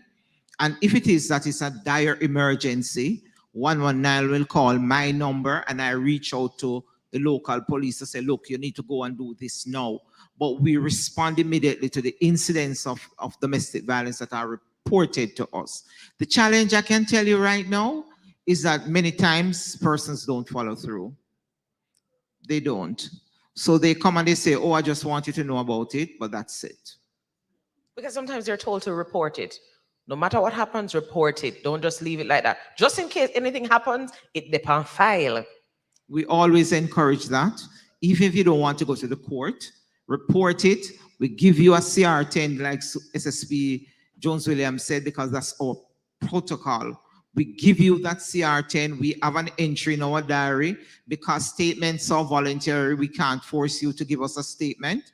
But once we have a report on somebody, it happens again. And even if you say you're not going to proceed any further, my center manager still reach out to you to find out if everything is okay. Even if you say that that's fine, I don't want to go any further, we still call. DSP, you said something about 4 core members on your team. Let's expound on that a little bit more. And do you need more team members? With the number of reported incidents, last year we had 8,160 that were reported in domestic violence intervention centers right across the island. And I'm saying in the unit itself, there are only 4 of us, but right across the island, we have trained about 46 trainers and we have 19 center managers. So we always need more because in some parishes, we have a lot more cases. So for example, the parish of Manchester that does not have a domestic violence intervention center, but Manchester has a number of cases and the reports are getting huge. So yes, we do need more persons, but not for the unit itself, but in the general space where the incidents do happen. Okay, thanks for that. Good afternoon, everyone. My name is Elaine Salmon Browers. Among other things, I'm the president, the JP, responsible for the Matilda's Corner District Consultative Committee. As Ms. Dillon will know, Matilda's Corner was one of the first DBV centers in Jamaica. And we work very closely with Corporal Harris, but we would like to do more. So at some point, I would like to have a conversation with you, ma'am. Well, not a problem. Just last week, just to say, Avo, just last week I had 58 justices of the peace in Kingston on a training session last week, Saturday. And we're going to be doing more because the justices of the peace are really those persons who assist us in these centers. Awesome. The final question. Yes, good afternoon. I have a question for Ms. Dillon and Ms. Jones. I want to know, so persons see the violence occurring, but they're afraid to report. What is in place for the safety of the person who wants to report? Because sometimes it's not a matter of see I'm blind or hear and deaf. It's not affecting you, say, in a business. Sometimes it is a matter of concern for your own safety. So that's one. And for Ms. Jones, she spoke about the fact that an arrest is made once a report is made. What really is required for an arrest to be made? All right, I'll take the first one. The domestic violence intervention centers are safe spaces for persons. However, we not only take reports in person, person who may want to call us can call us via telephone, and give us the information, and then we reach out to the victims who need help. So that's one way. So there are three ways. They can walk into the centers, they can call us via telephone, or they can send an email. So they can call, WhatsApp, send an email, or they walk into the center. As long as we get the information, we'll act on it. Pardon? No, there is a 224-4274 number, as well as a 220-2828 number, as well as persons can go on the JCF website and you will get the center that is nearest to you. All right, so for an arrest to be made, firstly, let me say that we have arrested persons within minutes. We've arrested persons within hours, within just a few days of receiving reports. It all depends on the nature of the report and the amount of evidence that we have at that point in time. So if we are sufficiently satisfied that we have enough evidence to put this person before the court, or to put somebody before the court, then we make an arrest. In situations that we are not sure how to proceed, we refer the matter to the office of the DPP and ask for their advice, and then we take it from there. All right, thank you so very much for your questions. And finally, the handsome chap, Inspector Donovan Henderson. Maluk Zaki, may I talk? All right. How is data collection and reported within the JCF statistic unit? Okay, so what happens is that the JCF has, everybody knows division, everybody knows station. So the division is the head of the station in a geographic space, usually a parish. So for example, Montego Bay is just a station for the parish of St. James. That has a divisional headquarters. So we have 19 divisional headquarters. They would send the data to us via the morning crime report by 6 a.m. every morning. And then we would in turn take that and digest it into our database so that we can make it available for the various stakeholders. And how can persons have access to the data reported? Okay, so there's no direct access for the public at this time. Okay. However, we have requests, tons of requests. I'm even fielding some now, where persons will go through either my commanding officer or the commissioner of police or CCU, make the requests, and the department will then take that on and provide the necessary data once it is within the Data Protection Act, because there's some kind of data that we cannot divulge. And especially as it relates to sexual offenses, we cannot divulge that. Mind us asking why? Well, it falls under the Data Protection Act, and we are to protect the persons. We are protecting victims as well as especially and for children. Yes. Okay. Okay, nice. Are there plans in place to include and coordinate data with the JCF statistics unit and other government agencies? There is a plan for that. As a matter of fact, we have a data sharing committee. So police data by itself is not enough for analysis. When you put that with hospital data, it shows a totally different kind of scenario. When you put that together with heart trainees, how many persons are trained by heart, persons who are on the PATH program, then when you overlay that on a map, you start to see something that is totally different. So what you find is we are currently working with it's a data sharing committee that includes a number of persons and specialists all over, including GIS persons, that we are able to share data that will allow us to get the full story as to what is happening and not just the police story. Because sometimes the police story, we are dependent on you reporting to us. But when, again, with hospital data, when you pair that with the hospital data, then you start to say that a particular community is actually suffering, but they are not reporting to the police. So as far as the police is concerned, community is good.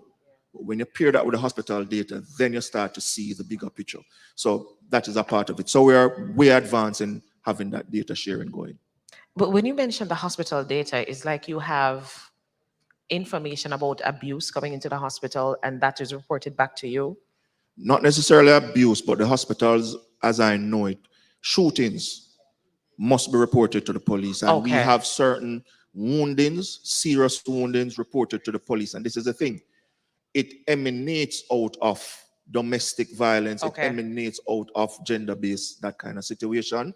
And for persons who may know, there is the intervention of the police that ends up in fatal shooting.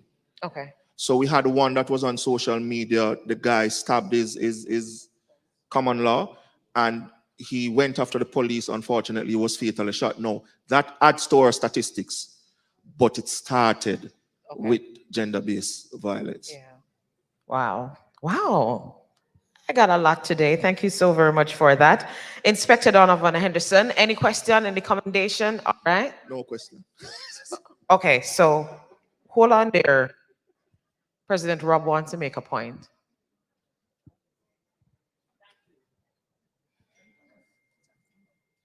It's up.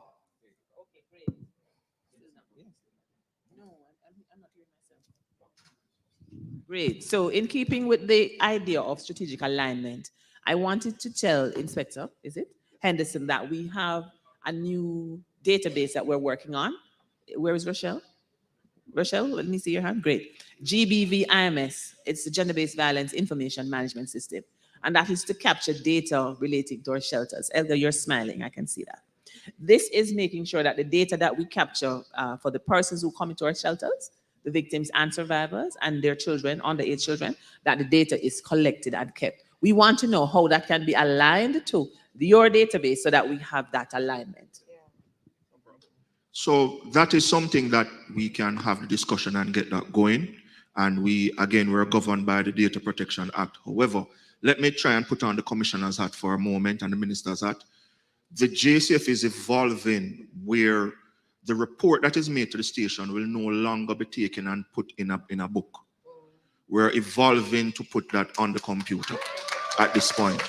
We have a number of stations that are already on, but the important thing is, ladies and gentlemen, is that if you have a report in, let's say, Westmoreland, and that person comes to Kingston, giving problems in Kingston, all of that information is available to us, and therefore the DV unit or even Sissoko will now have the history of the interaction of the police or the history of the bad behavior of that individual, despite wherever in the island that person may be. That is what we're working on now. And while we're not far advanced in the rollout, it has been rolled out in a couple of places. I heard somebody talk about Matilda's Corner. Check Matilda's Corner again, you will realize that they're putting on the information on computers. Same thing, long time. All right, thank you much. All right, you had asked the question. All right.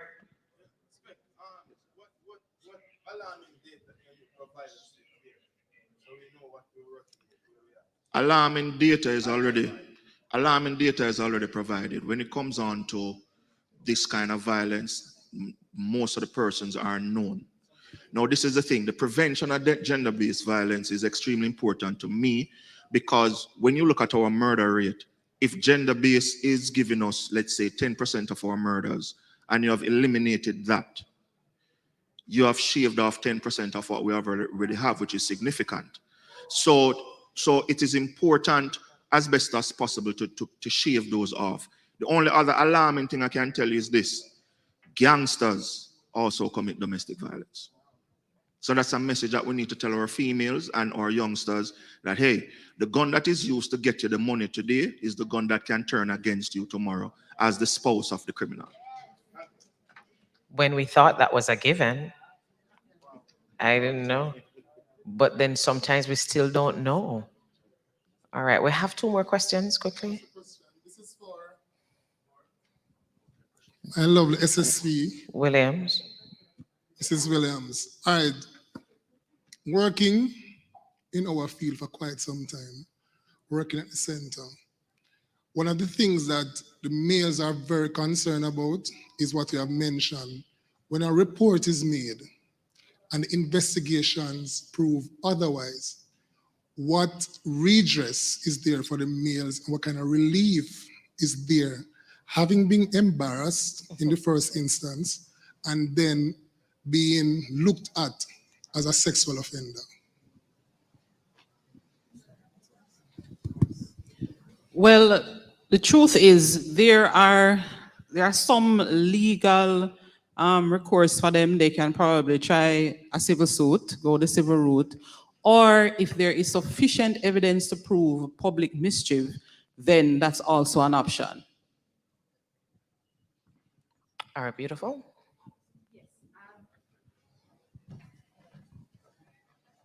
Yes, good afternoon again. I wanted to ask a question of Mrs. Robinson.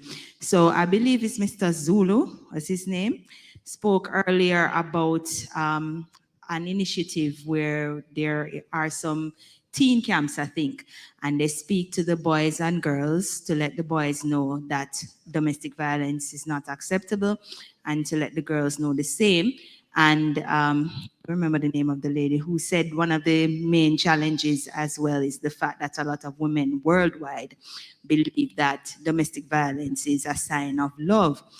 Now, in Jamaica, there is generally, I would say, this culture where I think a lot of men, I might stand corrected here, but I think generally men tend to think that they own women, so to speak.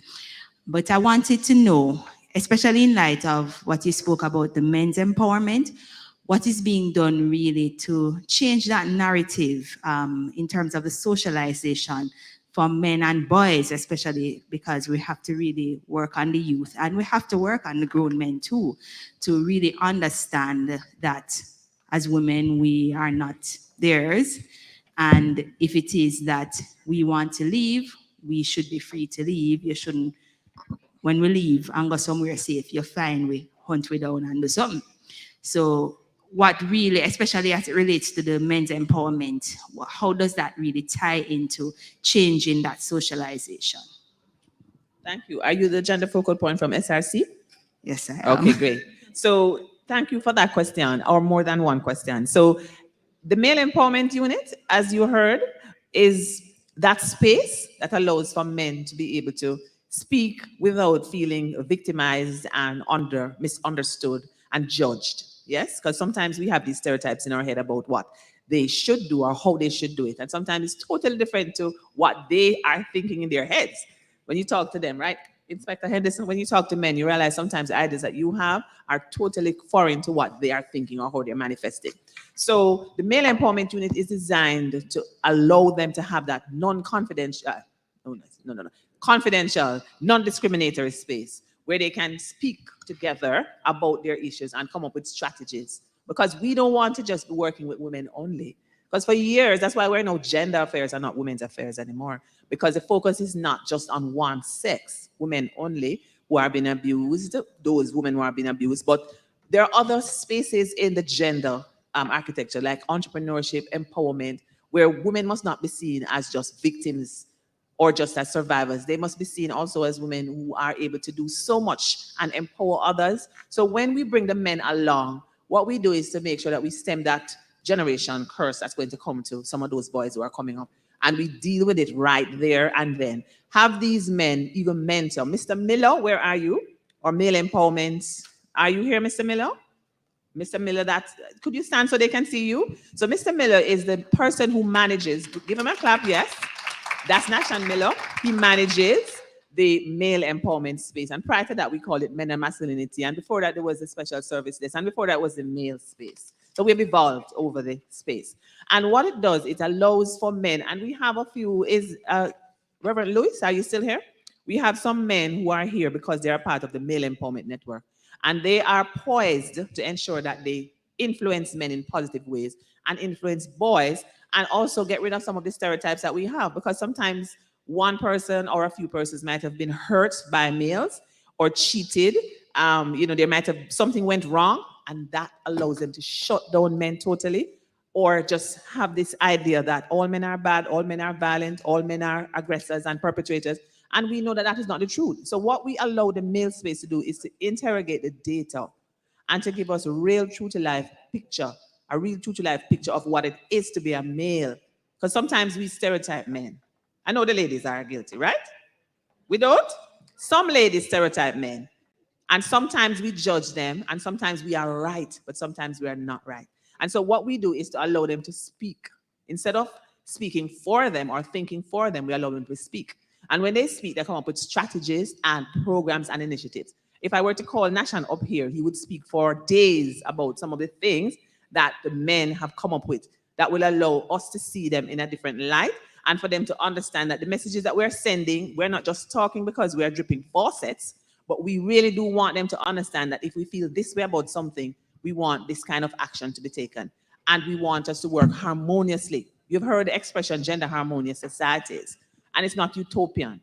What it suggests is that everybody speaks frankly and just share what it is that is happening to you. If you had an experience, talk about it, get it out. We talk about #NEFA, no excuse for abuse. We are serious about that. And we believe if somebody is violent, they need help. And that is why we started the RPP. I think you understand by now we love acronyms. So RPP is for Refocus Perpetrator Program. And that Refocus Perpetrator Program allowed us to know that because the NSAP says there are 4 paradigms that we're working with: victims, survivors, perpetrators, witnesses of violence. So the perpetrators sometimes get left behind because more focus is on women who are victims and survivors. And you have men who are victims too, and you have men who are survivors too. But to a lesser extent, the attention is paid to them. So that RPP was designed to ensure that men speak up about why they became a perpetrator in the first place. And some of the information that we found, Mrs. Cook, or project officer, could you stand so they can see you? Mrs. Cook manages the RPP. Could you stand so they can see you? Thank you, Mrs. Cook. And I think Tashana is there as well. Tashana works along with her. Tashana, could you stand so they can see you? Right? And Soba Pebble, she's our rapporteur, but she has come with us on many occasions to do work around RPP. And RPP is just making sure that we allow a space for men to speak and to explain to us what is in their heads. If we could get in their heads, perhaps we could see before it happens, but we can't. So we allow them to speak and allow them to express, and then we plan strategies with them and do it in concert with other men. And of course, we bring the boys along. So I could just say last of all, because I don't want to go on forever, there is a gap. The gap is just what it is. We saw that there's a gap between education and gender, and how it is that learning outcomes are supposed to be experienced in such a way that boys are learning in school and experiencing learning. I taught for many years. I was a teacher. So I understand that students have to learn when it is exciting and they are able to participate and they feel like it's meaningful and it makes sense. If not, they just sit there and do nothing, or they'll fall asleep in class and they don't learn. So the gap is really designed to make sure that there's a gap. If there's a gap, we fix it. If there's a learning curve, we see how it is that we can bring them into it. So gap, Yannick Rogers, is that your name? The gap allows for students who are having issues. Bullying, conflict resolution is important for them, career choices, and just knowing how to treat each other. Boys how to treat girls, girls how to treat boys, girls how to treat girls, because sometimes they have these competition going on and stuff. So the problems that we have do not just come and stop and sit on people's lap. Sometimes they continue and they go in circles. So that is why partnership. And if you notice, we're very strategic in the persons we have up here, because we cannot do it without working together. So one of the things we learned from COVID-19, couple of P's, partnership, very important, possibilities, just perseverance. You can't start and stop. You have to continue all the way. And so I'm taking a long time to say what I'm saying, but the point is this: we need to have spaces for men to speak, because if we want to solve the issues that are presenting, then we cannot fix it on our own. We have to allow them to articulate and come up with strategies. Mr. Miller, would you want to say something? I saw you coming up here. Did you want to say something? Not necessarily? Okay. So the idea is to just involve and engage for meaningful conversations so we can come up with strategies that are meaningful and purposeful. Thank you. Thank you so very much. As Mrs. Robinson made mention of giving the men a voice and allow them to speak. Oh, I learned that in marriage. Let them speak. You'll get the best. Let them talk for themselves. You'll get the best from them because they have a lot to say. All right, we want to say thanks so very much to our panelists. They did such an awesome job. Put your hands together for them as they take their seats. Mrs. Maldria Jones-Williams, thank you very much. Mrs. Sharon Coburn-Robinson, Miss Jacqueline Dillon, and Inspector Donovan Henderson. Thanks again. No, they're not done? Oh, before you go, we have a presentation to make. So please do come to the front as we do that. Get the cameras ready as we take our photos, appreciating our panelists for their contribution to this evening. Have you learned anything? Anything was imparted to you? You get your questions answered? Your concerns are relaxed? I'm happy to hear that. So we just want to appreciate our panelists. You want a mic?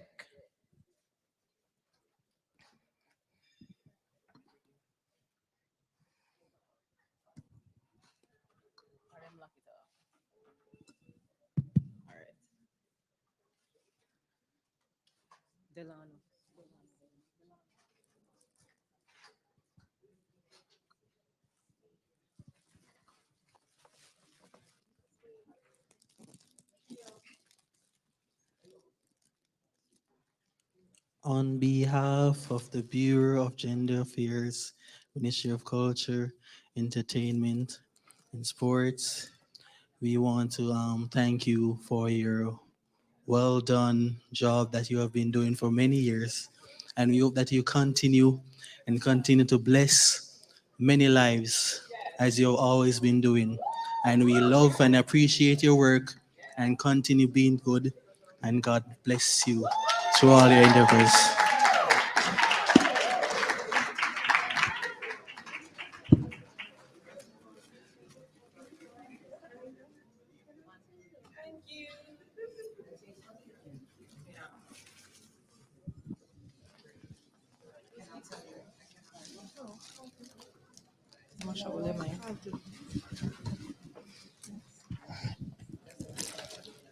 Or it's a presentation. That one was done to Miss Jacqueline Dillon, now Mrs. Maldria Jones-Williams.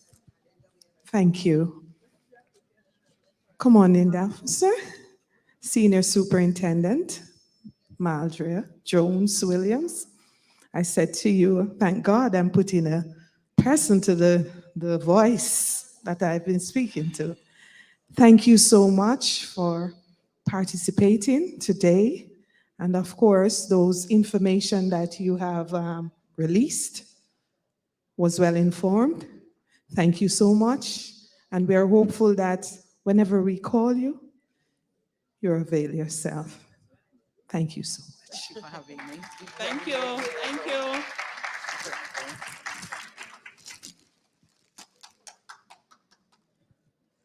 Thank you. All right, Inspector Donovan Henderson.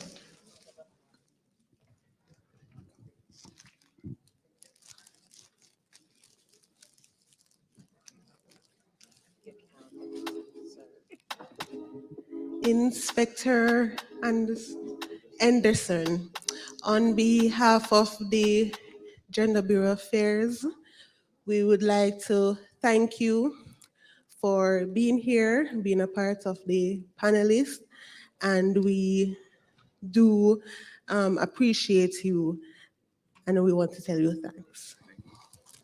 Put your hands together. Again, we say thank you so very much to our panelists for an awesome contribution to this event today. Mrs. Sharon Coburn Robinson will give you an ice cement. Because you know what? Nothing. All right, so it's at this time we have our closing remarks. Come on up, Miss Nardia McLaren, Acting Director, Community Liaison, Bureau of Gender Affairs in the Ministry of Culture, Gender, Entertainment, and Sport.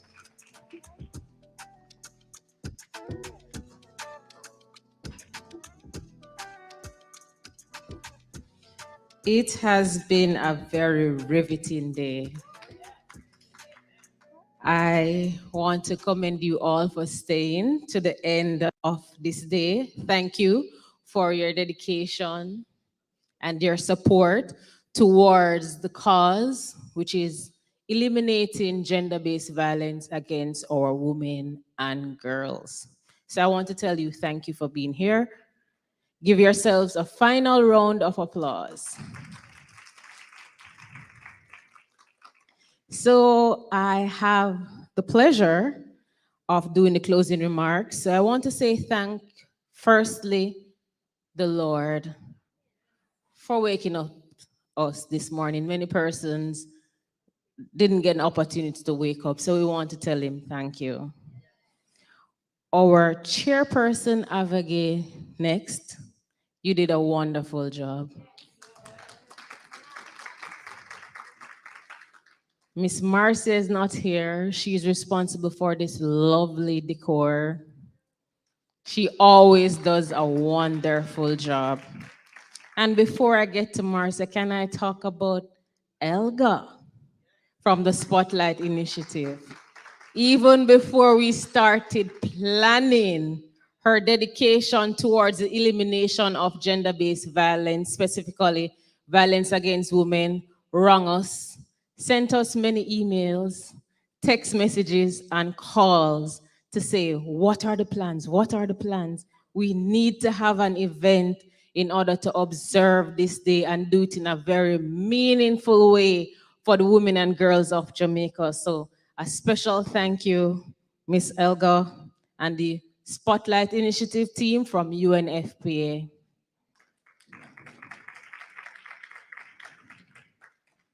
Opening remarks was done by our very hardworking, dedicated, #awesome principal director,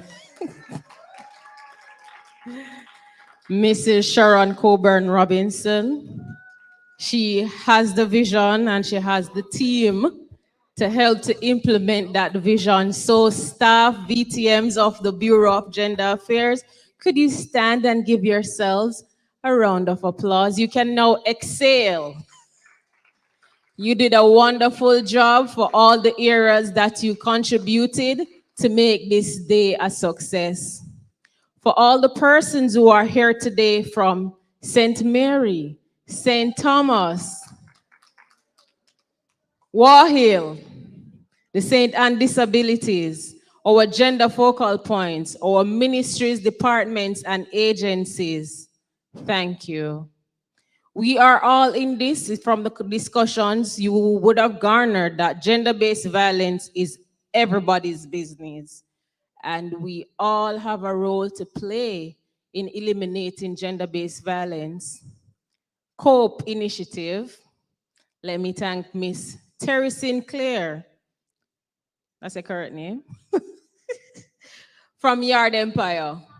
Terry Salmon from Yard Empire. Thank you for always fighting the fight and having initiatives, innovative initiatives to include our young men and boys in eliminating gender-based violence. From the panel discussions, most persons would have gathered that our men and boys need greater help. And we have a lot to do not to stereotype men and to include men and boys in the discussion around eliminating gender-based violence.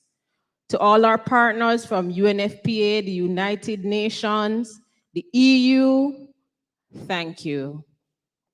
Persons have left, but persons who can render this message from the Bureau of Gender Affairs, we say thank you. Nikisha Barnes was a riveting songbird. She did a wonderful job.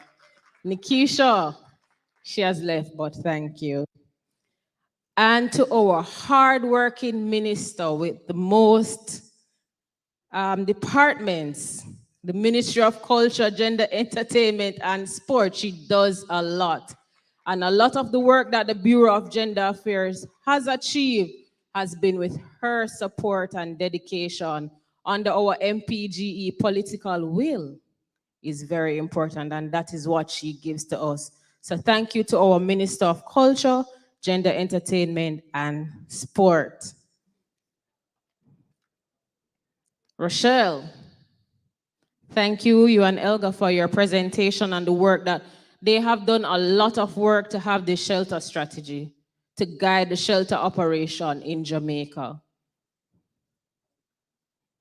Yes. Verlando Small. And at this point, we have a special presentation. Can you guess it's to who? Surprise, surprise. Miss Elga. Mrs. Elga Salvador, she is the consultant on gender She's a GBV specialist on the Pillar 4 from the Spotlight Initiative, United Nations Population Fund. We want to tell you thank you. Mrs. Robbie, you want the mic? I'll be brief. Thank you so much, Elgo. You're the Energizer Bunny. You're the go-to spotlight person. We could not have reached this point without you. When we started, you were there for us, and you are here at the end. We are so grateful, super grateful. Thank you. Thank you.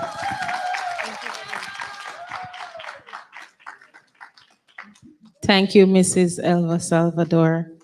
She is the epitome of dedication. Mr. Verlando Small, the musical saxophonist, he did such an awesome job. Verlando, wherever you are right now, God bless you. Our panelists, the dedicated workers of Jamaica, Miss Jacqueline Dillon, the Superintendent of Police and the head of the Domestic Violence Intervention Center. I can tell you that whatever the Bureau is having as it relates to eliminating gender-based violence, Miss Jacqueline Dillon, Deputy Superintendent, is always available. Miss Dillon and her team from the DVI Care Center, especially from St. Catherine, can you stand? They're still here. And take a round of applause. These officers, they are from the DVI Care Center in St. Catherine, Portmore, 100-man police station. I can tell you the dedication that they show to the victim and survivors. In her presentation, Ms. Jacqueline Dillon highlighted that even if when persons report and say they do not want to press charges, they follow up with the persons to ensure that they are okay, and that is very good. Thank you for your work at the DVI Care Center. In this short space of time, you have been very, very impactful, so thank you. Mrs. Maldria Jones-Williams, before I met you, I heard a lot of wonderful things about you. Persons spoke about your dedication, hard work, the wealth of data that you can provide on sexual abuse, and the dedication that you show towards eliminating and addressing sexual abuse is very good. Keep up the good work, and thank you. Mr. Donovan Henderson, head of the statistics unit, your passion shows throughout how you spoke today on the panel. We always request data from the JCF Statistics Unit. Sometimes we are timely and not so timely because the needs are always coming, and Mr. Henderson and his team is always responsive to the Bureau of Gender Affairs. So thank you. Ms. Kimila Candy Isaacs, Bureau of Gender Affairs staff by extension. She is a songbird. Honorable VTM, I can tell you, Candy Isaac, she is the life of the party. She's not shy. You would never know that Candy is shy based on her performance. Thank you, Candy, for always supporting the Bureau of Gender Affairs, our cause to eliminate gender-based violence, and serving the women, boys, and girls of Jamaica. I miss out anybody else? Sober, thank you for being our rapporteur today. Always. To the staff of the PBCJ, thank you for your dedication and for capturing this special moment for us today. Phase 3 also, thank you for your support. DJ Verge, you kept us entertained all day. Never a dull moment, never a boring moment. To the media, that young man is from the media, he asked all the right questions. To the media, friends of the media, thank you for always supporting the cause around eliminating violence against our women and girls. And in closing, thank you all for being here today. The Bureau of Gender Affairs is committed to continue working with the people of Jamaica to eliminate gender-based violence, advance gender equality, and to reduce gender inequalities. Thank you. Thank you so very much. I tell you, a lot to thank because they believe in teamwork. So everybody, hands and hearts, come together to make it happen. Thanks, Nardia McLaurin. It's at this time we close off with a little bit of pizzazz. And who is going to do that for us? None other than Candy Isaacs. Camila, come on back up here and close us out in fine style. I want to thank you so very much for your company today and for really being an amazing audience. See you next year. And we continue to work towards eliminating gender-based violence in Jamaica. Candy, it's over to you.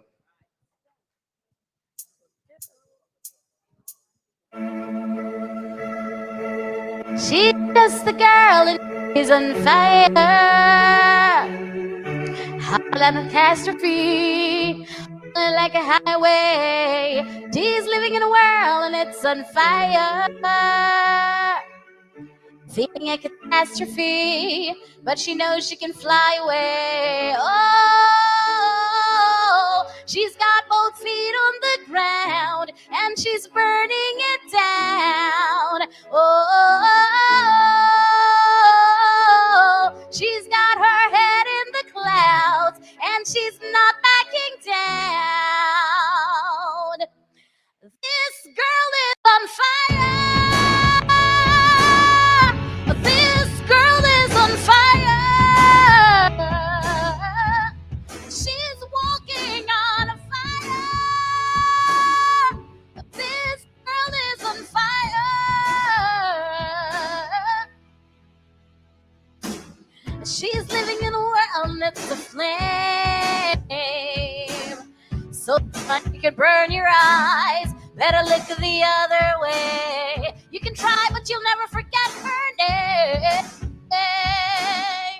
She's the hottest girls, hotter than the hottest girls. Say, oh, she's got both feet on the ground and she's burning it down. Oh, she's got her head in the clouds and she's burning it down. This girl is on fire. This girl is on fire. She's walking on a fire. This girl is on fire.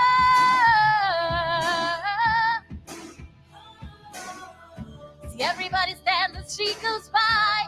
We can see the flame that's in her eyes. Watch her as she lighting up the night. Everybody know that she's a lonely girl, and she weighs a lonely world.